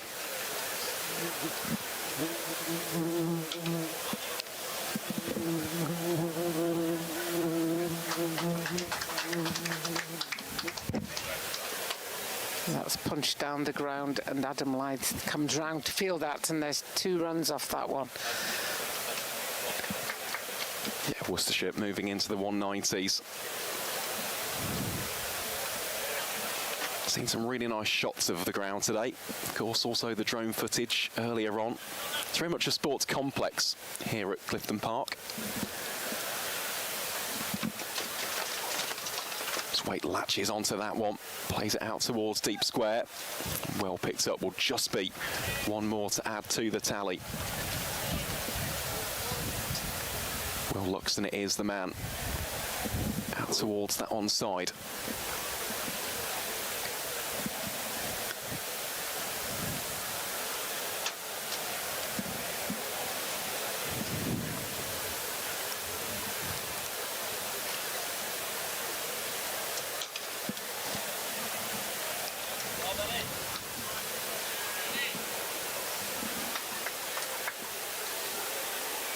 So that's punched down the ground for a single, and I'm sure that Worcestershire will be wanting to push on rather than just the singles.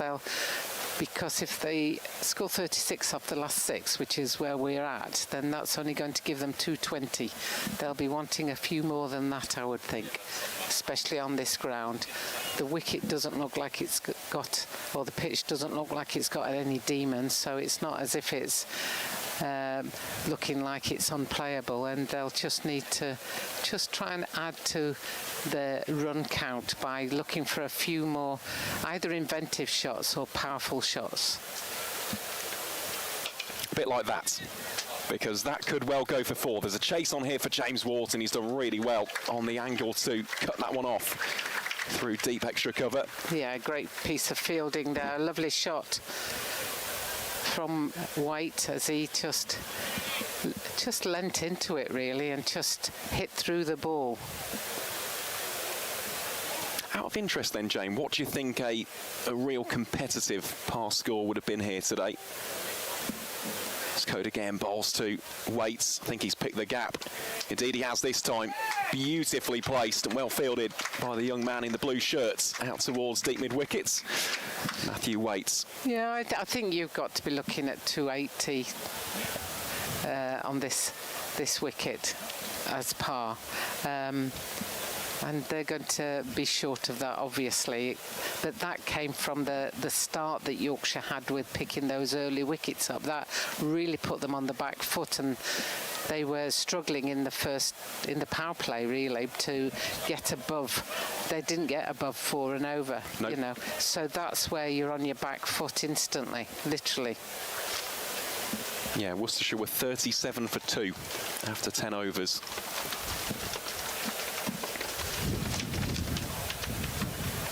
Great delivery by Ben Code. Proper textbook Yorker, that jammed underneath the bats of Matthew Waits. Dot ball to finish then, over number 45. The Worcestershire Rapids 198 for 6. Yeah, great ball from Ben Code there. A very underutilised ball in today's game is that Yorker, and it just shows what is possible. And you know, it's great to see the concession so busy, isn't it? You know, you've got all sorts of food and drink outlets here at York, as well as Auzac Cricket Company selling their wares. There's all sorts of things around the ground that appeals to the spectators, not the least of which is the bar and the food and drink outlets. And of course the cricket itself, especially for those of a Yorkshire persuasion, really has been a very tidy and disciplined bowling effort from the White Rose. So it will be Jack White then to bowl his 10th and final over of the game from the City end. Tom Taylor will be up first on strike for Worcestershire. Slight tinkering there in the field as Will Luxton gets pushed back from the circle to deep fine leg. 5-4 field in favour of the offside. Taylor launches that one very high into the air and will be caught very simply by Dom Bess. Yorkshire have got their 7th wickets of the game. Tom Taylor, he was looking to up the ante, increase that scoring rate, but the all-rounder has fallen for 12 from 13 deliveries. Worcestershire now 198 for 7 at the start of over number 46. Yeah, and Jack White will be delighted with that. You can see he's coming in here, just puts it just backward of a length really, and it was quite high on the splice that Taylor got that one, and it went up quite a long way. Best judged it perfectly, straight into his hands, and for those of you wondering, that's the way the Aussies teach you to catch, with your hands above your shoulder and just give as it comes down, and a good captain's catch there. Put himself in the right place, took it without any fuss, and that's the 7th wicket to fall. Indeed it will be. Brings Bayer Swanepoel to the crease, batting at number 9 for Worcestershire today. Again, speak about those destructive hitters towards the death. I've seen this man do it on many an occasion in South Africa's domestic circuit. Can he go big here today? Also, does provide that left-hand, right-hand combination. Just something else for Yorkshire to be aware of when setting the fields.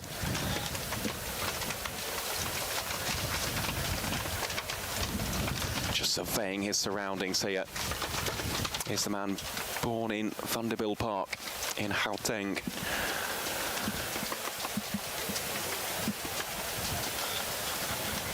Here he is then to face his first delivery against Jack White. Swanepoel straight away, great diving stop by Kuldeep Yadav.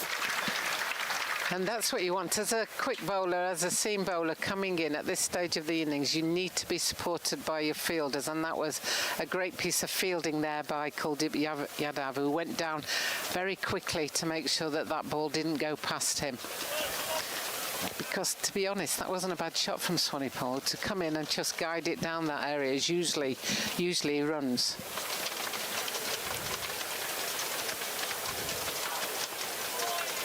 It's a slight flash of the blade. Yeah, a bit of a slash at that one, really, wasn't it? The good old swish.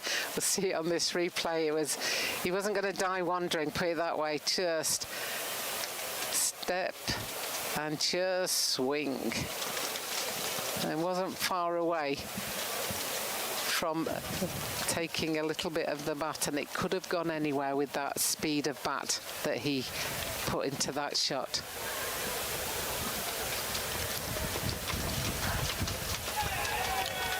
Well, slight muted appeal there for Jack White. Adam Lloyd now goes up in appeal. Slight bit of confusion out there for a couple of the Yorkshire fielders. Don't think Jack White initially was too convinced by that one. Yeah, I think there are times, you know, when you get down to this stage in the game, sometimes you don't appeal the same as you do at the start of a game. And if it did take the edge, because it wasn't a very convincing appeal, then I think, you know, there's doubt placed into umpires' minds. And, you know, the umpire has to give what he sees. If he didn't hear it or see it, then that's absolutely the right decision. But I do think sometimes, you know, the number of people appealing makes a difference. Swanepoel advancing down the wickets. Another big swing of that cricket bat. Big swing, no ding, isn't it? Yep, as they say. absolutely. Big swing, no ding. And he's come out here. It's fairly obvious what the intent is of Mr. Swanepoel. He's just going to come out and take a few risks and see if he can connect with a few. And in all honesty, if he connects, it's going somewhere, that's for sure. The boundaries are quite short today, aren't they? Between 64 and 59 metres, depending on where it is deposited around the ground here. Better connection there for the South African, singled down towards deep backward points, and that will round out Jack White's spell for today. He has bowled exceptionally well, almost setting the tone early doors, getting a couple of wickets for good measure. At the end of 46 overs, the Worcestershire Rapids 199 for 7. And obviously taking a wicket keeps the runs down, but the fact that that over only went for 1 run as well as the wicket does make a big difference at this stage. There's just 4 overs left. Kuldeep Yadav is going to bowl against Swanepoel now. So it'll be interesting to see if he employs the same tactics with the big swing of the bat. Because if you're a deep fielder now, if you're on the boundary, you'll be on your toes, waiting for this ball to potentially come your way. Having seen quite a bit of Bayers over the years, I do think he's just going to go for it here, I must say. Very confident and unafraid striker. Here he is then against Yadav. And he's bowled in. And that's the first wicket for Kuldeep Yadav in Yorkshire. Certainly is. What a lovely delivery it is as well. Disturbs the leg stump of the left-hander. And Bayers Swanepoel's stay at the crease is a short one. The South African departs for 1 from 6 deliveries faced. And on his home debut, Yorkshire's resident Indian wrist-spinning maestro has his first wicket here at York Cricket Club. Worcestershire now 199 for 8 as we take another look at this beautiful delivery from the left-arm wrist spinner.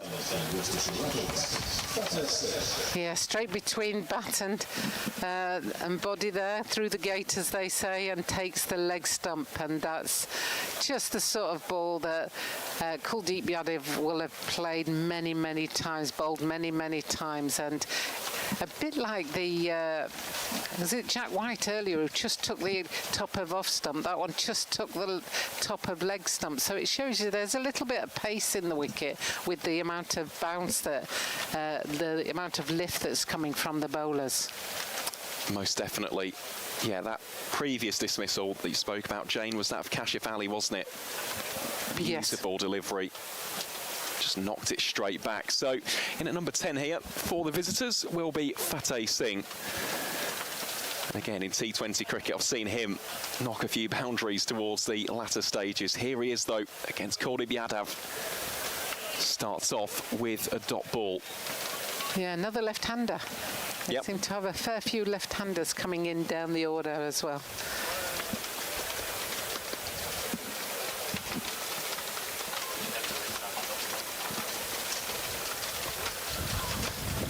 Oh, that one just missed the edge of the bat.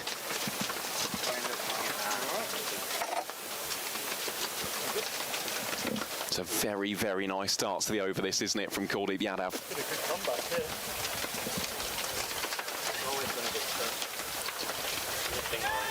And yet again, really testing and challenging Fateh Singh here.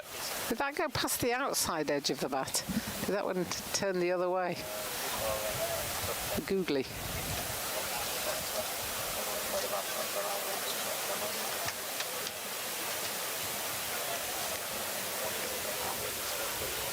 And he's bowled him. It's 2 wickets in the over for Kuldeep Yadav. And Worcestershire now 199 for 9. On the previous dismissal, it was the leg stump. On this occasion, it is middle that has been rocked back. And Kuldeep Yadav, well, he's making quite the impression in this 47th over. Yeah, that you wait a long time for a wicket to come along and then you get 2 in the same over and he'll be pleased with this. And yet again, it's a very good ball. It pitches just on off stump and just goes with the arm, really, and takes the middle stump. And the flight and dip, the pace of the ball is sometimes what can beat the lower order bats.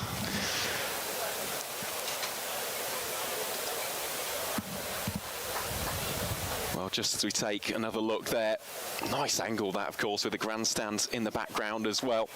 Ben Gibbon, the Worcestershire number 11, strides out to the middle. It's been a really, really difficult end to these first 50 for the West Midlands outfits. Kuldeep Yadav, well, he's had to be patient. He's bowled well up until this over. Had no reward prior to this 10th and final over of the spell. I'll tell you what, he has been very, very good value, and he's been utilised well by his captain, Dom Bess. Are we going to see a slip in play here in the form of George Hill? It appears as though we might. Ben Gibbon ready to face his first delivery. Of course, bowls left arm seam, bats right-handed. Does the former Cheshire man. Final delivery of the 47th over. And Gibbon survives. Will be a dot ball, runs it out to backward points. What a sensational over that is for Cordy Yadav, a double wicket maiden. And on that note, I shall depart the commentary box. I shall be replaced by Michael McCann, and I'll leave you with some words of wisdom courtesy of Dr. Jane Powell. And that's a sensational over. I'll be back in a minute, folks.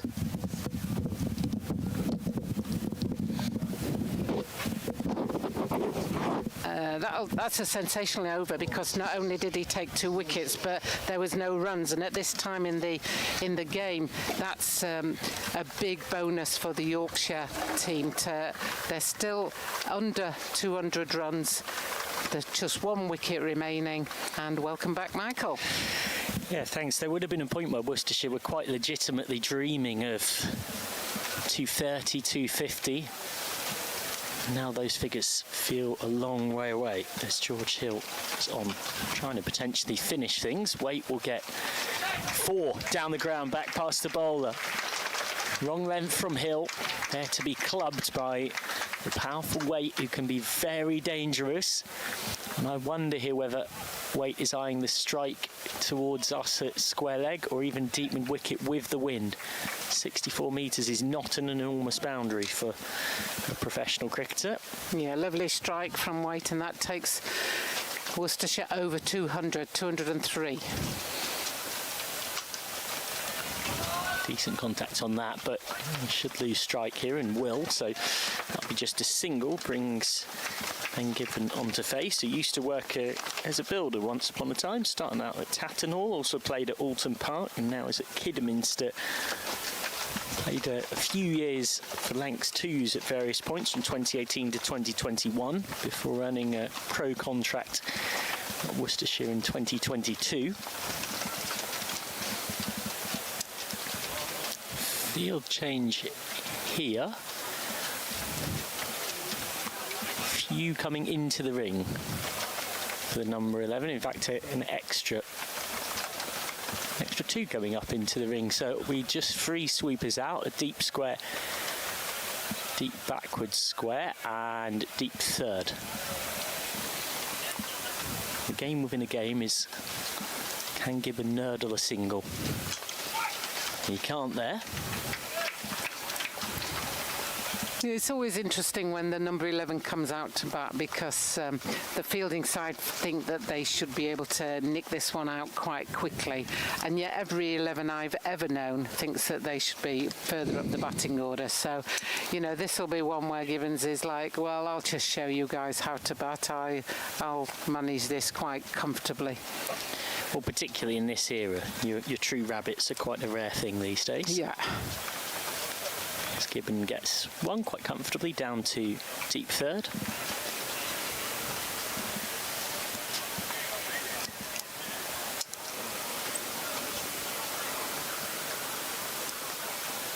Consensus from the Worcestershire canvas that it is nipping around a little bit. It's a fresh pitch here at York. You would have thought that this would feel on the low side. They want 2 here. There isn't 2 there. It's a good call to turn back. Luxton with the athletic fielding in the deep. And with a ground on the smaller side like this, 64 metre boundaries, apart from 59 at that floodlight pylon that's a deep point right now, you wouldn't expect there's going to be many spaces where there will be 2. Yeah, and I think just looking at the overall fielding performance of Yorkshire today, then they fielded well. They've stopped a lot of potential boundary balls as Hill comes in, and that's off the pad. A little appeal from George Hill, which was turned away quite quickly by the umpire. And he's saying, I think, that it was an edge onto the pads, as he's not signalled a leg by. So 207 for 9 off 48. Hill quite openly said in an interview after the Hampshire game that he was really frustrated with his deaf bowling. Went for 43 off 3 in that game at the deaf, having gone for just the 10 off his first 7 overs. It's It's been a nice recovery for Worcestershire from the pretty dreadful position of 53 for 4. Will be Code and Hill to finish off. You would imagine wickets spread neatly around the attack. And Worcestershire have never really got away. And then having put themselves in a position to get a charge on in the last 10 overs, have lost further wickets which have made that very difficult. Code with 2 for 34 off his 9 so far.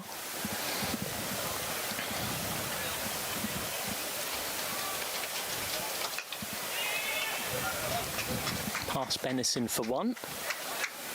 It's been a nice innings from Waite. The problem for Waite is just as he would have been really eyeing extra acceleration, he's lost a bit of strike and he's lost a bit of partners at the other end against his old team. Last time these sides met in this day cricket, Matthew Waite was playing for Yorkshire against Worcestershire. At Scarborough in August 2022. Yorkshire won by 4 wickets. Waite took 3 for 21, as Worcestershire made 2, 4, 6 for 8.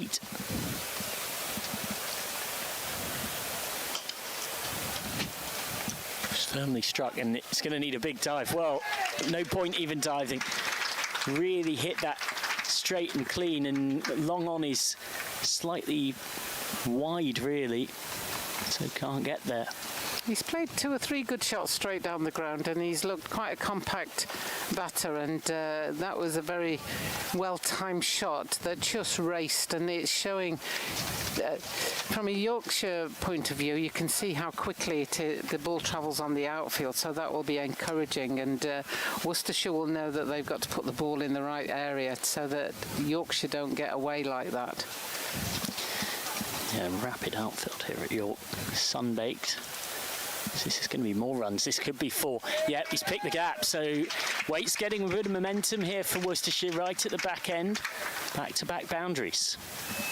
Yeah, and Code will need to have a think about that Yorker ball that he's bowled quite successfully in previous overs. That one was too full, and sometimes when you're in the pressure situation, you try to bowl that Yorker and you just over pitch it slightly, and that's potentially what's happening here. Is that he's just trying to bowl the Yorker, and it's just trying too hard almost, and Waite's waiting for it really well and just leaning into it. Almost like a replica of bits of the Hampshire game for Code. Code has got his Yorker right that time, so Waite will lose the strike. Waite's on 43 off 38 in that last list day meeting between these two. George Hill got 130 off 131 in the chase. Tattersall chipped in with 45, and Waite made 36 off 41. It shows you how quickly things can change, though, that Will Luxton and George Hill, the only 2 players left in that Yorkshire team from 4 years ago, who are in today's side. There's a few more who are still at the club, the likes of Adam Lythe. Revis would be one, but nope, Lythe wasn't playing in that game 4 years ago, was in the 100. Of course. Back of the length, straight at short mid-wicket. So Code just dragging a bit of control back here. It's not quite a free hit for Gibbon, because that would lose them an over, but a single isn't really what Waite wants here. Waite wants the final over with the chance to hit using this breeze towards our side of the ground.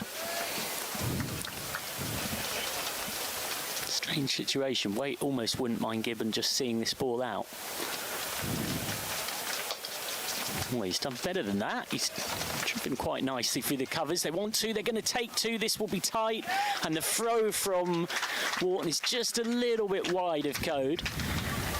And that means that they do scamper back and get a second. Nice running from this final wicket pair. 219 for 9, then with 1 over left. And in an innings that hasn't had many big overs, that over goes for 12. Could have been even worse, though, for the home side, after Waite had started it with 2 boundaries in a row. And another big over here can drive the pairs up past 230, which I think from 53 for 4, the visitors would be pretty happy with.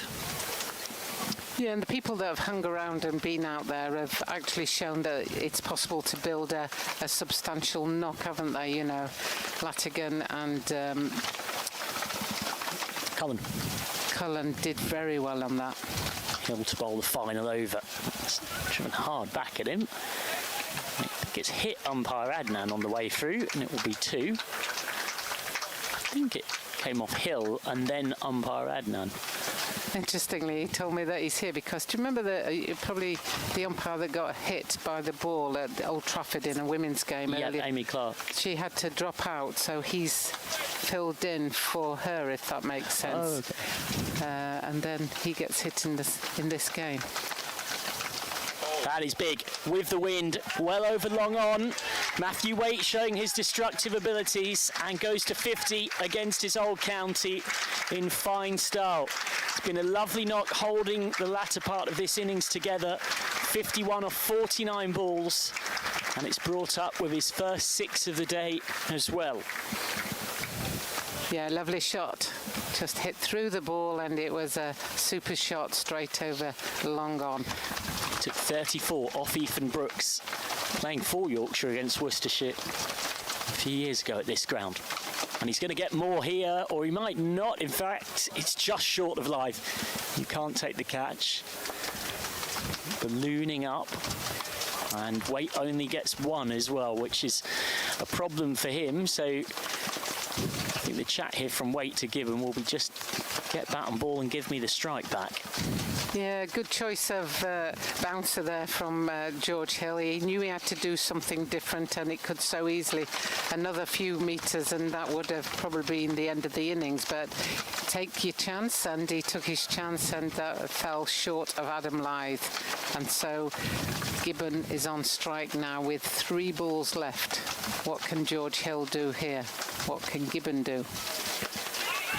Gibbon is going to get his single. That was going down leg, so Waite back on to strike against his old team. It's a big part of the pairs winning promotion to the Championship top flight in 2023, and then of course Worcestershire finished 6th in 2024, which was their best placing in 25 years of the 2-tier comp, and relegated last season, currently 6th in Div 2, 22 points off Kent, still in the promotion mix. Waite goes back in his crease. It's a bit of a heave. And he's only going to get 1. So Gibbon will be on strike for the last legitimate ball of the innings. But it's a bit of a flurry to finish things off here for Worcestershire. Which means that from 53 for 4 in the 16th over, and even losing their 9th wicket, Worcestershire were 199 for 9.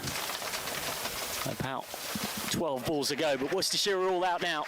230 all out then, so 231 to win will be the target for Yorkshire. The defending champions Worcestershire under par with the bat as they look to make it 3 wins from 3.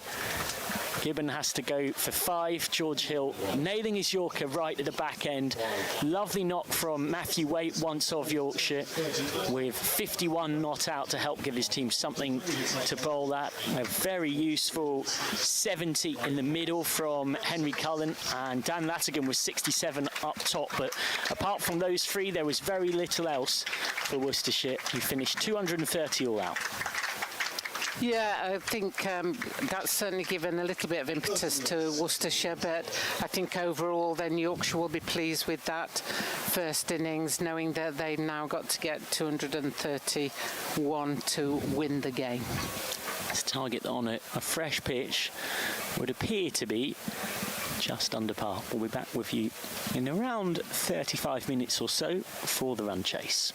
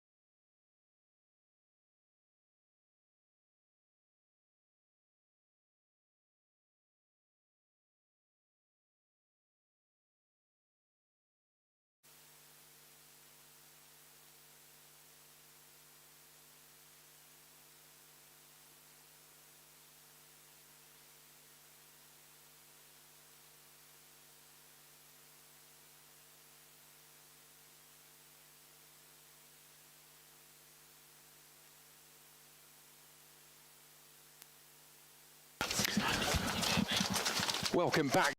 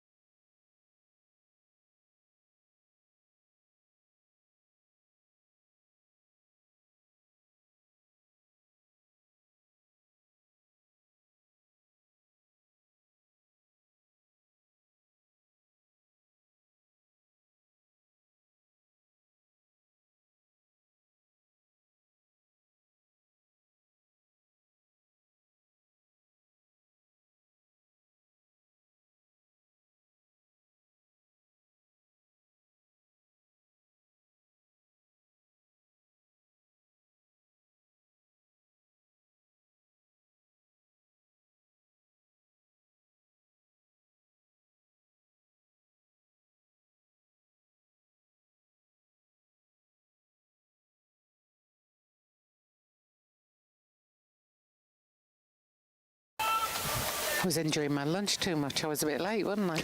Apologies, everybody. It was very nice, though. I must admit, I was very keen to be out here just to be in the sun, catching a few rays. Apologies as well if we have just had a few technical glitches with the audio on the stream just then. We are trying our best just to smooth out the sound alongside the pictures.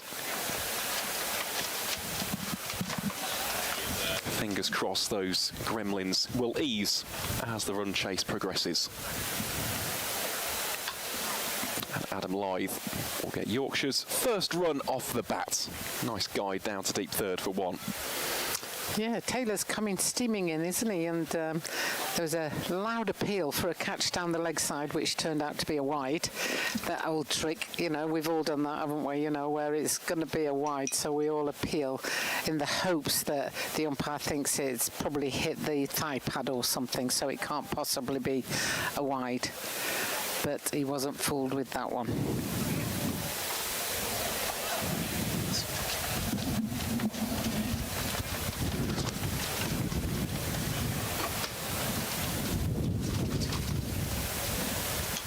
Luxton clips that one down to fine leg for one. Of course, Jane, he has been one of the real stories, hasn't he, for Yorkshire so far in this campaign. Will Luxton, a terrific young opener. Yeah, I think, you know, 3 years ago, I think we were talking about, I saw him play at rugby school against Warwickshire, and he would have been roughly the same age as Latigan, I guess, today, you know, and that's the great thing about this competition is you get to see these young players and then you get to track their progress as they go through, and he's certainly enjoyed a few good knocks so far this year. As that concludes the first over, and that's a good first over from Taylor and Worcestershire, 3 for no wicket. Yeah, very tidy start. It's something which you can almost bank on, really, from Tom Taylor. It appears as though Bear Swanepoel, the South African, will be his partner with the new ball. Yeah, just a genuine wicket taker as well, especially with that hooping in-swinger. The amount of times we've seen compilations on social media, on YouTube, gets ever so much movement, tailing it back in, especially against the right-handers.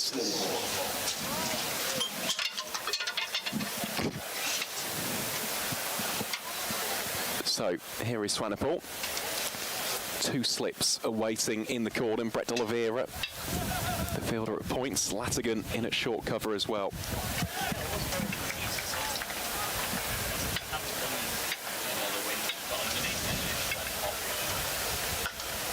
Lovely shot. Save your legs, Will Luxton. That will be 4 through extra cover. Well fielded by the youngster as well. He gets a nice round of applause down below us here from the clubhouse. That is a shot of a cricketer in some form. Yeah, super shot, just leant into it and just guided it, just opened the face slightly and just hit it through the gap. It shows how quick this outfield is. It just raced away. Just backward of a length, and that one just climbed on him a little bit and played it down well.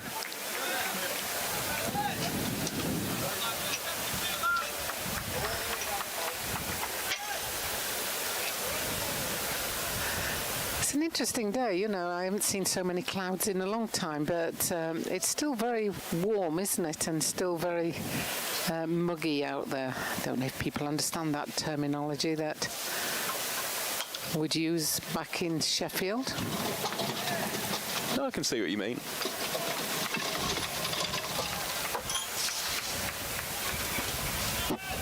That has been a it's just been a nice afternoon, really, for some 50-over cricket. It's not been too warm compared to the heat waves which we've been experiencing in the UK in recent weeks and recent months. Mid-20s, I believe the forecast is for today. Shouts of catch it, just clipped away out towards deep square leg, and Will Luxton will get a second boundary of the over. Swanepoel so far just not finding that same consistency that we saw early doors from Ben Code.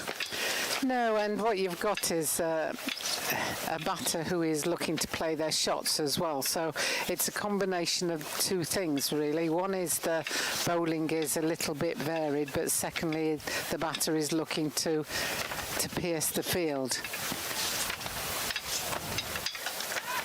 Remembering that there's only 2 fielders allowed out in this first power play. And they are at third man and a fine leg.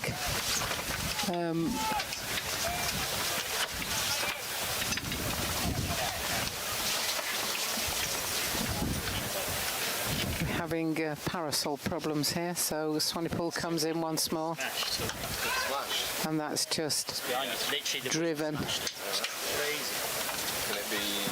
to mid-on, and there's no run. So at the end of the second over there, Yorkshire are 11 for no wicket. Indeed they are. So those 2 boundaries from Will Luxton being the only runs, of course, from that second over of the run chase. Solid start, though, for the White Rose. 220 now. That is the target from here on out. Got 48 overs to score those additional 220 as well. So no immediate scoreboard pressure. The only question will be surrounding how the Worcestershire seamers can extract that extra degree of nip and lift from this surface. It's Taylor. Here again, it's something which Jack White did very good early doors, and Ben Code, well, he did it sensationally. Yeah, that's true, and that's a much better first ball of this third over from Taylor. Sorry, I was put off by the fact on the scoreboard it says Swanepoel still. It seems to have frozen a little bit, but it's definitely Taylor coming in from the city end. Yeah, indeed it is. We have to do some manual scoring while the scorebox recalibrates. And a dot ball off the second. Yeah, turned him a little bit square there. Turned Adam Lyth a little bit square, and he just took the outside edge and it rolled down to the short point.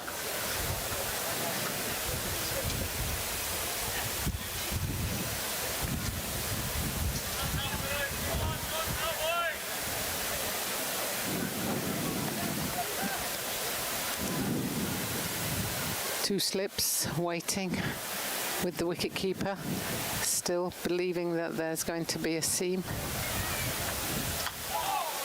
That's well defended, straight back, almost to the bowler by Adam Lythe. Yeah, he's happy to just be a little bit watchful so far as Adam Lythe. Of course, plenty of experience over the course of his career. He will have seen especially how Worcestershire set up the likes of Latigan, the likes of Henry Cullen. Cullen, of course, one of the men in that slips cordon. They started off slower than usual, but they built it up. They just accumulated over the duration of the innings.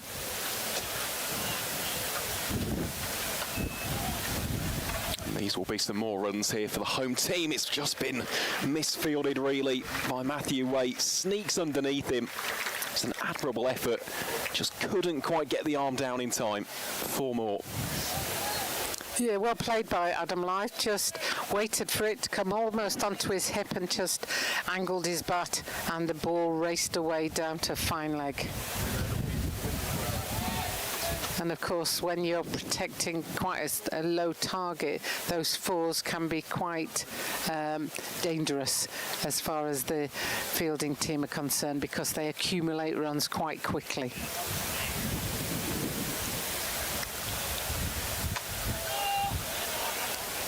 And then once you've got that boundary, you can just play each ball on its merit and just defend. And rotate strike. That was something else which Latigan and Cullen did very nicely in their partnership. That one being the biggest one by some distance in the end. Those two combined with the Worcestershire score reading 53 for 4.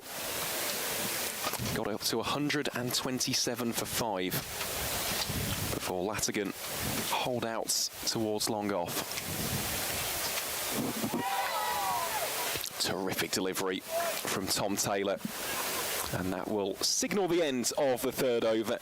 Yorkshire are 15 without loss. Adam Lythe is on 5. Will Luxton is on 9. And as we did a little bit earlier on in the broadcast, for those maybe just tuning in a little bit later, please do let us know where you are catching the action from.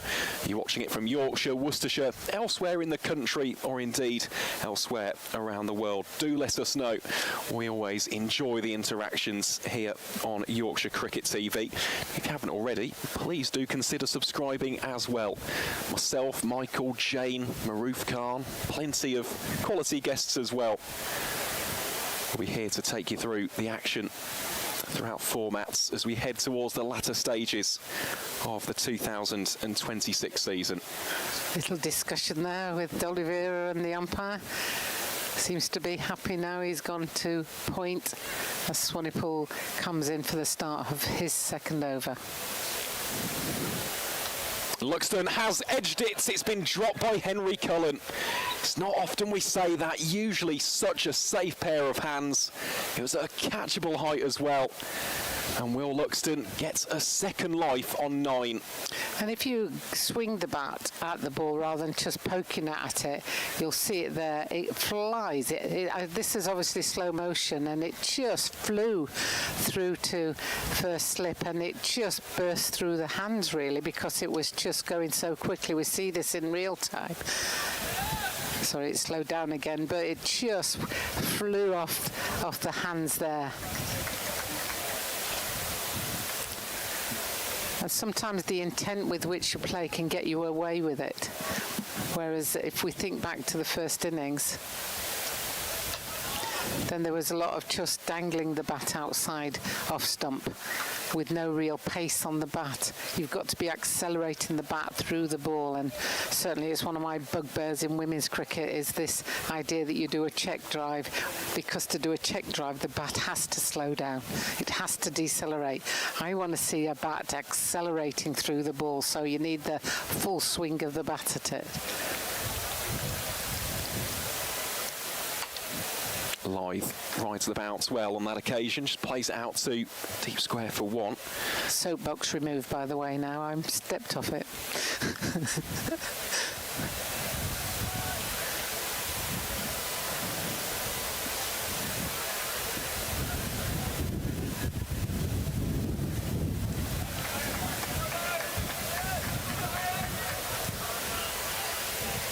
Swanepoel coming in once more from the rugby area.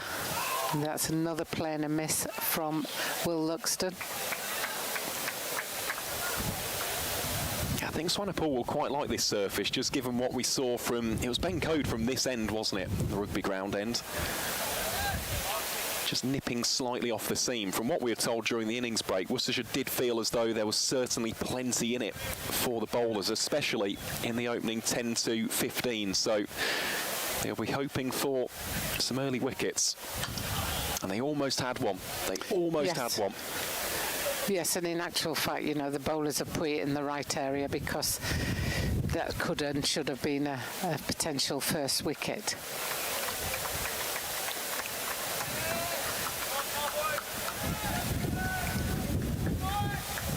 And Waite will be feeling that heavy on his shoulders at the moment. Whenever you drop a catch, it hangs on you for a long time. And you just hope that batter doesn't go on to score big runs. Absolutely. End of the fourth over then. Yorkshire are 17 without loss. Shall we give some geographical shout-outs, Jane? Go for it. Let's go for it. Well, let's start with BC History, tuning in from Somerset. As always, great to have your company here on Yorkshire Cricket TV. Harry tuning in from Ripon, where, of course, Finn Bean and Ben Code are from. We're playing a golf match there at Ripon on Monday. Past players against Ripon Golf Club. Very nice. Yeah. I believe the weather is set to be fair as well, isn't it?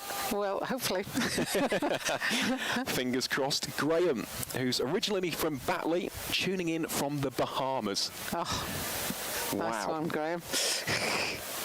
Lovely stuff. Here's Taylor.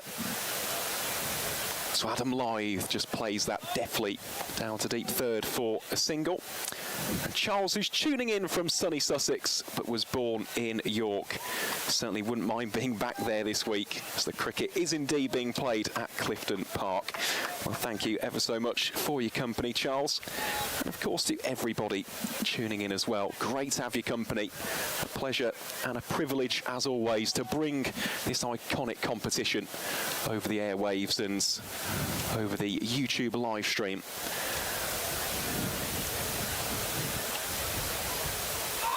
Another big swing of the bat there from Will Luxton. I've got a question for you actually, Jane, because we've spoken there about a couple of locations. Just seen Adelaide pop up in the live stream chat as well. What do you say is the furthest afield that you have ever tuned into cricket from while not actually playing? Well, obviously, I've been in Australia a number of times and tuned in to what's going on. New Zealand. Yeah, that's pretty far away. In there as well. And when I was working for England Lacrosse, the USA was many places that I tuned into cricket to see what was going on. Denver and Canada. Little places, can't even remember the names of the place. It was near Toronto, but I can't remember the. Was it Mississauga? Something they have like a cricket that. team. Something like that. Yes, I have been to the cricket ground in Vancouver, Stanley Park, I think they call it there. Bizarrely, same as Blackpool. Blackpool, Yeah. yes. Or maybe it's Albert Park. It's Park, because that's a glorious drive through the offside, and that's a 4 all the way from Will Luxton. And that just looks like great timing. If you watch this timing of this back coming through the ball now, just straight through, nobody has to move because that's 4 runs before anybody has even thought about it, let alone turn round to go and chase it. Glorious shot. The fielders, i.e. the spectators on the boundary, were the first to react there.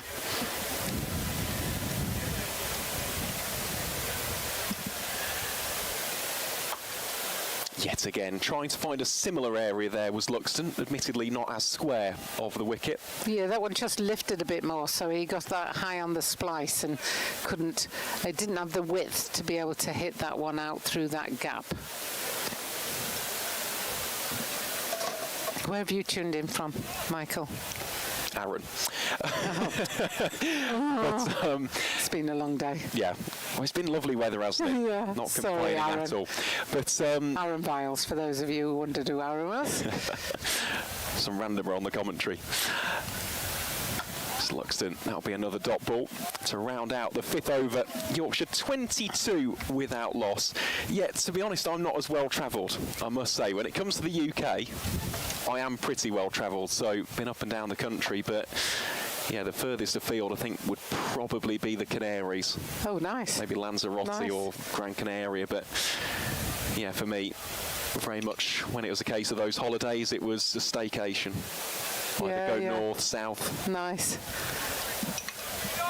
Well, you and I have done a few grounds together now, haven't we? We have. So, Yes, we have. We've been at Edgbaston and we've been at Northampton. Yep.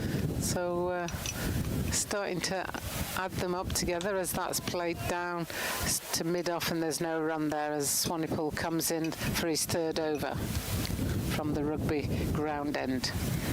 Well, just to give a few more geographical locations, a few in Greece, Athens and Kos. Bet that is lovely at this stage of the summer.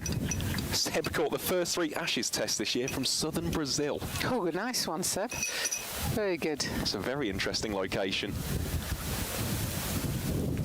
Oh, line didn't quite get the desired connection on that one. Scarpers through for what will be signalled as a leg bite.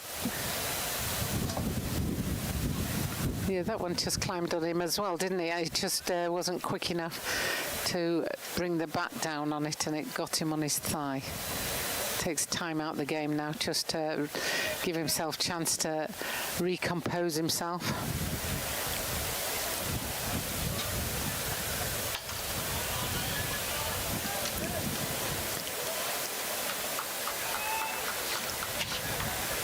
As we said, it is marvellous to have your company, and just goes to show, doesn't it, how brilliant these advances in cricket broadcasting have become. The fact that you can tune in from anywhere in the world, watch your favourite county, watch your favourite player in action, never ever fails to blow my mind.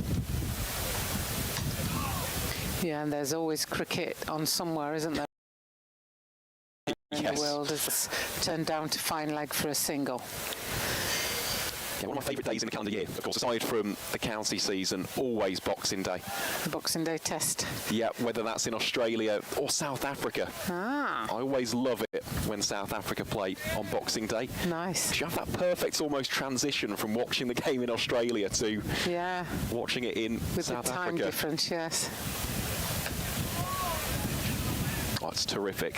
In fact, there are some days when I'm not doing anything, which is rare, I know, but there are the odd days when I'm not doing anything and I'm like, oh, there's no cricket to watch. What do I watch? I mean, I must have, like most people listening, something like 100 and odd channels, and what do I watch?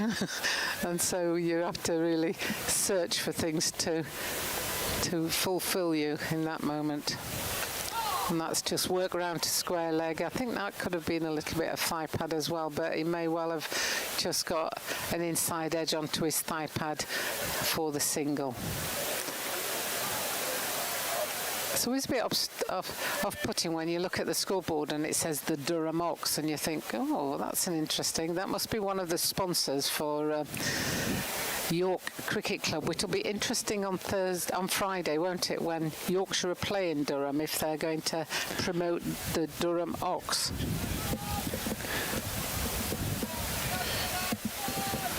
It's funny you say that. I grew up about 5 minutes away from the pub of the exact same name. Oh, really? Yeah, in a little village called Shrewley. Amazing. Taylor then into his 4th over. Lithe shoulders arms to that one. It has been a pretty tidy start, this, as far as Worcestershire are concerned. They just need that wicket, that first one on the column, just to really give them that additional sense of belief, put the wind in their sails. Just a reminder that after the first 10, the Rapids themselves were 37 for 2. Ben Code in particular was nigh on unstoppable, just hitting that consistent line and length. Lithe for a second, didn't know where the cricket ball had went. Squeezes out to square leg for one. Yeah, that's a good partnership batting-wise, is that Will Luxton obviously knew completely where it had gone and called him through for the single. So an easy single in the end there from a slight miss shot, you'd have to say. And just like in the field, you've got to make bad balls look good by the way you field. If you make good balls, if you take good balls for singles, then that's you know you're doing quite well.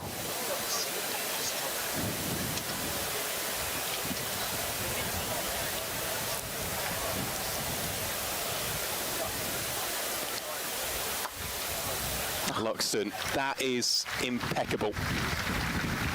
4 more. Just admires his own work along with a number of the spectators here at Clifton Park.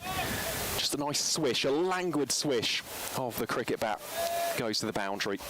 Yeah.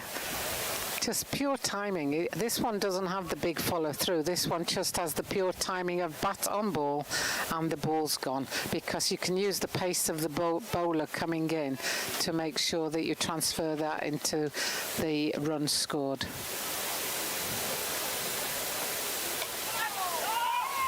Luxton squared up by the next delivery.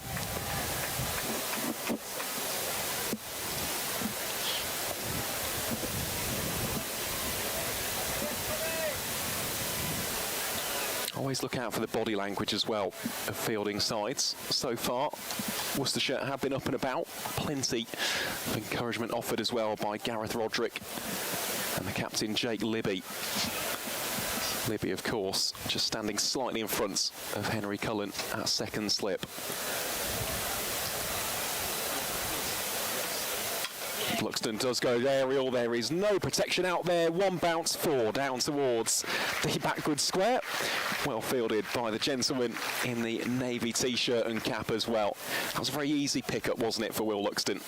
Yeah, and it's safe, and that's the advantage of batting in the first power play, because you know there's only 2 fielders out, and they are at fine leg and third man. So you know if you get it in front of the square, then you know that it's safe, and you can go as aerial as you like, as long as you clear the inner ring.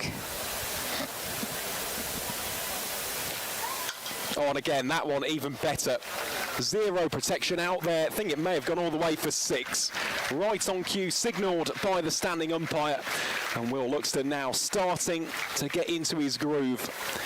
The Yorkshire opener moves on to a brisk 29 from 22 deliveries faced. The home side 40 without loss. No, a great shot from Will Luxton. Interesting when I arrived this morning, because a past player, Jim Love, showed me to my car parking space, and then just as we went in for lunch, the great Sir Geoffrey Boycott was in there watching the game as well, and Jill Smith, the England women's player as well as Yorkshire player, who's written the book What Yorkshire Cricket Means to Me. So there's a variety of people here today, and that's all part of the cricket family that come together for these events as Swanepoel comes in once more, and Adam Lithe works that one round to fine leg for a single. Well, it is a rather pertinent question, isn't it? And you can ask that about any of the 18 first-class counties, even the national counties beyond that. For a lot of people, this is where we grow up. I mean, for me personally, down in the West Midlands, admittedly on the other side of Worcestershire, I'm a Warwickshire boy for those who don't know, but my first game was when I was 8. Wow. So that was back in 2009.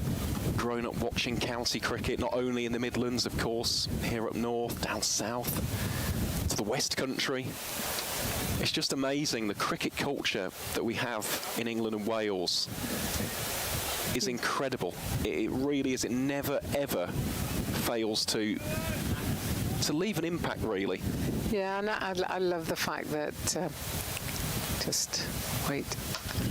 Love the fact that you can listen in either on Yorkshire TV or on BBC, you know, to every game in the country. I grew up watching cricket on BBC as well, you know, so that was the great times when you could watch these games on live free-to-air TV, you know, and thank goodness for streaming now, and thank goodness for productions that like Yorkshire do, so that people can see it and watch it. Because as a youngster you can see the shots that are being played and you can try and mimic them. You know, having been to India many times, there are very few coaches there when I first went, but cricket was on the TV and you saw young cricketers there who could mimic down to a T any of the top bowlers in the world, mimic any of the batters in the world with the shots they were trying to play, and you just think it's a great teaching. That's it, as that is punched through the cover boundary, but only to the short cover, and there's no run there. Good stop that, wasn't it, by Ben Gibbon? Imagine we'll see him sooner rather than later. Bit of left arm seam, especially against Luxton, maybe trying to tail it back into the middle and leg stump. Good to see him back as well. Got a lot of time for Ben Gibbon.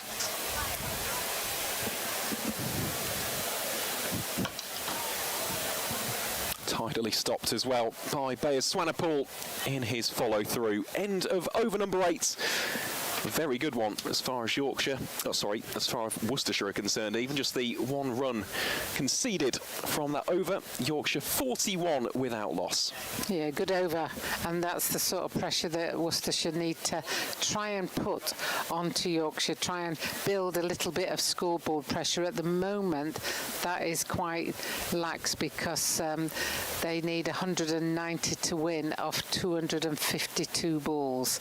So the scoreboard pressure is not quite so great there as it is, as it could be. Well, just touching upon that, because this has been a question I've been posed in the past few commentaries I've done actually.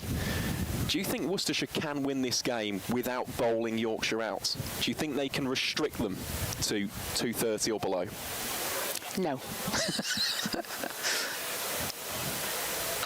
No, I think there's if you don't bowl Yorkshire out, then they would have had to have an absolute nightmare to not win the game. The only way you can is if you get it down to 9 wickets and they're just trying to eke out the final runs, then you could possibly win that way. But ultimately, you've got to start taking wickets. Still searching for that elusive first, aren't they, the Rapids?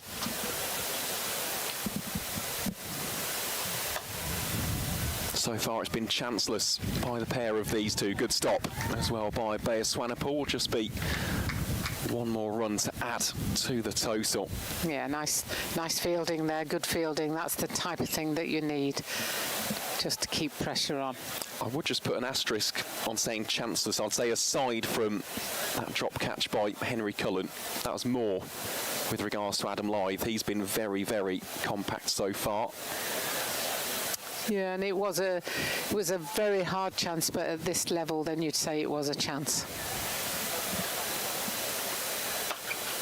Oh, that's been drilled. 4 more off the bats of Will Luxton, who is just going about his merry way at the moment, leathering the cricket ball to all corners.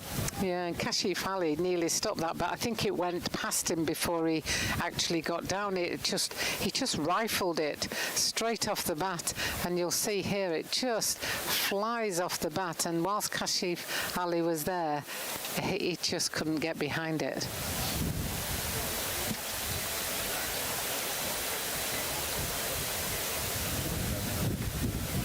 Taylor just taking his time here. And this is the danger, of course, with Will Luxton, such a clean boundary hitter. If he gets going and scores, let's say, a quick fire 70, Yorkshire already have a brilliant platform, don't they, for the remainder of the chase, and it would put Worcestershire behind the 8 ball. Well, there's no predicted rain, but we often use DLS as a marker as to where they are in the game compared to what DLS is expecting them to be. And DLS says 17, and Yorkshire are 46 without loss.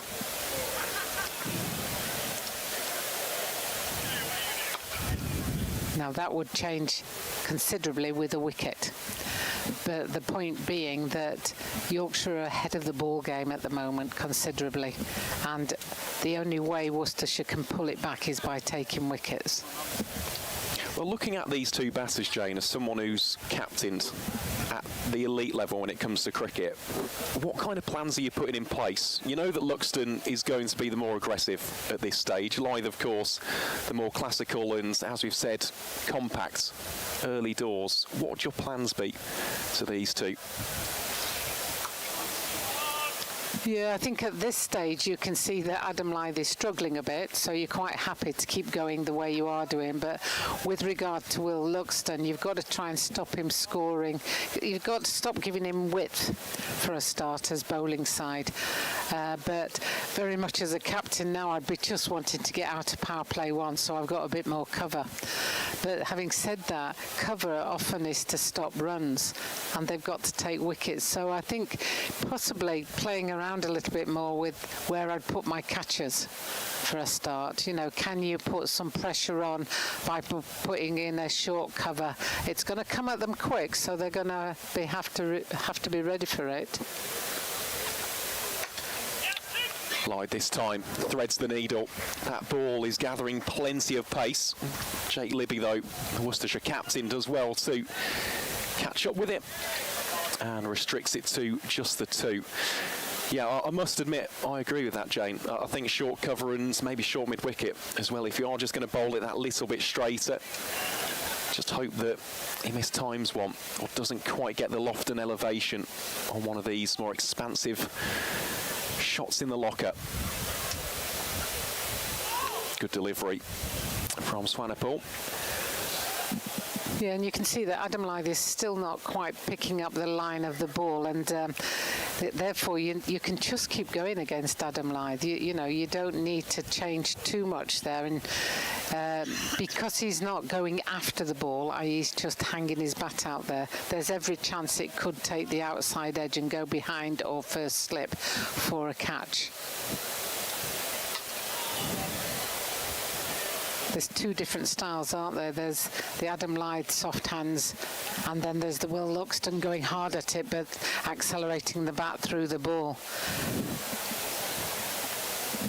And that's probably why these two are batting well together, because they are completely different styles.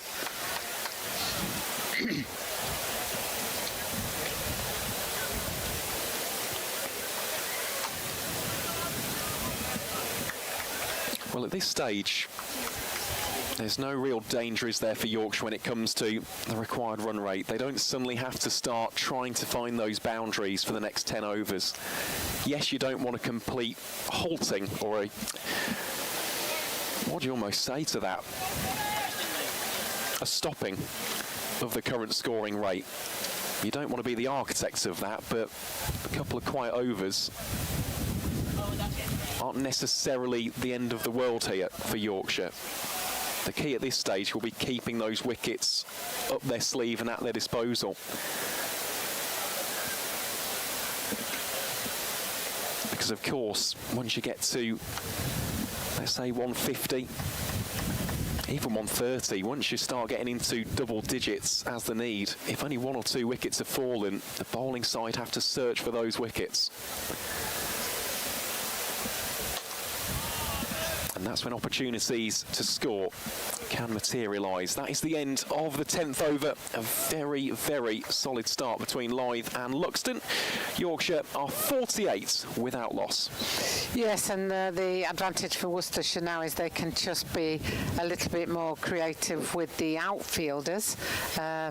With doing that, then obviously Luxton, who's played a couple aerially, and will maybe have to just temper that down a little bit or direct it better better. I suspect with Will Luxton, he'll be just trying to direct it better and avoid where the fielders have been placed out.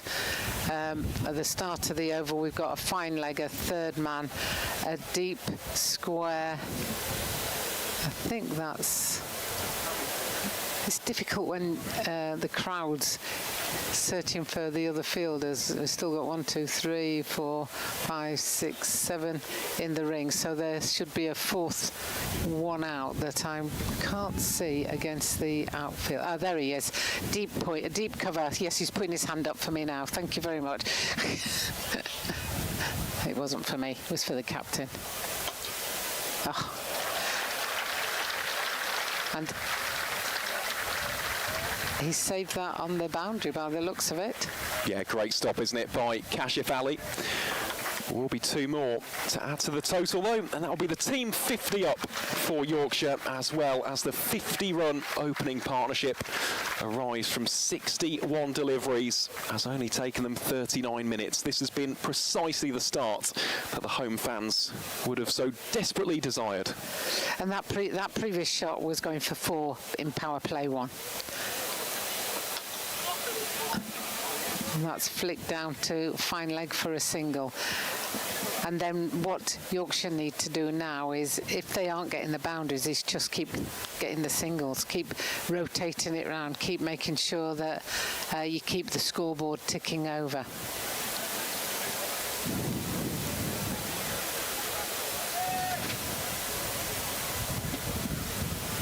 Field is readjusted for the left-handed Adam Lyth.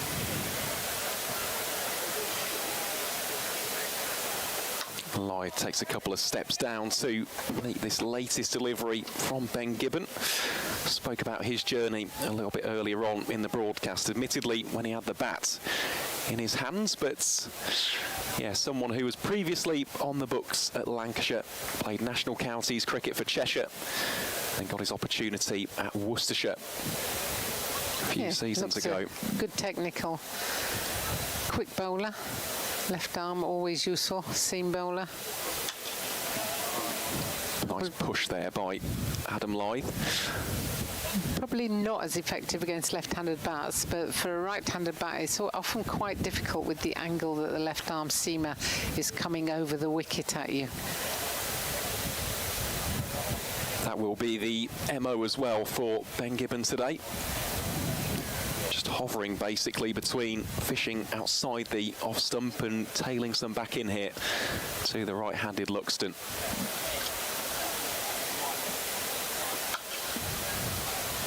Oh, it's just burst through the hands of Jake Libby. Yes, he got there. Misfield, and there'll be at least 2 there. Will just remain to Adam Lyth. Ambles down to the non-striker's end. And when you hit the ball with pace and power, it does become more difficult. You know, I think we're all very aware that there's been very little rain in the UK in the last 30 odd plus days. The grounds are really hard, and so they don't cushion the ball like they often do, and they're just bouncing and coming at you even quicker.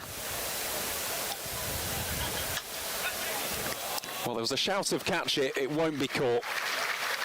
Whisked away through the vacant mid-wicket region for 4 more.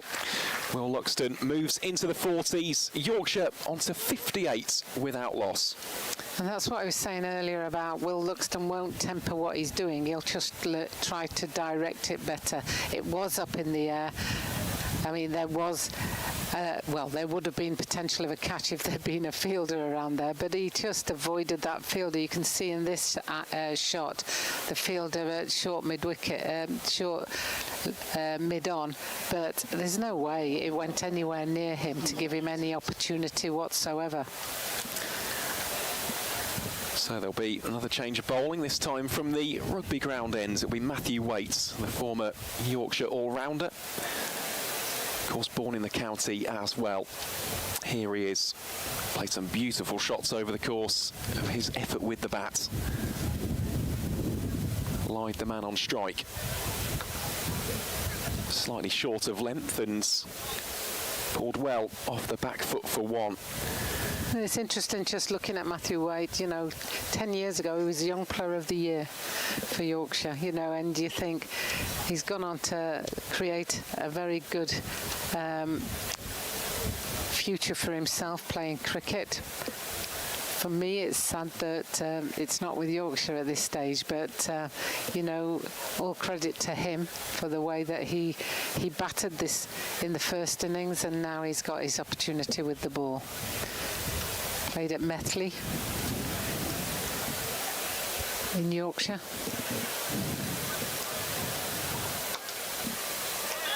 Great stop. I think that's Brett D'Oliveira. Indeed it is. At backward point. It's been a very busy position for whoever's been stationed there today.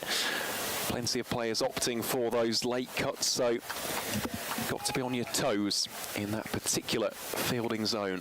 You're old when you remember his granddad, and you know his father. You did your coaching badges with his father, and there he is, D'Oliveira out there, a great cricketing dynasty.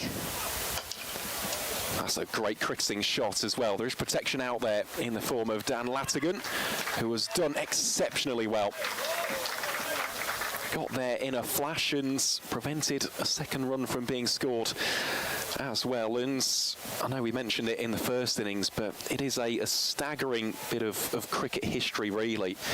There has been at least one member of the D'Oliveira family, either on the playing or the coaching staff, at New Road since 1964. Yeah.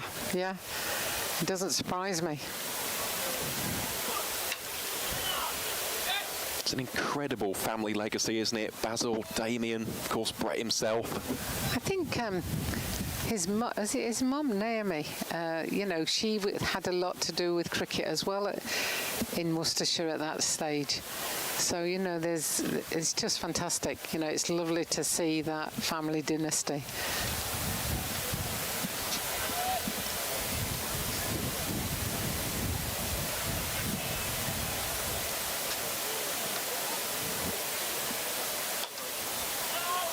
We've got a few of our own products like that, haven't we, where we've father and son have played. Yep. And interestingly, at York, we've got Jim Love, obviously, but his niece, Amelia Love, is one of the up-and-coming players in the Yorkshire women's setup. So sometimes now we're going to be seeing a lot more fathers and daughters, like Chris Adams and Georgia Adams down in Sussex. Yep. And Molly Adams and Molly, as well. yes, for Sussex. Sorry, Molly. Yep, agreed.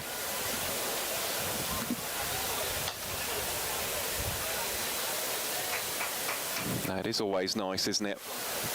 End of over number 12. Yorkshire 60 without loss. A tidy start that for Matthew Waite. Just the 2 runs conceded, but it's the surname synonymous with Worcestershire County Cricket Club, and long may that legacy continue as well. I imagine that Brett's already getting the youngsters on the outfield. Yes, I'm New sure. Road. Yeah, for certain. But no, he's been a wonderful servant to the Rapids, or the Pears as they're known, in the county championship. Black Pears at that. Ben Gibbon has ball in hand then from the city end. And Luxton turns that square of the wicket for 1. I did play for Worcestershire at hockey. Did you? Yeah, I did. I taught down in Malvern for 20 years, so I played for Worcestershire hockey at that time. Yes, I'm a bit of a traveller, bit of a rogue traveller I am, so I played Sussex cricket when I was down there training to be a teacher, and then when I was a teacher, I played for Worcestershire at hockey. I didn't play cricket because they didn't have a Worcestershire team in those days.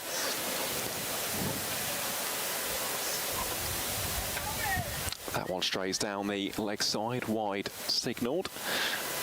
So I've worn the famous Pears on my shirt. Just in a different sport. Yes. Life's nothing but a daring adventure, Aaron. Just got to go for it. Whatever comes along, give it a go, folks. Completely agree. And enjoy every minute.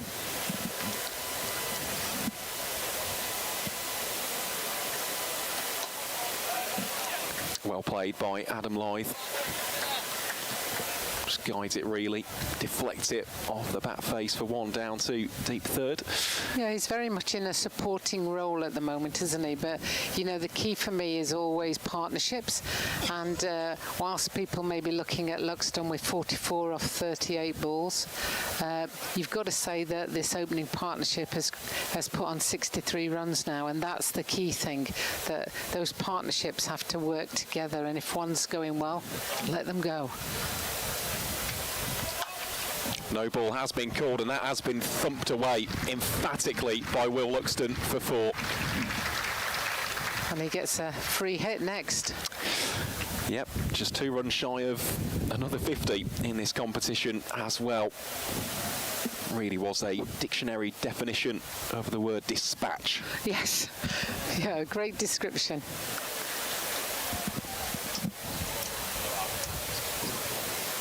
Of course, the field can't change either for the no ball, so Will Luxton really having a chance to cash in and reach a quick fire 50. He's faced 39 deliveries prior to this next ball from Ben Gibbon. With a good old free hit, so you're licensed to thrill, Will. Here we go then. And Luxton does climb into that one, just gets it beyond Jake Libby. There'll be a pursuit on here for the Worcestershire captain. He'll successfully scoop it away from the boundary rope, but this will be a 50 from just 40 deliveries for Will Luxton. Has included 8 4s and 1 6. His imperious form in the competition continues, and he has provided the White Rose with the perfect foundation for the remainder of this run chase. Very well batted, Will Luxton. That's quite nice to have a free hit when you're 48 not out, because it does give you the license just to have a go, and then it helps you get to the 50 without any risk whatsoever. As that's driven square to point for a single. He's played that shot ever so well, hasn't he? Square of the wicket, just opening up the face of the bat ever so slightly, just guiding it along the carpet. And it does gather some additional velocity and pace, doesn't it? As soon as it hits those practice wickets, you just see a little bit of a hop and a skip of the cricket ball. Really is a tremendous start, this, from Will Luxton. Worcestershire, well, they could do with a wicket or two just to stifle the run scoring. Well, it won't be there. That's Adam Lloyd to a tee. Dan Latigan, well, he won't get round to it. He thought for a second that he could have maybe cut that one off, but he was far too distant, really, at deep backward point. And that's the first lie-esque shot that we've seen this afternoon, and you see that's the lie that the vast majority of this membership will be familiar with, where he just leans into it and strokes it through the covers. Well, Gibbon could do with a dot ball or a wicket. Final ball of the 13th. Does hit the pad of Lloyd. A little bit of a half-hearted appeal there, though. And that brings to an end a somewhat expensive over for the Worcestershire Rapids. Yorkshire scores 15 from that over. The home side 75 without loss. Yes, and that in that over, that brought up the 50 for Will Luxton. And he's just looking to take that on now. He's played very well in the last few games, and he's just adding to his credibility around the county setup. Just look at that wagon wheel as well. Plenty through that point to cover point region as well as mid-wicket. Look at that slew of boundaries, a quintet of them. Here's Matthew Waite then, looking to break the partnership.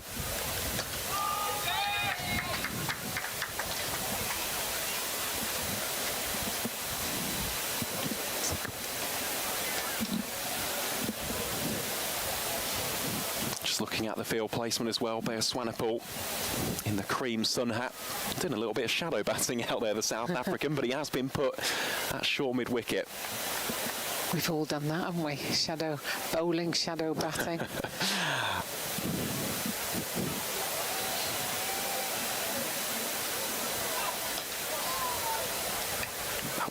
snatched away off the bat of Will Luxton for one more. Fateh Singh doing the fielding. Yeah, and interestingly there, because Will Luxton just jogged that one through, and as he was about to reach the non-striker's end, he turned and he saw the misfield by Fateh Singh, but because he'd not run that first one quick, there was no way he could turn on and come back for the second. Had he run that first one quick, there was a potential that he could have come back for the second.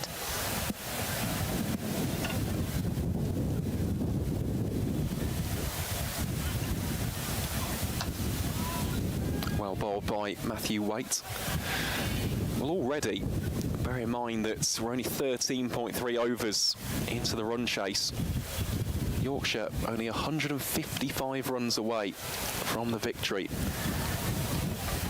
It's been a rather fast-paced start for the White Rose. But wickets, as we know, they are the greatest stifler of the run rate.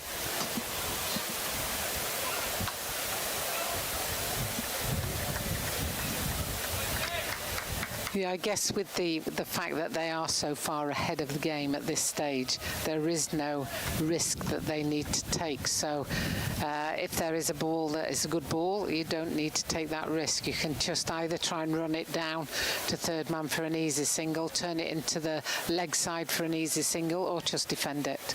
And they would be your options if it's a good ball. If it's not a good ball, then you can choose where you're hitting it. It just runs that out to the offside for a single. Well, the danger here for Worcestershire, of course, in addition to Will Luxton, there are still definitely some power hitters to come with the likes of Finlay Bean and James Wharton, but Adam Lyth, he can just act as the foil, the anchor, the accumulator, whatever terminology. Yeah, because you've still got Sam Whiteman and Will Bennison as well. You know, there's quite a number of, and Don Bess himself. You know, the captain has a wide range of batters at his disposal. Most certainly does. That will bring to an end the 14th over. Yorkshire 77 without loss. An excellent partnership so far between Adam Lyth and Will Luxton. Can also just give you a quick update as well from a couple of the games taking place in the Metro Bank One Day Cup today. Let's head down to the south coast and let's talk about Essex versus Sussex. Essex scored 316 for 6 from their 50 overs in response. Sussex, the home side, 33 without loss in the 7th. As for the game taking place at South Northumberland Cricket Club, well, Durham in a spot of bother as we welcome back to the commentary box the brilliant Michael McCann. Thank you very much, Aaron. Yeah, one of your favourite named places. Yes, South North. Absolutely brilliant. Yeah, so Glamorgan. If you love your contradictory named places. Yeah, juxtaposition or an oxymoron, depending on your terminology. But yeah, Glamorgan racked up 326 for 6. Durham a 65 for 4 in the 13th. As for the final game taking place at Edgbaston, Warwickshire scored 341 for 4. Surrey 54 for 1. Just blocked into the offside. Lovely platform laid by these two, and Live quite content to play second fiddle in the orchestra, just provide the backing harmony to Will Luxton. He really does look quite effortless. It's funny, he has different innings where he seems to target different parts of the ground. Like, he hasn't actually scored a lot through the straight V today at all, and that's normally the area you associate him with. Oh, I think he's caught that. Yes, he has. Wow. What a catch from Gibbon. That is exceptional. 77 for 1. Live gone for 21, and a moment of stunned, shocked silence here at York from all concerned and the thousands watching, that he has held on to that off his own bowling. Well, this is one of the great caught and bowls. Yeah, that is a tremendous effort from Ben Gibbon. Shows his character as well. He did get a little bit of treatment, especially from Will Luxton, the over prior. But that one has been rifled back at him. An absolute tracer bullet. He's just stuck out the hand and it's stuck. It's one of those where maybe didn't know too much about it, but the important thing for Worcestershire, he's held on. Let's take a second look at this. A couple of gremlins in our replay machine, but you can also wind back on the live stream. Here we go. Wow. Low, hard diving forward. You can tell that Ben Gibbon's been doing the tennis racket drill.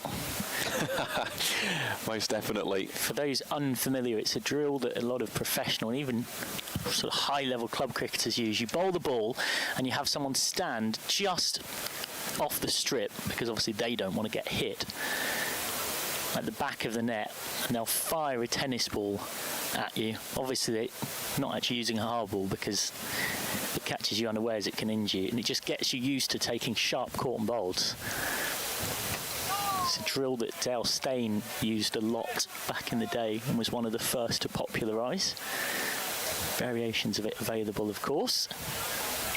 Brings to the wicket Will Benison, who got his first runs for Yorkshire just the other day. He would have been pretty nervous because he got a 5-ball duck on debut at Kent last year, and he was run out at the non-strikers without facing at home against Hampshire, but he got 22 against Glamorgan and 9 against Sussex, which, whilst not big scores, did at least get off the mark. Benison is off and running here. Now, does Luxton dial back a little bit, having lost live?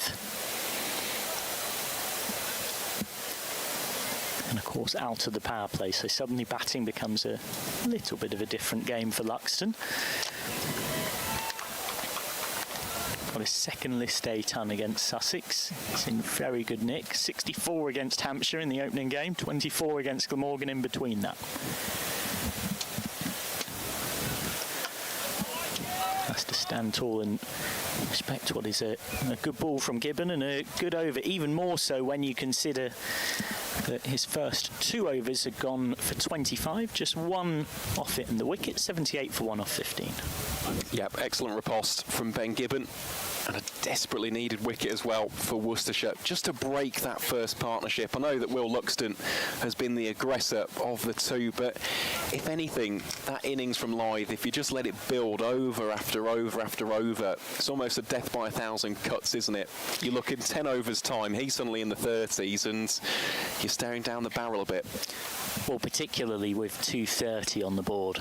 It's not a total that demands enormous amounts of acceleration. Weight on against his old county, or continuing to be more precise. A couple of tidy overs first from him that have gone for 4, and that's challenging Benison in the right spot. Will Benison, who I think if David Bumbleloy could buy shares in him, he probably would have done. He's called him a proper player. He's watched him a lot at Sheriff Hutton Bridge. Benison was a product of Oosburn before that. Got a big ton in a mammoth chase for the 2s against Surrey at this ground, so he's got good memories of York Benison.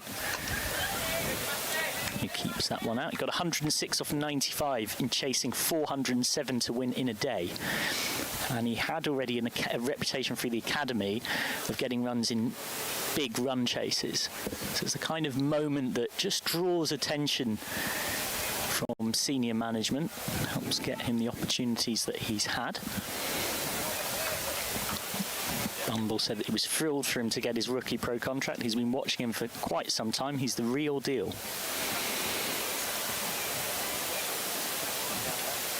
Oh, is there a nick on that? There is. Benison's gone. Waite has a wicket against his old county. 78 for 2, 2 wickets in as many overs. How quickly a game can change, and Will Bennison is out for just a single.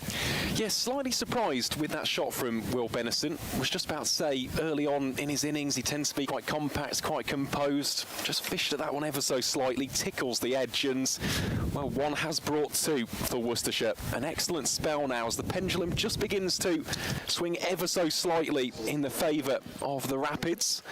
Let's take a second look at that one. Nice shape on the delivery from Matthew Waite. He knew straight away goes up in a big celebration.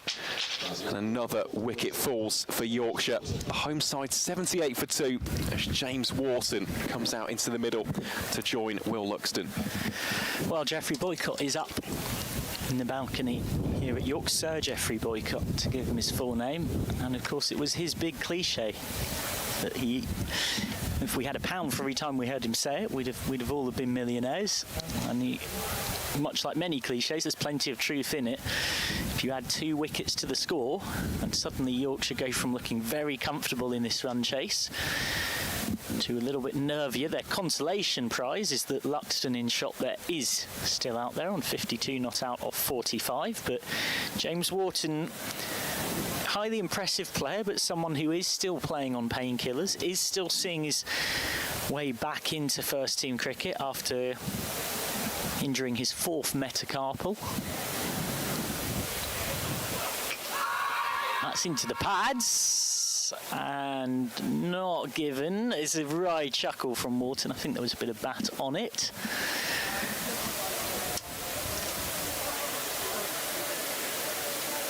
Yep, that would suggest so. I'll tell you what though, for Matthew Waite, if you're seeing that as the first shot, that big pad looming into view, he will be licking his lips right now. He's had a really good game, hasn't he, Matthew Waite? Feels like the kind of encounter which would bring out the best of him. It's a big game for both of these counties as well.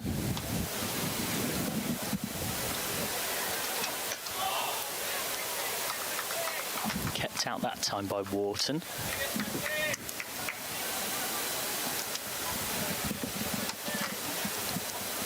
And there was a nice moment there as well that I really enjoyed, which was Waite sort of followed Wharton down the wicket, but it wasn't adversarial, confrontational. It was, they grew up playing together. Yep. They know each other very well. It was all smiles, but it was just that little way of knowing the battle's on. I'm here. He's got his tail up, Waite. Just whips that away. One of his favourite shots, a little effortless flick off the hip from James Wharton. For those wanting your medical terminology in a slightly easier to understand language, because I can see the YouTube comments now in my mind. What is your 4th metacarpal? Well, he injured one of his fingers. Aaron's got it spot on. Is it the ring finger? Yes. It is. There we go. And he's still on painkillers. He does feel bits of pain in the bat and in the field. He's on the mixed dose paracetamol and ibuprofen, and he's very much got it sort of alarms on the phone level of making sure he doesn't miss one, because it is causing him enough discomfort. In playing, he's sort of delaying how much better it's getting, but it's not getting any worse. Worcestershire looking for another wicket, but Wharton will comfortably double his tally. And since coming back, he got 1 off 16 in the low-scoring game against Glamorgan, and he got a 12-ball duck against Sussex. So a highly talented and impressive player he is, but he is seeing his way back into being out there in the middle. Before that knuckle injury, he'd been in quite good form through the T20s, James Wharton. Luxton just drops his bat on this and will get at least 1, and 1 is all he will get.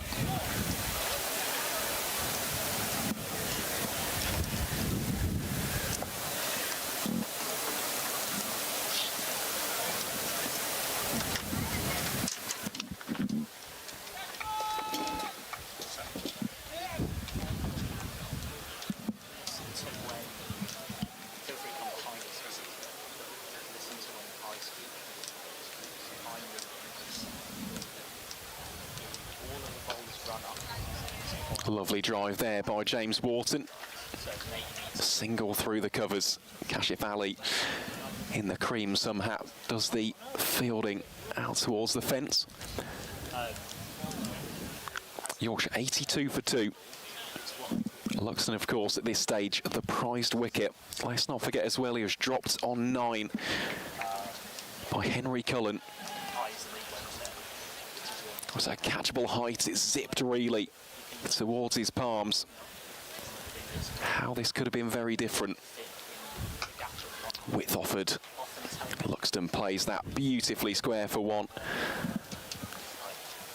Just tell that he's very much in a groove. He's found his mojo.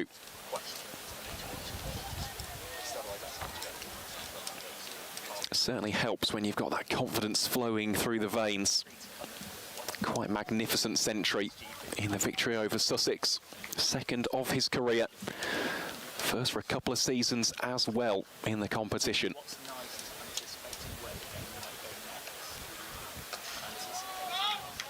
Of course, his first one came in the West Midlands at Rugby School, scored 105.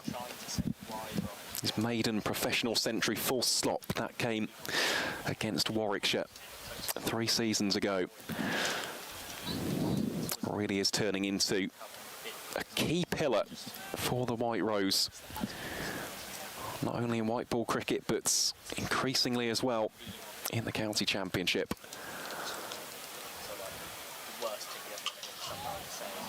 Wharton times that one superbly for 4. All along the deck, out towards the supporters on the camping chairs at deep mid-wicket. And that will be a boundary to round out the 17th over. Yorkshire 87 for 2. The requirement now 144 from the remaining 33 overs. And up until that delivery, that was a very, very good over from Ben Gibbon. Started off rather expensively since then. Has wrestled back some control. Pulled off an amazing caught and bowled as well.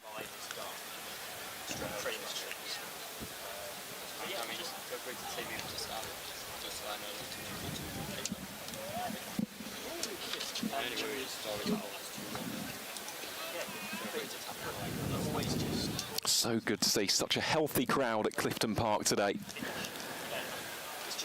Reminder as well that Friday's game against Durham is a sellout as well. Fantastic to see Metro Bank fever gripping the county and indeed the wider country.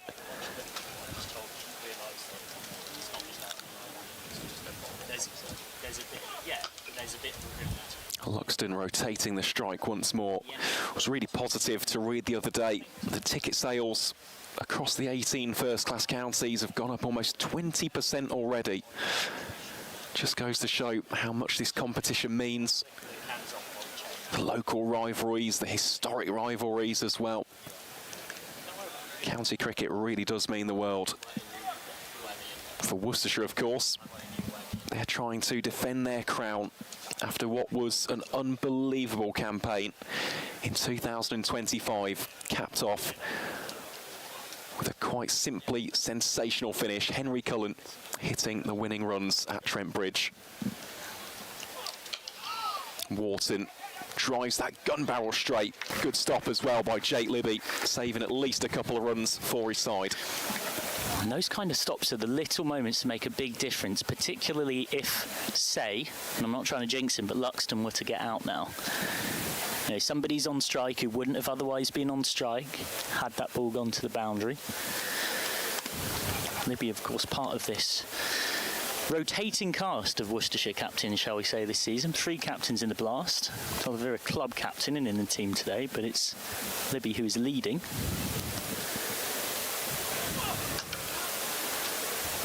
Nice stop at short mid-wicket. Now, this is something that Worcestershire are doing that I predicted they would, and that Yorkshire did a bit as well.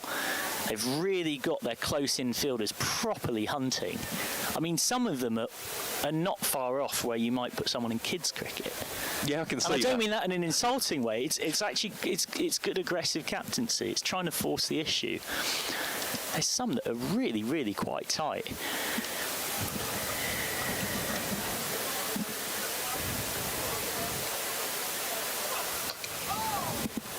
Out to deep cover for one more from Luxton. He's just taken things down the gears a little bit in recent times. Well, just touching upon that, because Henry Cullen, that previous delivery, showcased exactly what you're on about. So he was slightly deeper at short mid-wicket, if that doesn't sound like too much of a juxtaposition. But as the ball came in, as the bowler was coming towards the crease, he just took a few steps. He was very, very close there in that position, just looking to capitalise on any mistimed strikes of the ball. Waite's in a nice rhythm here. He's pumped. Oh, and there's a little bit more there between Waite and Wharton. It's all good-natured. It's all friendly. Everybody's got a smile on their face, but I'm sure Waite would absolutely love the bragging rights of getting his old teammate out in particular. So another over comes to an end, 90 for 2. And Worcestershire know realistically they've got to chase wickets here because Yorkshire are already going at 5 and over. It's difficult to see Yorkshire failing to win this if they don't get bowled out or very close to being bowled out. I'd have to agree. And well, here is one of the aces up the sleeve for Jake Libby today. A little bit of left arm finger spin courtesy of Fateh Singh, who has had a spectacular start to the competition, I think it's safe to say. Yeah, an intriguing story. It's not many times these days that you see a cricketer that might be relatively singularly skilled, shall we say. But my goodness me, is that skill something? He's won quite a few games for Worcestershire recently in various formats. Nice looking drive, but straight to cover. He won the game against Glamorgan with his deft bowling. He got a red ball 6-for against Gloucestershire, and he's been key in 2 Metrobank wins. Very laid back, sort of effortlessly stylish cricketer. Makes quite a difficult skill in left arm finger spin look quite easy. Sort of the Dimitar Berbatov of left arm finger spin. What a fantastic comparison that is. What a player as well Berbatov was. But yeah, Fateh, you know what I mean? You just sit there and think, is he even trying, you know? But of course he is. Of course he cares. He's just languid. He's a really good young cricketer, of course, a former England under-19 international. I thought you were talking about Dimitar. No, not Dimitar Berbatov. Sorry, go on. No, of course, we're on about Fateh Singh. But it was the same at Nottinghamshire as well. Like, he made a real impression, especially with his bowling. Just got plenty of control, and that for finger spin is ever so important. Yes, of course, in the modern game, we love seeing those variations. Looking at the likes of a Rashid Khan, Kuldeep Yadav, of course, those two wrist spinners, though, admittedly. But what Fateh Singh does, he almost plays cat and mouse with right-handers. The arm balls and the off breaks. And that right there, another element of his game which he's really honed and developed over the years, the changes of pace. He's got certain deliveries which almost skid back on to the stumps, which, as you can imagine, are very, very dangerous indeed. So that is the end of the over. Luxton and Wharton still out there. Yeah, just trying to rebuild that pair after loss of wickets in back-to-back overs. Remember, Worcestershire looking to make it 3 wins from 3. Yorkshire looking to make it 3 wins from 4. Single round robin, 8 group games. Winner gets a home semi-final of the group. Second gets you a home quarter-final. Third gets you an away quarter-final. Wait, just marking out his run. I think there may have been a fly or a bee or something in the eye line there of James Wharton. All smiles. Yeah, I think you're right. I did find it a little bit curious. I was like, what is Waite doing there? 1 for 8 off his 4 so far. And his figures accurately reflect how well he's bowled. Been really impressed by what I've seen from Matthew Waite today.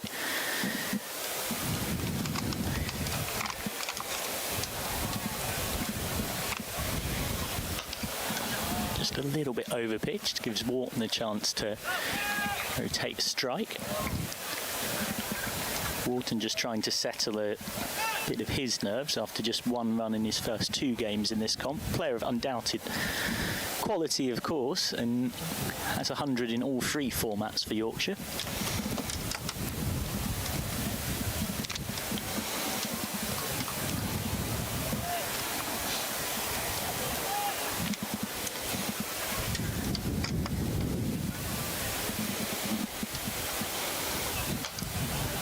Nice looking shot from Luxton. Patient accumulation. They want 2 here. This is going to be tight. And the full length dive saves Luxton.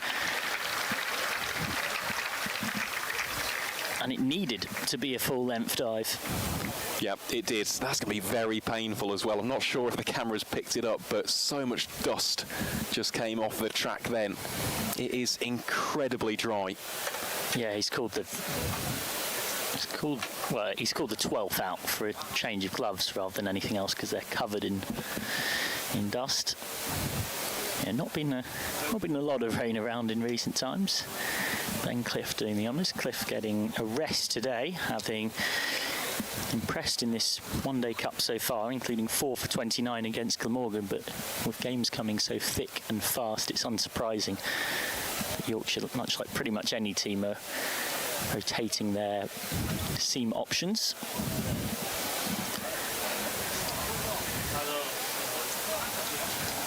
Still trying to get rid of some of that dust, Luxton. Now refocusing. Pumped up weight. Looking for his second. Stands tall on that Luxton. His wagon wheel today, peppering a very particular part of cover point and then mid-wicket. Yep. And the person who's just about to join us in the box might be a good person to ask about this, but you know, often you see this where teams won't bowl to one player's particular strength and then they have to score runs in other areas. That's the sign of a good player being able to adopt to that.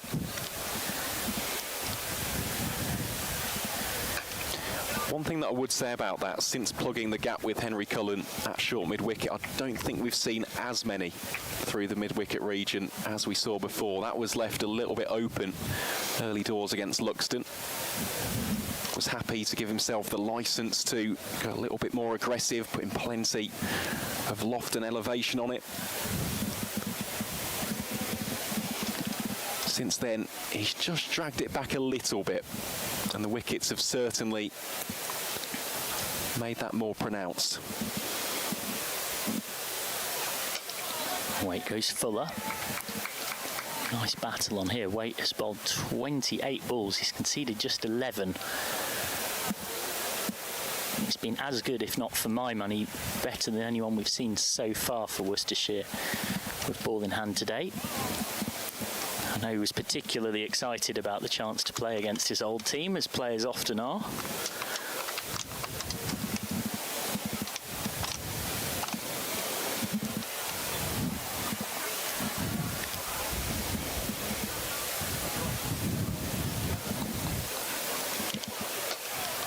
And again, similar ball, similar shot, end of the over. Aaron Vars will take a well-earned break. And settling into the seat to my left is Worcestershire's senior analyst. Previously with Ireland at the back end of last summer, but born and bred in Yorkshire and was part of Yorkshire's analytics team for a number of years before moving on last season. It's a very good sunny York afternoon to Liam Holgate. Thank you. What do you make of where this game sits then? I mean, Yorkshire probably favourites at the moment, right? I think it's just going to be key how long we can chase wickets for here with our players. Fatih Singh on for his second over. 2 short extra covers in. Kind of goes back to what we were mentioning with those aggressive field placings.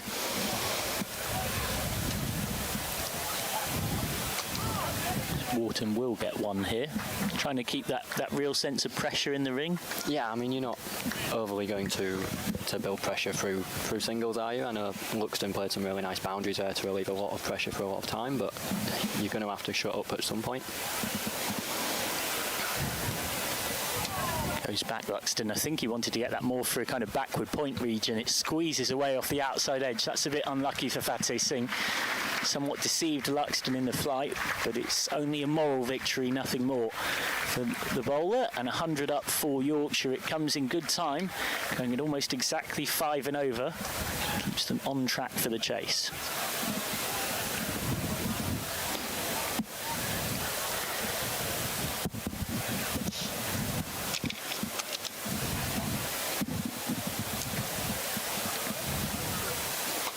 So what's he like to work with, this young man, Fateh Singh? Fateh Singh's very fun to work with, to be fair. He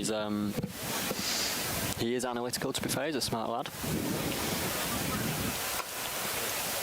It's always interesting working with the spinners instead of seamers, because seamers, on the whole, know what they're going to do. It's very front-footed, whereas sometimes spin can react when, players are learning the sweeps, the reverse sweeps, the paddle, charging. Sometimes quite a lot of what you do will be playing a little bit of cat and mouse there. I think we saw a great example first innings with Don Bess and Henry Cullen. Henry was coming down, charging, trying to take him on, and Don Bess just kept showing him that arm ball, just saying, if you're going to have to take some risk to do it. And it was a really nice game of cat and mouse there. And so in the same way with Fateh Singh, an element of it is him responding to how Yorkshire's batters behave, but also what you've told him in pre-game analysis to potentially expect from different players? Yeah, it's an expectation, but there's still a large amount. You've got to do your thing well. You can't just be a reactive player to other people. But if you know that James Wharton likes to run at you and you ignore to learn that fact, then you're almost preparing to fail. Yeah, of course, naturally. Matthew Waite on continuing. 1 for 11 off 5.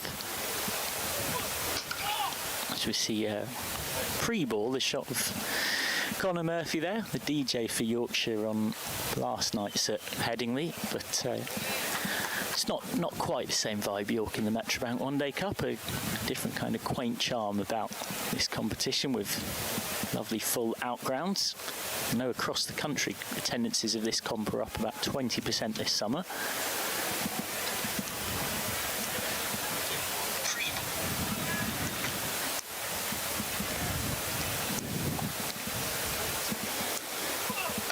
Waite again, trying to put some pressure on. What are your memories of Matthew Waite? Because, of course, you would have worked with him during your time at Yorkshire a bit and seen lots of him growing up before he made the move to Worcestershire, and then you've worked together again a bit this season.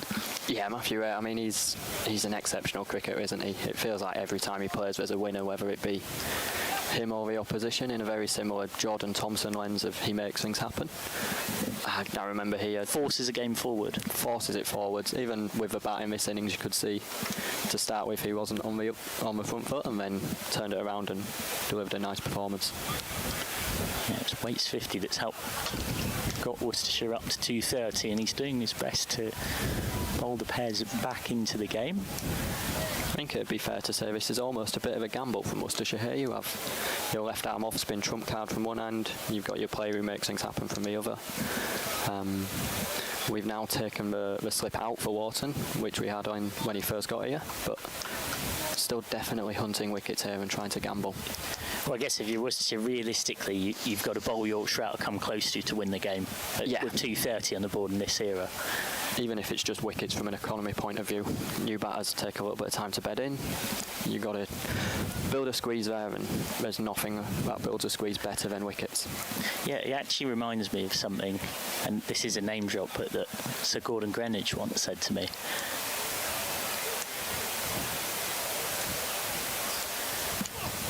Wharton thought of playing that. It was a good leave in the end. Waite and Wharton continue their duo. I've had the pleasure of working with him a fair bit at Lashings, and he's just saying one of the things that modern players often don't understand, he believes, is that in a run chase situation, if you are out there and you feel like you're not scoring quickly enough and you have to force it, there of course are times where that's true, but his belief was that many times it's not, because what you're underestimating is if you get out, somebody else has got to go in and get used to the boulders, the pitch and the conditions, and that process is going to take at least 15 minutes, often, not always. Of course, we're now in an era, particularly in the shortest formats, that's moved into a direction where retired out is becoming a common form of dismissal. What do you make of that from an analytics viewpoint? I mean, from an analytics point of view, it makes a lot of sense, but there's also one of the strongest correlators to strike rate is how long you've been batting. So you are taking a gamble in most situations if there's not a significant match-up, and by match-up I mean if he prefers pace, prefers spin, and he's going to struggle there if you can't predict that. Well bowled by Waite again. He's having a little word with Wharton, another friendly word. They've had an extended series of conversations, you might say, through his spell. I'm interested to see how many more Waite might have here. It's been a really nice effort from him, 1 for 12 off his 6.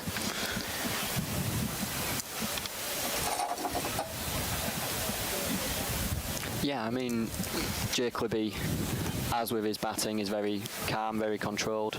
He likes to stick to 5 over spells often. Obviously now Waite has pushed past that, so as I said, it might be a gamble, but again, how long are you going to gamble for? Because Matthew Waite has been ever dependable at the death here. Whether this game will get there, we don't know.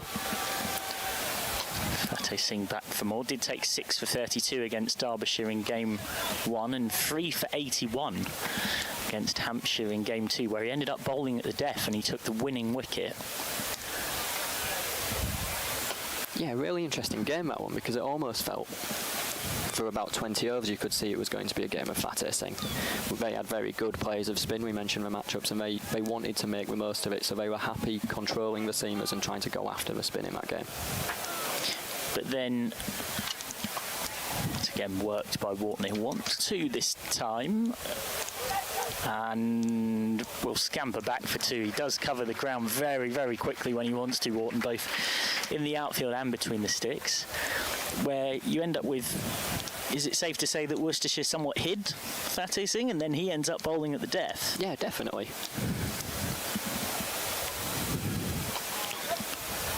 In the same way with... Well, I think the direct hit might have been relatively tight there from Libby, in fact. That was closer than we initially perceived up here in the box. Yeah, like with the same with all things, you don't want to put people under pressure too much. So if you can hide, you do hide. But then, of course, having held him back, the game gets tight, and it works out well from your point of view in the end. It's Vertu Singh taking the winning wicket.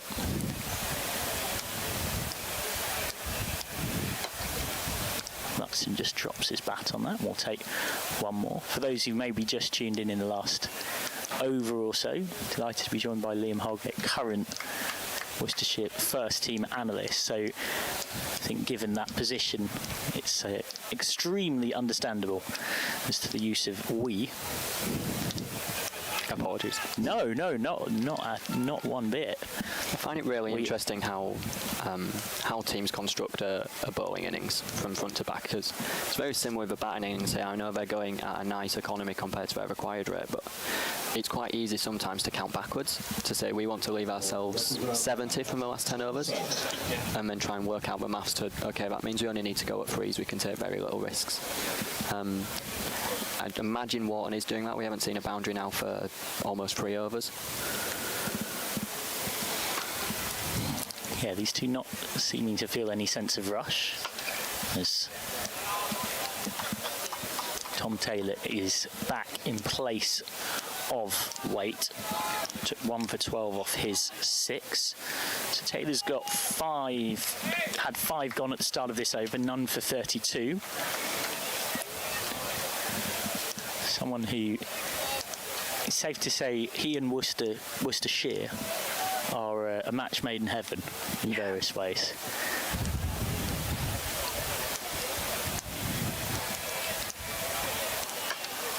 It's hard on me putting too much pressure on him here. However, go on. This was a pitch wrap. First innings, our batters came off and said it felt like it had a fair bit of lateral movement, a little bit of deviation, a little bit of nip. That's very similar to what we do at New Road. We have pitches because of our flooding, because of the difficulties we have there in having a dry, hard pitch. It produces lateral movement, and then we've got lateral movement here. It almost feels like we're playing a New Road cricket game, even if we are in this beautiful cricket ground. Although you were telling me the conditions at New Road are a little bit different this season, it's actually spinning a lot more. Here's Taylor looking for his first of the game. It is. It's changed significantly this year, and responding to that has been a challenge, as it probably is for opposition teams coming here and removing some biases they might have, especially for, as we say, Tommy Taylor, which has previously loved bowling on a very bowler-friendly pitch at New Road. He took the most wickets in Division 1 last year with some assistance and some very good bowling, it should be said. And now we're learning to adapt, we're learning to use a little bit more spin, how we can go on those harder to bowl on wickets. Morton just opening the face, won't get any reward for it. It's a nice little bit of keeping it tight. Building here from a Worcestershire point of view, but it's probably going to need a little bit more of it to try and force the issue on Wharton or Luxton. The required run rate sits at a very manageable point right now. 4.5 and over almost exactly.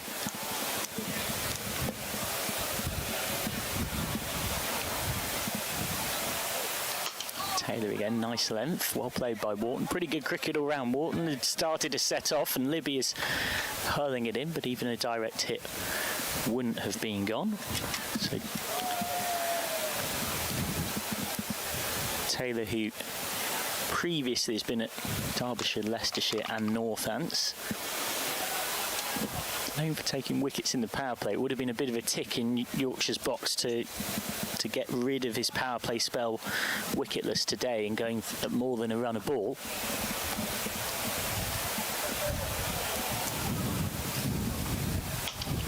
Wharton with one of the shots of the day. Classy and 4. We say wicketless. Did Tommy not manage to hit the stumps over the ball and just not have the bail come up? It's almost as close as you can get from him in that first spell. Yeah, that is true. I'm not bitter at all.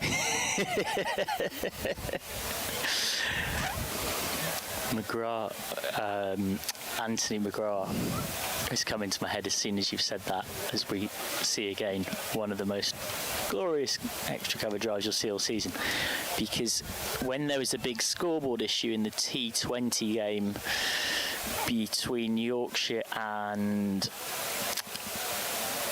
my memory's failing me, flicked away the first ball. Fatty Singh's over. It will be just 1. There was a scoreboard issue in the 89th over and 18th over, beg your pardon. And basically, Anthony McGrath said that because of the scoreboard issue, a ball was missed out of the over. As it was, Yorkshire won the game. It was against Leicestershire. Yorkshire won by 40 odd runs. But he made a point of saying in his post-match interview with the journalistic huddle, pretty much the exact turn of phrase that you'd used.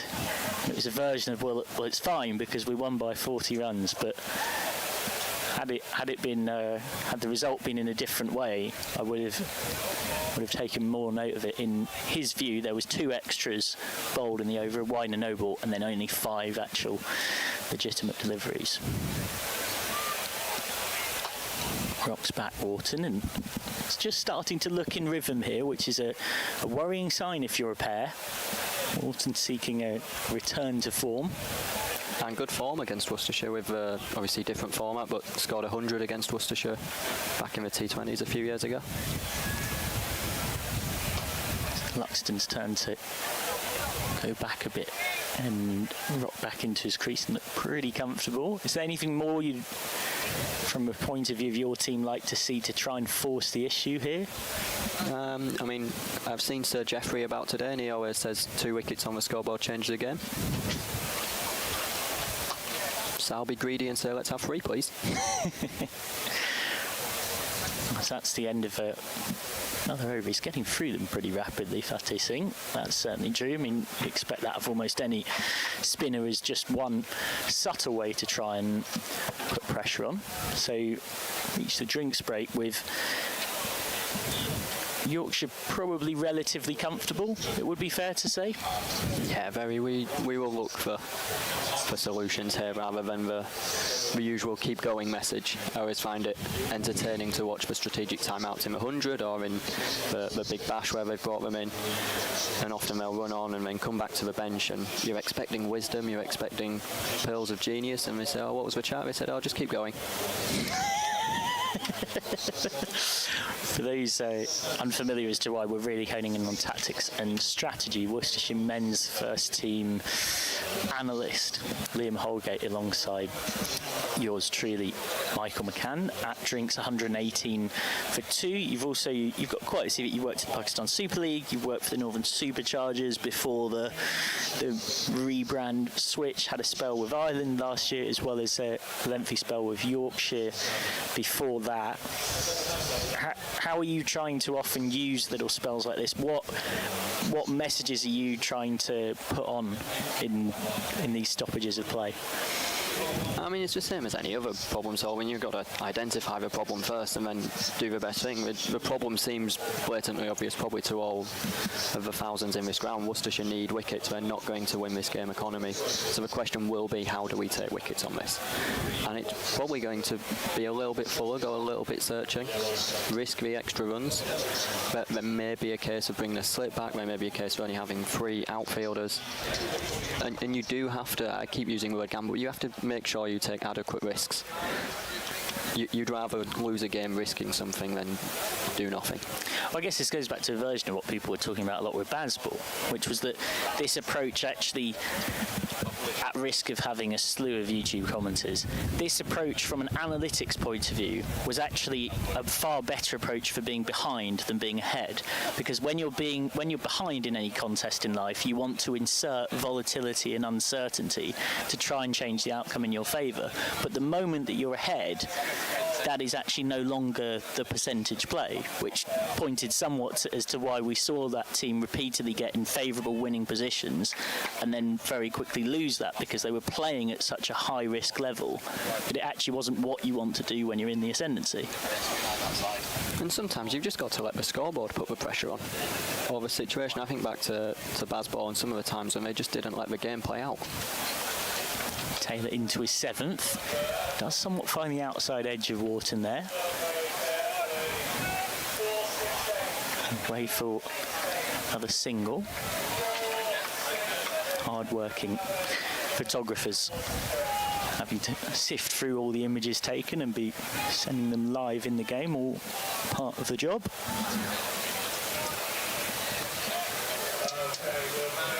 I imagine it's easy to be a photographer at a place like this.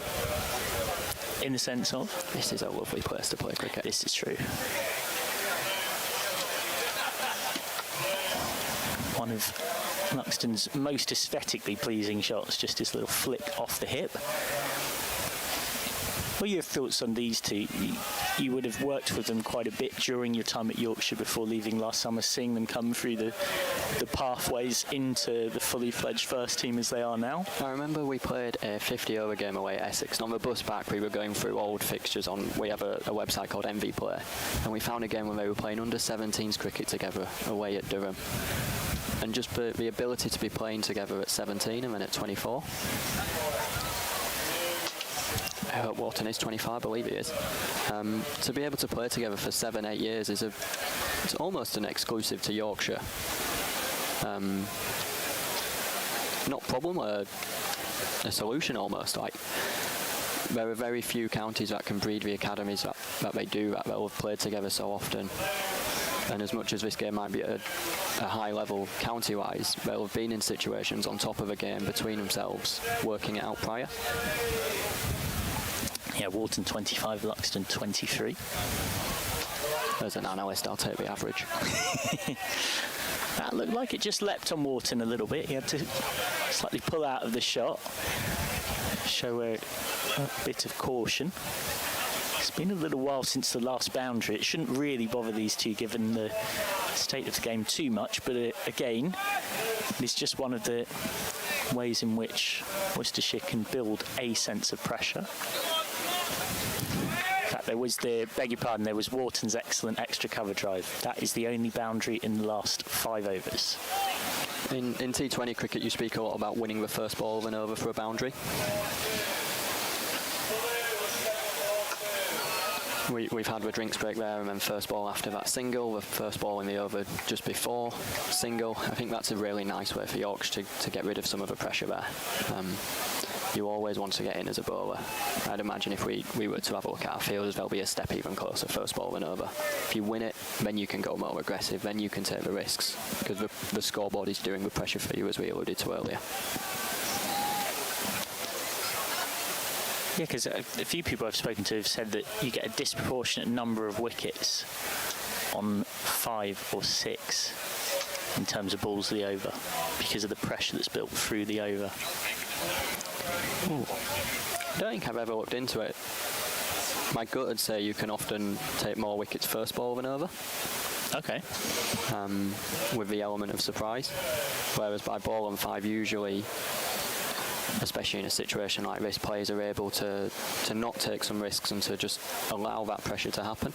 We look at the first innings towards the end where with Ben Gibbon, like when we get to balls 5, ball 6, he knows full well we want Matthew Waite on strike next over. He can just allow himself to just do nothing almost, and that'd be a good result. Fateh Singh continuing. That pattern of singles from the first ball continues.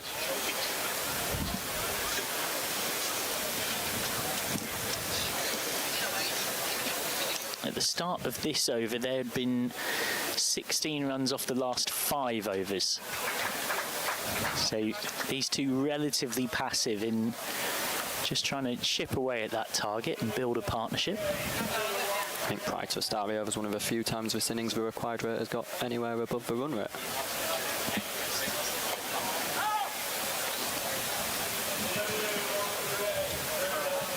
Fateh Singh looking to be the player that can make the difference with his slightly round arm slingy action, likes to skid it onto the stumps.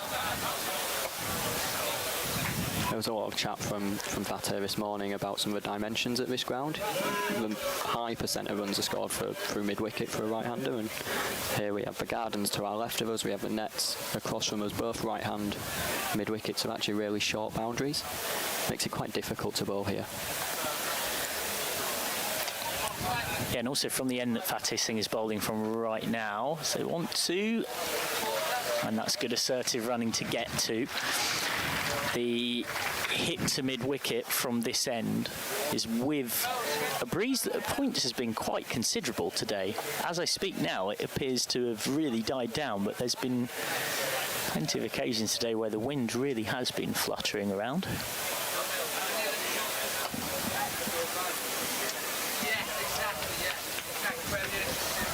That's almost worst case scenario for Worcester there. Single in the ring.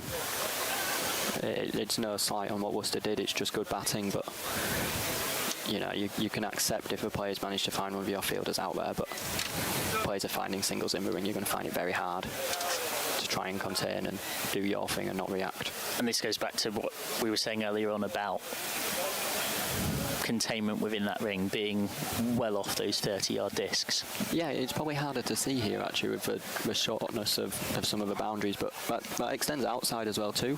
You think sometimes it's quite an easy 2 to the rope if you can be off and try and turn that into a little bit of risk or jeopardy.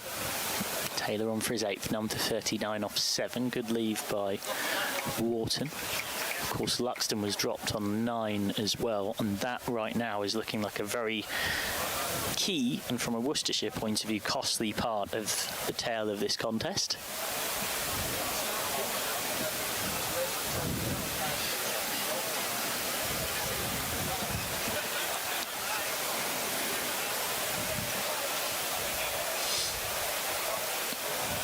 About 5,500 in today, I'm reliably told.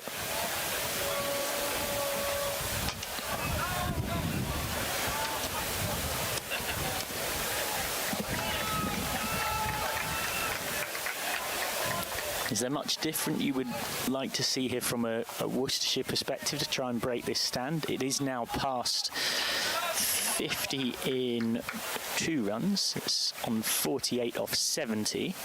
I don't think so. There's a stereotype of analysts being mavericks and trying to do really weird things, but there's also an element to cricket that is just playing the game. I remember there was a game at Headingley a few years ago. Bumper. That is the effort ball, and Wharton has dispatched it. Flicks it round the corner. So first boundary in a little while for Yorkshire in 4 overs or so. And Wharton takes himself on to 30. That leads in well, because I was about to say there was a game at Headingley a few years ago in a red ball fixture against Sussex where it got to day 4 behind the game looking at a draw, and it took a David Willey very impressive spell of coming in round the wicket, bowling bumpers, putting a lot of extreme pressure on and a lot of aggression. And sometimes it's easy right now to say, oh, maybe we do that. Obviously the bump hasn't worked there. We probably haven't got the pace that David Willey had back then in Taylor, in Gibbon. But I think it's an element of we've just got to try and keep being better than what they are. Taylor back on a length that he's better known for. And how does that relationship work between you and Alan Richardson as head coach? Because every analyst head coach relationship has a slightly different way of working. Yeah, I mean, I should shout out that he's probably one of the best men in cricket, so it's very easy to have a good relationship with him. He's very proactive with stats, and he'll often come to me. He's self-pronounced as a collaborator, which is really handy to work with. There's obviously been coaches that you get on better with. I mean, there's some that you get on much worse with in your career. Wharton is flicking away. Wharton will get 2. But I really enjoy working with Alan. Obviously he's now on the county selection group, is it, or whatever the name it's been a part of. Yep. And I think that shows his respect in the game. To be alongside his rival for the day, Anthony McGrath. But yeah, it's different. Some head coaches can get very tactical and get full on with the bowling plans, and some, like Alan, he'll allow me to work very closely with the bowling coach, Richard Jones. Another person I have a great working relationship with. Seems to be bending his back here, Taylor. Has found the inside edge of Wharton's bat. Just searching for something near the visitors to try and feed off at the back end of this contest. That over's gone for 5.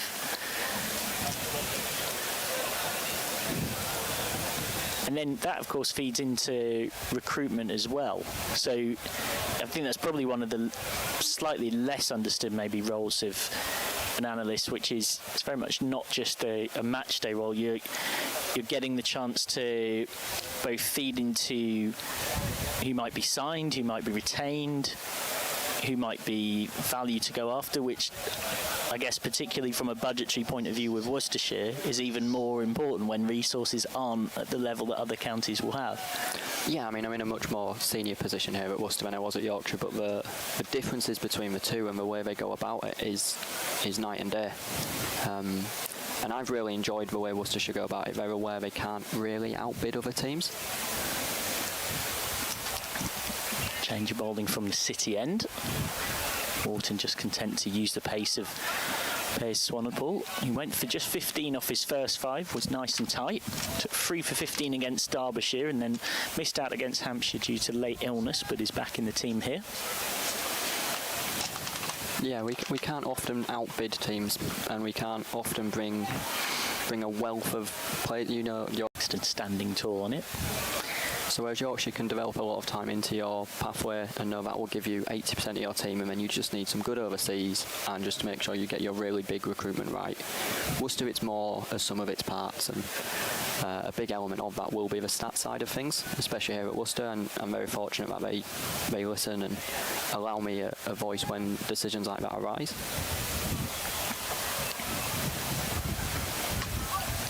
Flicked away by Wharton. So then, of course, natural follow-up to that, particularly with Swanepoel on, is what was it that attracted you to Piers Swanepoel? Without revealing too many secrets,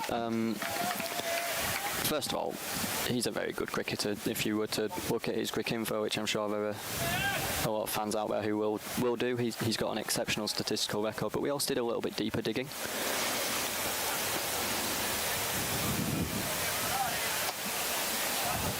Luxton can't get a single there. In that we recognise that New Road is a place that has a high LBW bowled percent, just due to the nature of the flooding and how that leads to a lot of deviation. We recognise it's a low scoring place. If a bowler can offer 15-20 runs, that can be a match winning input rather than just a nice input. And we recognise that it's a place where you want the seam movement, not the swing movement.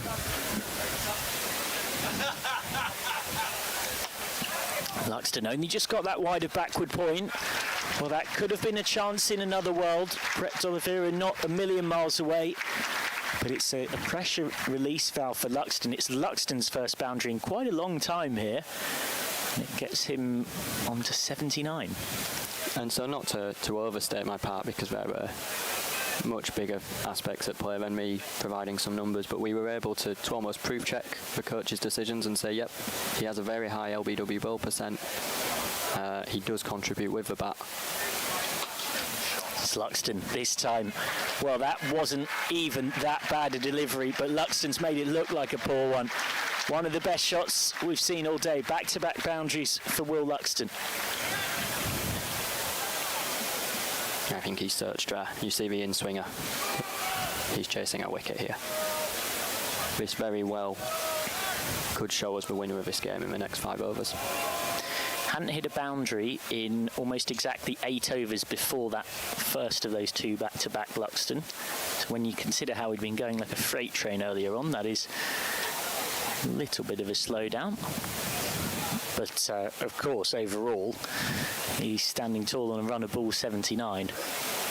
Required run rate has dropped down to 4.1, as Ben Gibbon will come on to try and make a difference. 1 for 34 from his 4.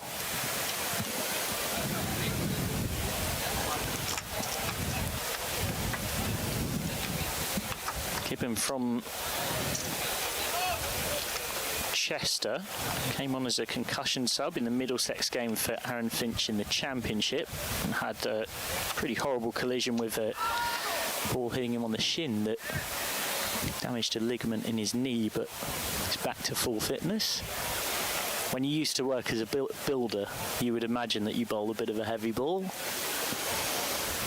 He had a very similar actually career to what you'd almost describe as a Worcester mould. We had Alan Richardson, who had to apply his craft and come through other methods. Obviously Ben Gibbon played some minor counties cricket before coming through. Sometimes I think the players who have to work it out a little bit more and do it in unconventional methods have to find better solutions. I think that's come off the hip. Not certain this will be runs. Yep, leg by against Luxton. What would you say is the most misunderstood part of being an analyst, working in, well, I was going to say professional cricket, but of course you've worked in football for Nottingham Forest as well? I think it's the decision-making nature. You're not just a nerd telling people what to do. Walton with a nice looking drive to Swanepoel. Nor is it telling players what to do. Your job is to provide information and let other people solve the problems. Some of your information will be education. We can do research on how the game works and how the game's changing. But actually a lot of it is just helping people make their own minds up. You're not making decisions for you, and I think it's very easy from the outset to make it look like you are just a decision maker.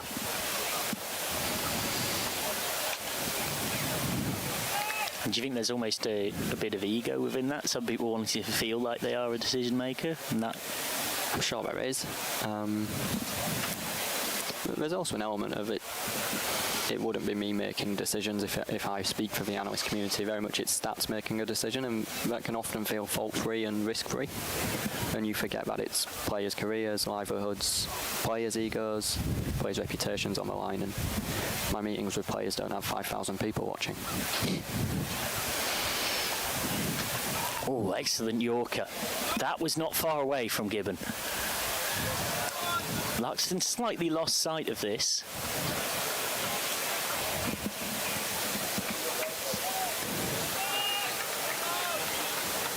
Well, if it's going to happen for Worcestershire, it's pretty much got to happen now with the scoreboard as it is. I mean, we've tried all 5 bowlers there in the last 8 to 10 overs. This is us, cards on the table.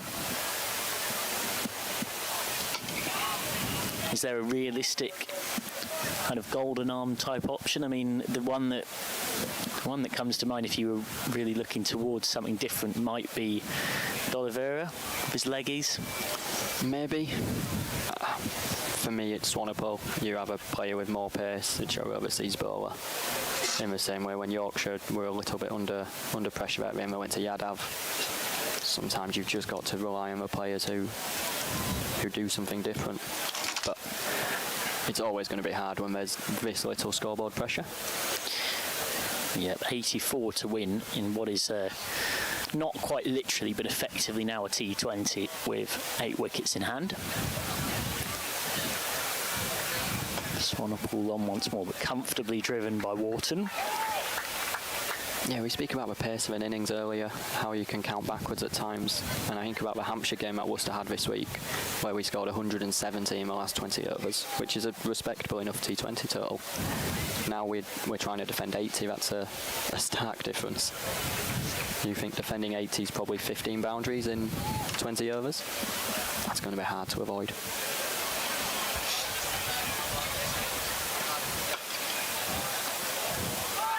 Neatly stopped away to his left by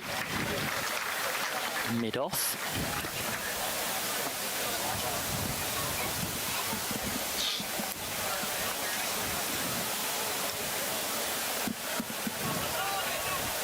Swanepoel searching for the breakthrough. It's his 7th over. He's been, after weight, Worcestershire's 2nd most economical. Dug out by Luxton. having a bit of fun with it. Very clearly a bump ball, Brett Oliveira. Chucking it up.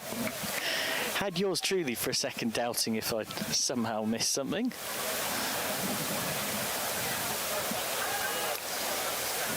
Until that brand new scoreboard switches over on the Kevin Hutchinson, I'm not celebrating.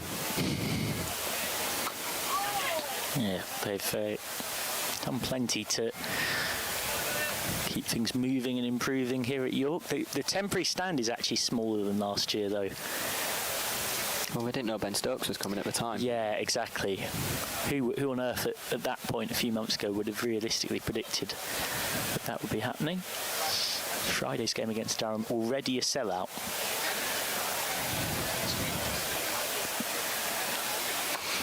Luxton goes back, forces away through point. Will be just about kept in play. They'll come back for 2. Smart work out there to keep it 2-2. 150 up for Yorkshire, just inside 31 overs at almost exactly 5 and over. At this stage, Worcestershire were 114 for 4, so 36 run gap, having lost a couple more wickets. So again, I guess you're going back to from 53 for 4, always a tough day. Always a tough day. Probably actually speaks a little bit to what Daniel Latigan and Henry Cohen did there.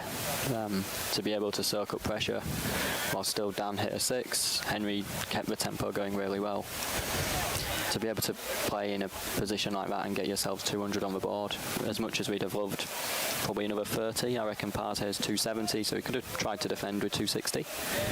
It's not that we're not trying to defend, obviously, however, you give yourself a more realistic chance. We still gave that a pretty good innings from where we were. Gibbon on to start a new over. Starts new over with a nice looking delivery. Thanks very much to Liam Holgate for his time and company across the last 10 overs, giving an extra level of insight into life as an analyst. Used to work for Yorkshire, had a spell with Ireland women last summer before over the winter moving to Worcestershire. Always interesting to get different viewpoints on the game. As Wharton is flashing at that and has nicked it. Wharton's gone. Out for 38, 150 for 3. Gibbon gets the breakthrough. And this partnership worth 72 is finally separated. Have the Worcestershire Rapids just given themselves the tiniest of sniffs? Gibbon bending his back, and it's a little feather from Wharton. He's played comfortably his best innings since coming back from that knuckle injury. But it's ended here.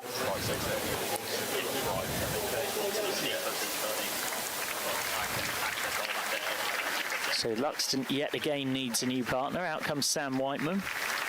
Just flashing it a wide one, Wharton. He'll feel like it was a ball that was there to be hit. Neat catch by Roderick.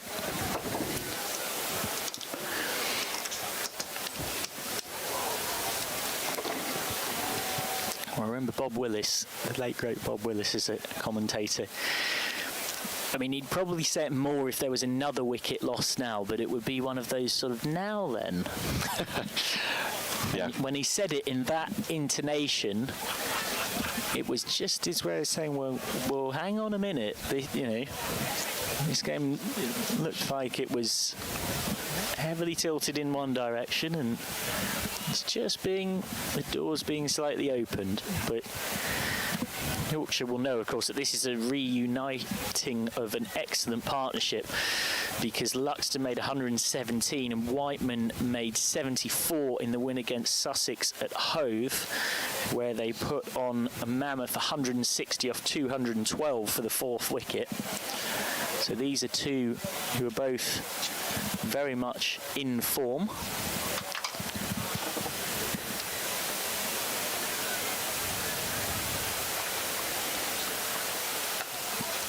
Whiteman off the mark here as Aaron Viles is settling into the seat away to my left. I must say, I'm glad that we got Liam on. I always find it really interesting to hear the insights from analysts. Know quite a few across the county circuit, and it's a fascinating job if you're a cricket badger. Also just had a question that I wanted answered, which is really interesting as well. More on that after this ball from Ben Gibbon, which Luxton plays proficiently through the covers for one. So I was thinking, how is the analyst commentating and not having to do any coding? Now, for those who don't know what coding is, it's essentially the ball-by-ball stuff. So they're constantly tracking the data. So that is bowler, type of delivery. Where was the ball bowled? Correct. What shot was played? Yeah. Where did it go? What was the field? Exactly that. And as it turns out, that in the One Day Cup, the home analyst does that. So the travelling analyst doesn't have to. And that's collectively shared? Yeah, throughout the season. Yeah. So obviously that data will be shared with Worcestershire as well, as will be the case with Durham on Friday. And that happens in the One Day Cup and in the T20 and in the Championship? Yeah, from what I've just been told by Liam. I say that's really interesting to know. Because it's something which, again, when you speak to analysts, it's always almost the lion's share of the job. It's the real big task that they have to do. That one goes down the leg side. Wide is signalled.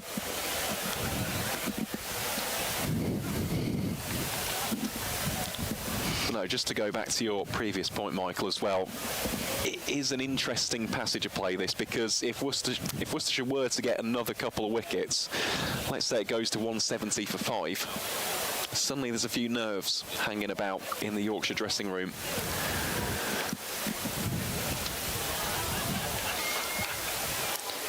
Yeah, you do sense Luxton's key as well. Luxton's looks so comfortable and composed for that 86 off 89. So that's the end of another over. 32 gone then. Yorkshire will feel like they hold all the cards right now. In terms of economy rate, Worcestershire keeping things relatively tight, but the problem is they're defending such a relatively low score. As Liam alluded to, just makes it hard to build that scoreboard pressure. Last 3 overs have only gone for 9, including that wicket of Wharton. So here comes Swanepoel. This will be just one. Oh, direct hit. Luxton would have been gone.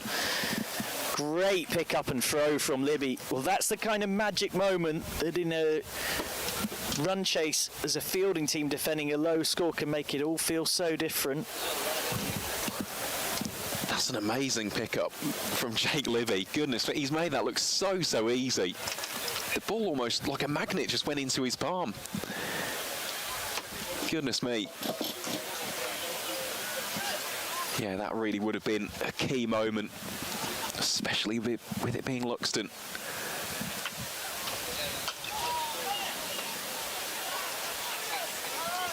Then well backed up by Fateh Singh. The ground fielding for the Rapids has certainly improved as the run chasers ticked along here at Clifton Park. Saw a couple of early missed fields, of course, Luxton being dropped by Henry Cullen at slip when he was just on 9 runs. Since then, though, just see a little bit more belief in the body language of the side in black and grey.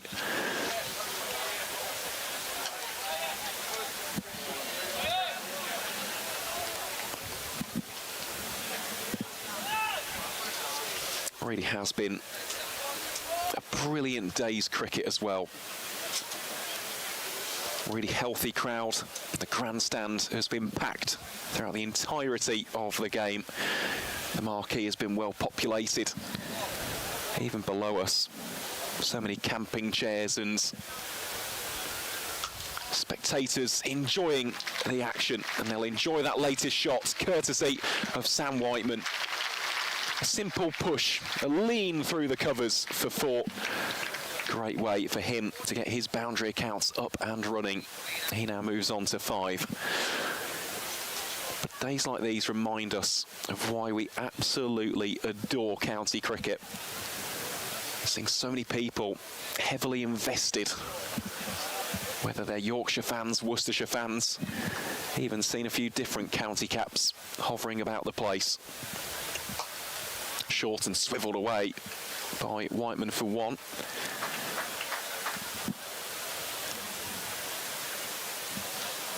I must admit, I do absolutely love my outground cricket. Here at York, Scarborough, Cheltenham, it's another beautiful one. Today we're seeing matches at South Northumberland and Arundel Castle as well. Something really wholesome about going to an outground. There's nothing wholesome about that as far as Worcestershire are concerned. That has sailed into the crowd for 6, put down by one of the spectators. But Will Luxton continues to find the boundary rope and beyond with ease. Well, it's not quite one of his no-look 6s, but it's certainly a bit of a Luxton trademark. He knows when he's hit it sweet and true. He stands there, he holds the pose in quite a dismissive way. The body language is almost as if to say, is that all you've got, to the bowler. Dropped in the crowd, as the Kevin Hutchinson scorebox is all too happy to confirm. Yeah, I just noticed that. And it was quite a catchable height. I'm not sure I've seen too many times where a scorebox has sledged the fielding from the crowd. That's not something you see too often. I've seen them show replays of the drop catch, but that message was up there in a flash. Well, Gibbon returns. Slightly streaky that from Sam Whiteman. Played it with soft hands though, so we'll Scarper back to make it 2.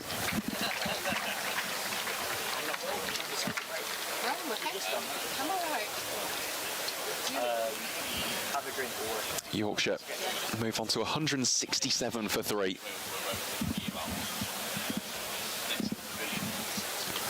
It's not far away from back-to-back list A tons. He'd only got 1 before the one against Sussex.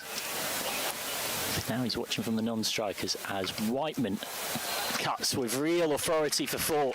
That might be the boundary to get Whiteman going.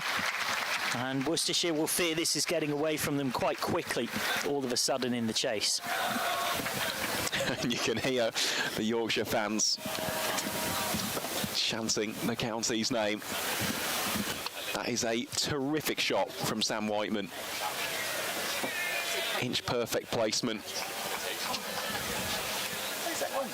Nice whip, a roll of the wrists to play it nice and late.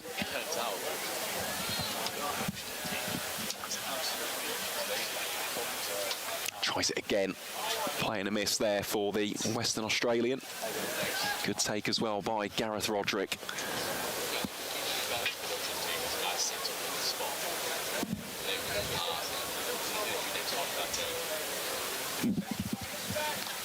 Great to see so many youngsters around the crowd as well, wearing the different club cricket shirts and a few Yorkshire shirts as well. Hopefully enjoying the action taking place in front of them.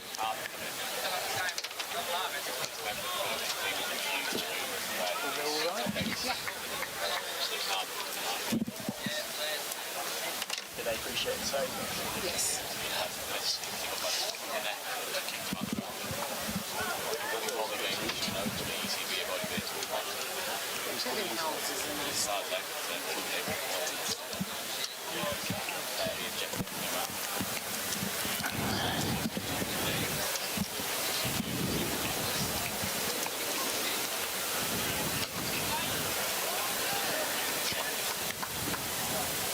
It was something we were talking to Liam about, the Worcestershire analyst, when he was on not too long ago, but it's difficult for the Rapids here. You're trying to really force the issue now, playing with not a lot of chips.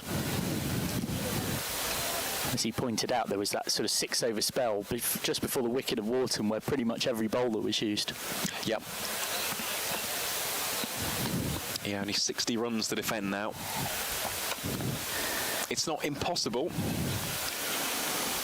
but it would take something quite remarkable at this stage. 34 overs have gone then. Yorkshire 171 for 3. And the other thing that those kind of big overs back-to-back, just gone for 18 off the last 2, have done is that it slightly deflates any sense of pressure from the Wharton wicket.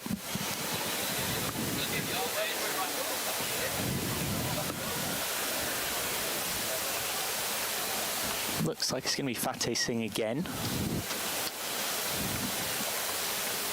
Going to try and tease and tempt Luxton, who is 93 not out from 91.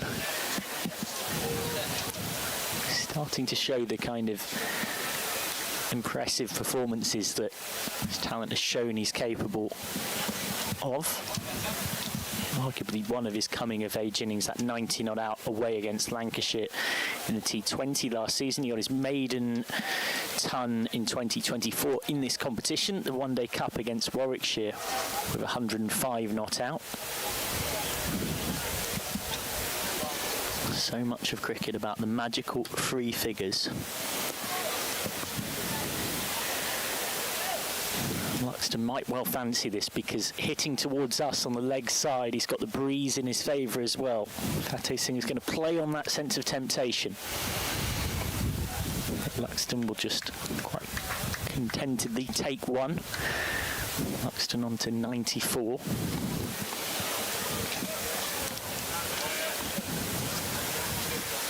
Luxton, he said about his so-called no-look sixes, it's just from practice keeping your head down, so when you get a good one, you naturally do it. It just kind of happens.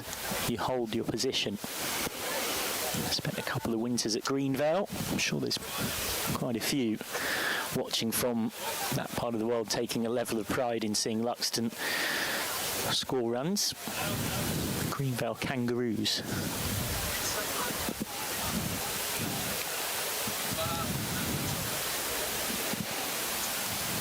Whiteman going back. The daintiest of late cuts, almost out of the keeper's gloves, really. That picks Whiteman up a couple.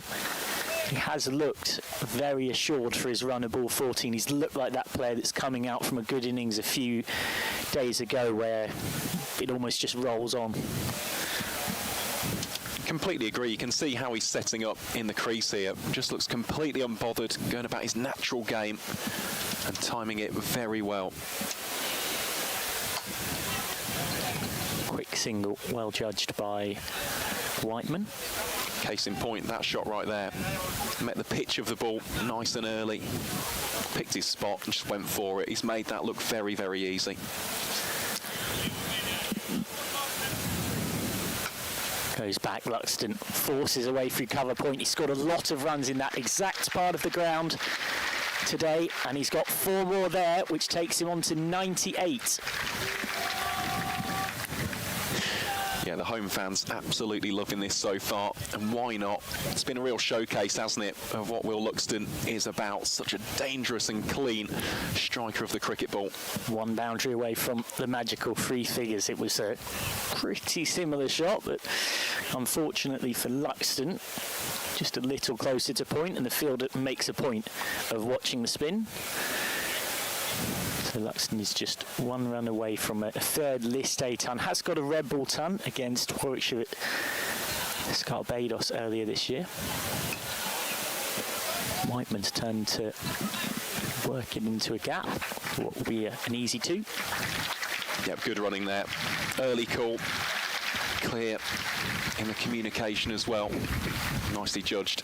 Yeah, Will Luxton, what a season he's having. That really was a great knock as well at Scarborough in the county championship. One of those which put Yorkshire in a really good position to almost go on and try and win that game. And he has given his side a brilliant foundation here from which to go on and chase the victory. Currently on 99, 1 run shy of what would be a 2nd successive century in this year's Metrobank One Day Cup. And 32 runs scored off the 4 overs, 29 scored off the last 3 overs post the dismissal of Wharton. So these two have just accelerated to ease any sense of nerves in the Yorkshire dressing room. But Luxton will be a bit nervous personally because he's on 99 against his old teammate Matthew Waite, and he will stay on 99 for now. Yeah, he just doesn't look too flustered though. Just goes for a few steps out towards square leg. Time to refresh and refocus the mind. Oh, his old teammate would love to get him out. Waite back on 1 for 12 off 6. He bowled really nicely earlier on. Of course, Waite's 7 years older than Luxton, so they wouldn't have crossed too much in the pathways at Yorkshire. Luxton will go to his 100. It's back-to-back List A tons for Will Luxton.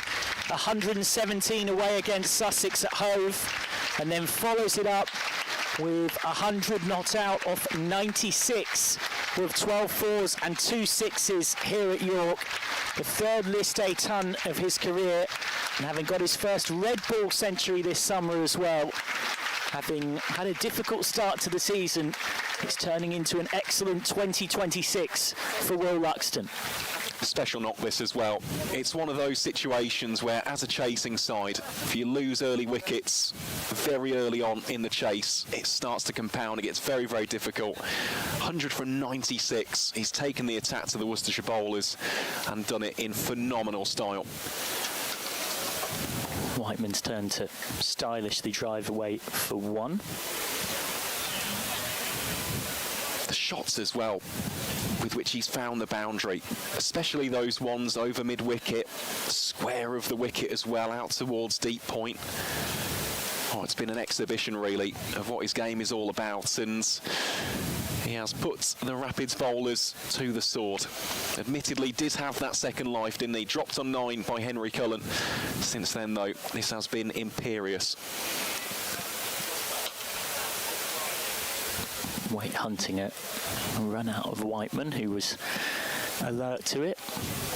I thought you were going down the sort of puns route where you talked about putting the Rapids bowlers, and you just went for the straightforward to the sword. It's had me starting to think, what's the pun on how do you get rid of a rapid? Do you build a dam? Ford it.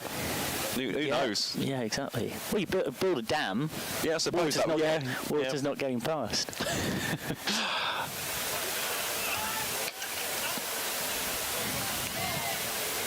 I was very close to saying he should now be called Will Luxtons, but I decided against it. Back-to-back centuries, though. And a bit of wider context as well.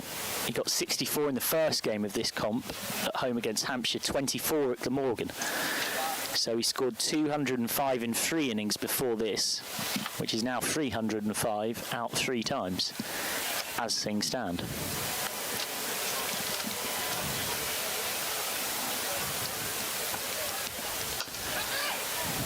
He's really hit that hard down the ground, and takes a bit of a clunk out of the turf. It was actually well stopped at mid-on by Libby. End of the over, 184 for 3. A few more words from Aaron Viles, who will soon be joined by our President for Life. From a Yorkshire perspective, of course, Dr. Jane Powell. Thank you very much, Michael. As we just see the wagon wheel for Will Luxton. Hasn't really scored too many through deep extra cover or indeed down towards fine leg, but aside from that, really has scored all around the ground, and especially those boundaries through mid-wicket. They have been very, very impressive indeed. And right on cue, we do welcome Dr. Jane Powell back to the commentary box here at Clifton Park. Jane, I'm guessing you thoroughly enjoyed this innings from Will Luxton. Oh, it's been an innings of real class, hasn't it? Some of the shots he's played, you've just seen him pick up the ball and just hit it, and Sam Whiteman's starting to do similar now. He's just stroking it around the ground. But Will Luxton, you know, young lad, really coming to maturity in this competition. He scored 100 way back 3 years ago against Warwickshire at rugby school, and this season he's just been very, very strong at the top of the order. Feels like he's got his confidence back, doesn't it, for Will Luxton? Yeah, I think sometimes you just need the odd shot to go your way, and it just flicks a switch in your mind that you know what you're doing, and you just, then everything comes together. As he just places that one really out to the cover boundary for a single. And this is where they, certainly as a fielding team, you look at the total and you see it coming down quite quickly or quite rapidly.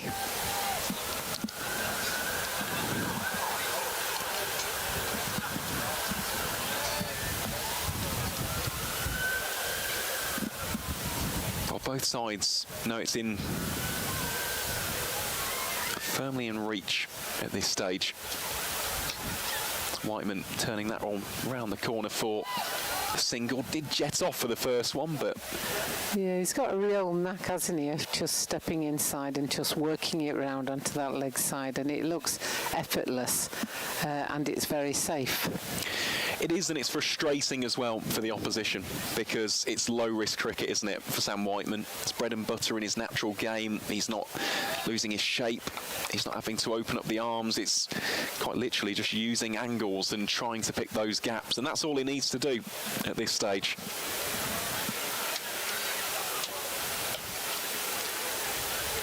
And having said that, then there's a danger there that Luxton just lost his shape a little bit. It's almost like became a little bit too bottom-handed, where he's been keeping this shape very well throughout the rest of the game and keeping nice and sideways and leading with that top hand. The bottom hand accelerated through a little bit there. Which, when you're playing it over deep mid-wicket, that's fine, but not when you're trying to play it along the ground. Slashed away handsomely. Will at least be 2. Good tumbling stop out there by Kashif Ali. 2 it shall be. Yorkshire just chipping away at these final required runs. 42 now. That is the equation for the White Rose to make it 3 wins on the trot. After what was a disappointing first game at North Marine Road against Hampshire. Yes, Hampshire did have some really good performances, but confidence was high heading into that fixture. Since then, they have been nothing short of superb. Especially this guy, Will Luxton, rifling it square of the wicket once more. Bit of deja vu. Guess who's doing the fielding out at deep points is, of course, Kashif Ali. Done well there. A copy-paste, that one, wasn't it? Interestingly, because I think they didn't function well at Scarborough against Hampshire, but you know, they won ugly in Glamorgan. It wasn't it wasn't one of those where you thought, oh, this is a stroll in the park. When they finished their bowling and they were 180 that they needed to chase. You thought, oh yeah, this is fairly straightforward, but then slowly but surely kept losing wickets, and you started to think, no, don't throw it away. And it was only in the 49th over that they hit the winning runs, albeit with 2 wickets to spare. But it was an ugly win, as they say. Sometimes it's good to win ugly, because then it gives you that confidence to then go out and play the next game. And the next game down at Sussex, Ben Code was just superb. 5 for 12, just set the tone. And he was ably supported by everybody else. And now, today, it looks like they've just lifted it once again with today with the batting a little bit more.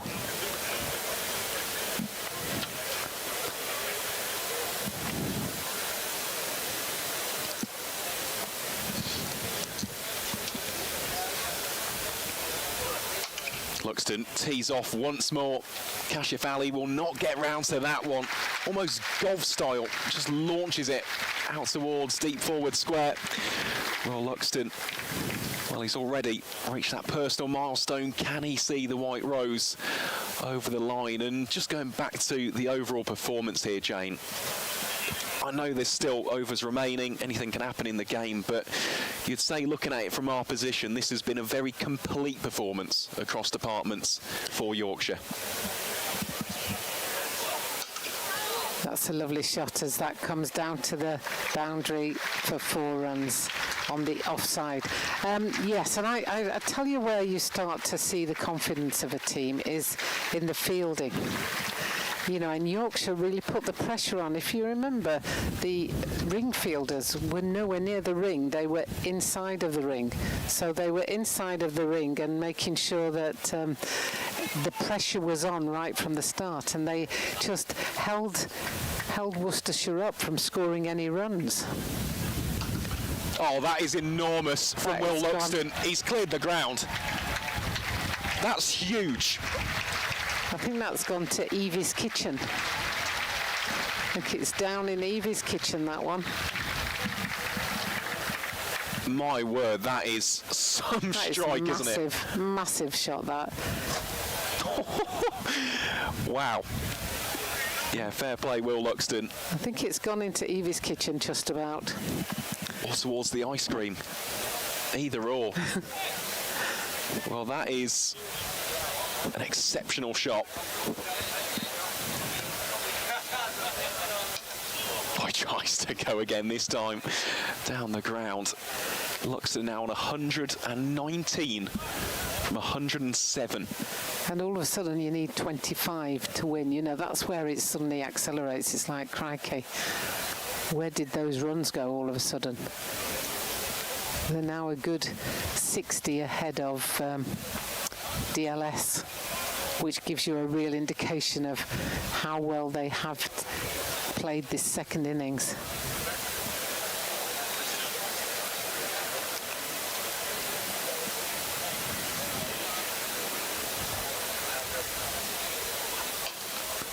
Low full toss by Matthew Waite.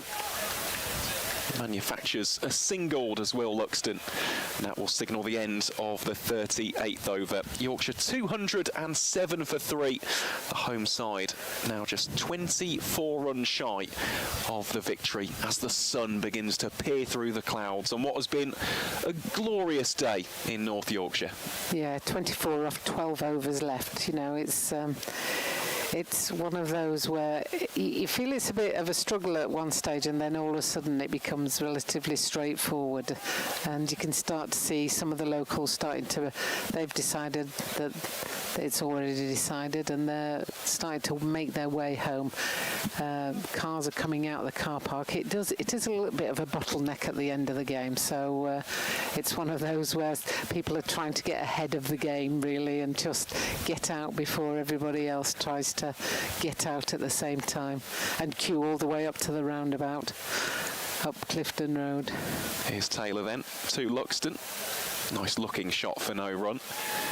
Well, of course, this will set up the home side very nicely for Friday as well, in front of a sold-out crowd right here at York Cricket Club. Durham are the visitors. A certain Benjamin Stokes. Who got out first ball today? He did, Golden Duck. Yeah.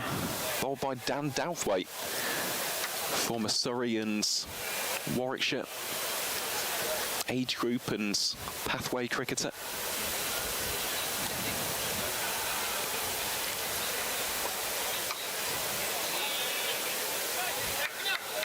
That's well fielded there by Libby, Jake Libby. Yeah, he's been good today. Captain still leading by example out there in the field. Well, you have to. You have to, right until the bitter end. That is why you are the captain.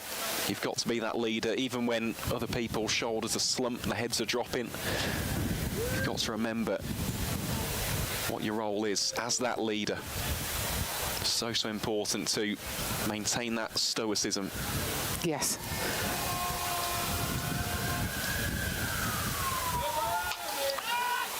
Shouts of catch it, falls just short of the aforementioned Libby. 1 run added to the tally for Yorkshire. Those look like Steins walking past us down here. They look like massive. Massive. Look, they're big ones there, aren't they? How much is in that? Looks like 2 points, not 1 point. Oops, careful, don't spill it. Oh, concentrate. Has he made it yet? Oh, he's taking a drink out of one of them. Remember which one he took a drink out. And that's played backwards of point, and that's racing away, and that's 4 runs.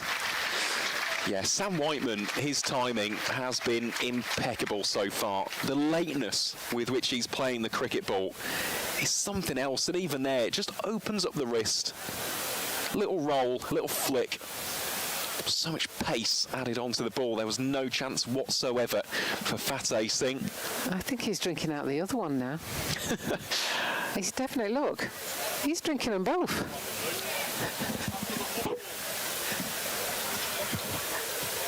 By the time he gets round, they'll be empty. And that's run down. There's fielded well, and there's no run there. Well, just as we are on the theme of next games, of course. Oops, walk straight, mate. Walk straight. Oh. Oops. I tell you what, there won't be much in those pints by the time he gets to where he's going.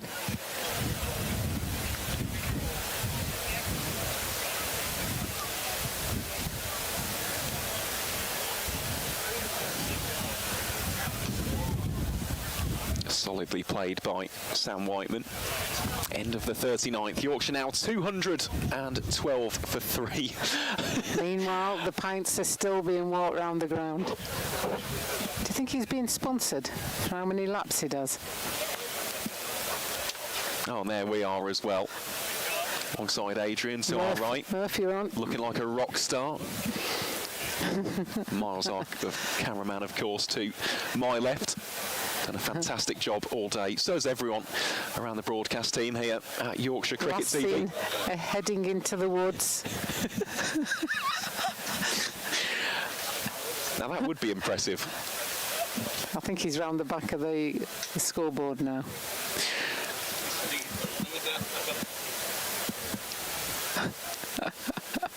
Well, back to the action in the middle. Ben Gibbon has ball in hand. You haven't missed anything, folks. We're waiting for the next ball of the next over.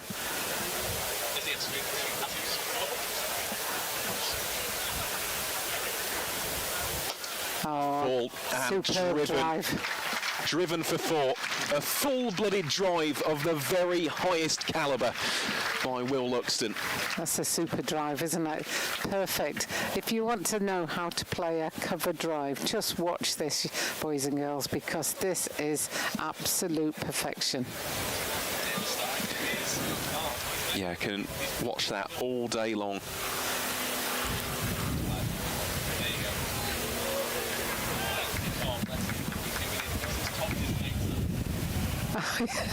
He's topped the other glass up with his. He's only got a quarter of a glass left, but his mate's got a full one. Well played, sir. Well played. Sit down.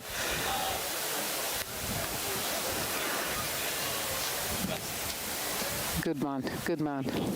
Oh, we've got a problem here by the looks of it.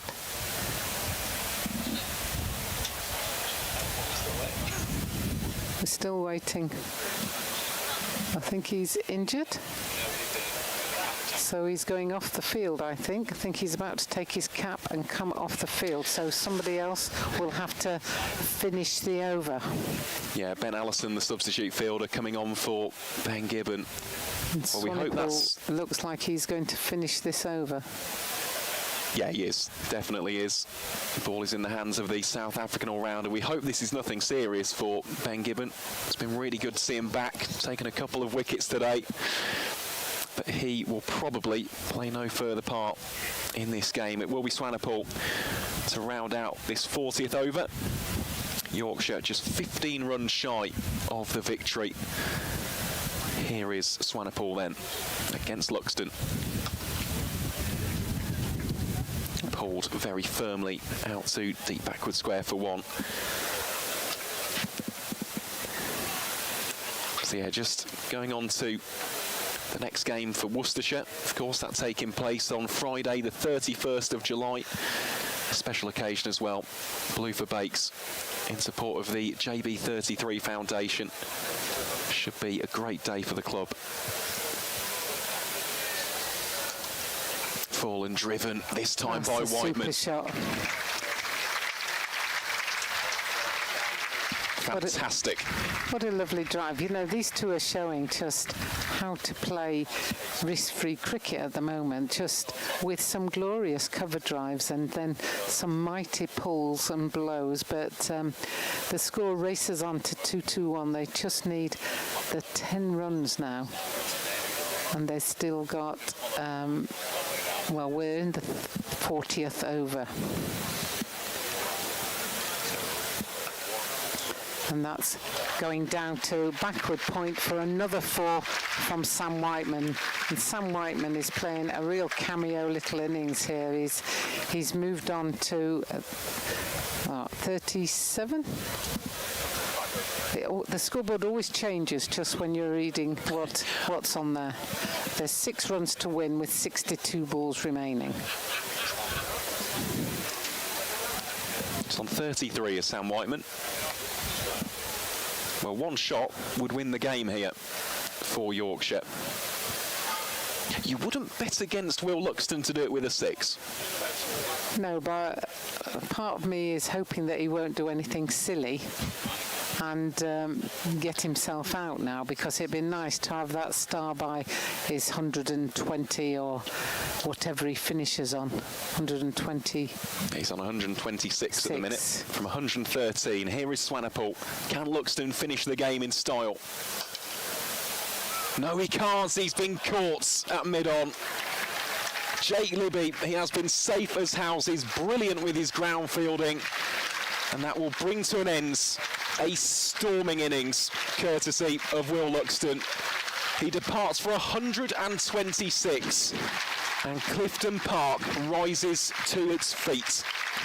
To an individual, spectators of Yorkshire and Worcestershire both acknowledging what has been a special innings from a very, very talented cricketer. Well batted, Will Luxton. Yeah, fantastic knock by Will Luxton. Just showing his class. I'm just disappointed for him, not disappointed in him that he got out just with 6 runs remaining. And part of me thought, you know, he's going to try and finish it in style. And what happened was what I didn't want to happen, which is he holed out to Jake Libby. And that's a real disappointment. And you can see as soon as he hit it, he knew that he'd mishit that straight to the fielder. Even so, that has been a match-defining knock from Will Luxton, one which has got his side within a whisker of making it 3 wins on the spin since that opening round defeat to Hampshire in Scarborough. So 5 runs, that is all Yorkshire require from the final 10 overs. Fateh Singh has the ball in hand from the city end. Sam Whiteman will be the man on strike.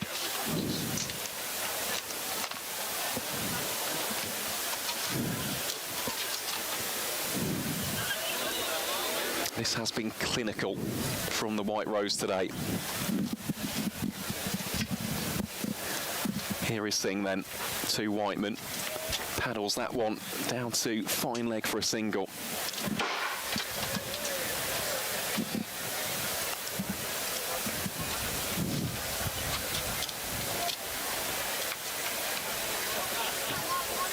So George Hill, the new man on strike. 4 runs, that is all that the home team require. Oh, Hill shuffling down the pitch. Good intent shown on this first delivery. He's got licence though, hasn't he, Jane? Yeah, I don't mind that because it shows that he's being positive. You know, what you don't want to do is just hang around and then just nick it or just miss it completely type thing. And he did the right thing. He got something behind it. What you can't afford to do is gallop down and miss it completely.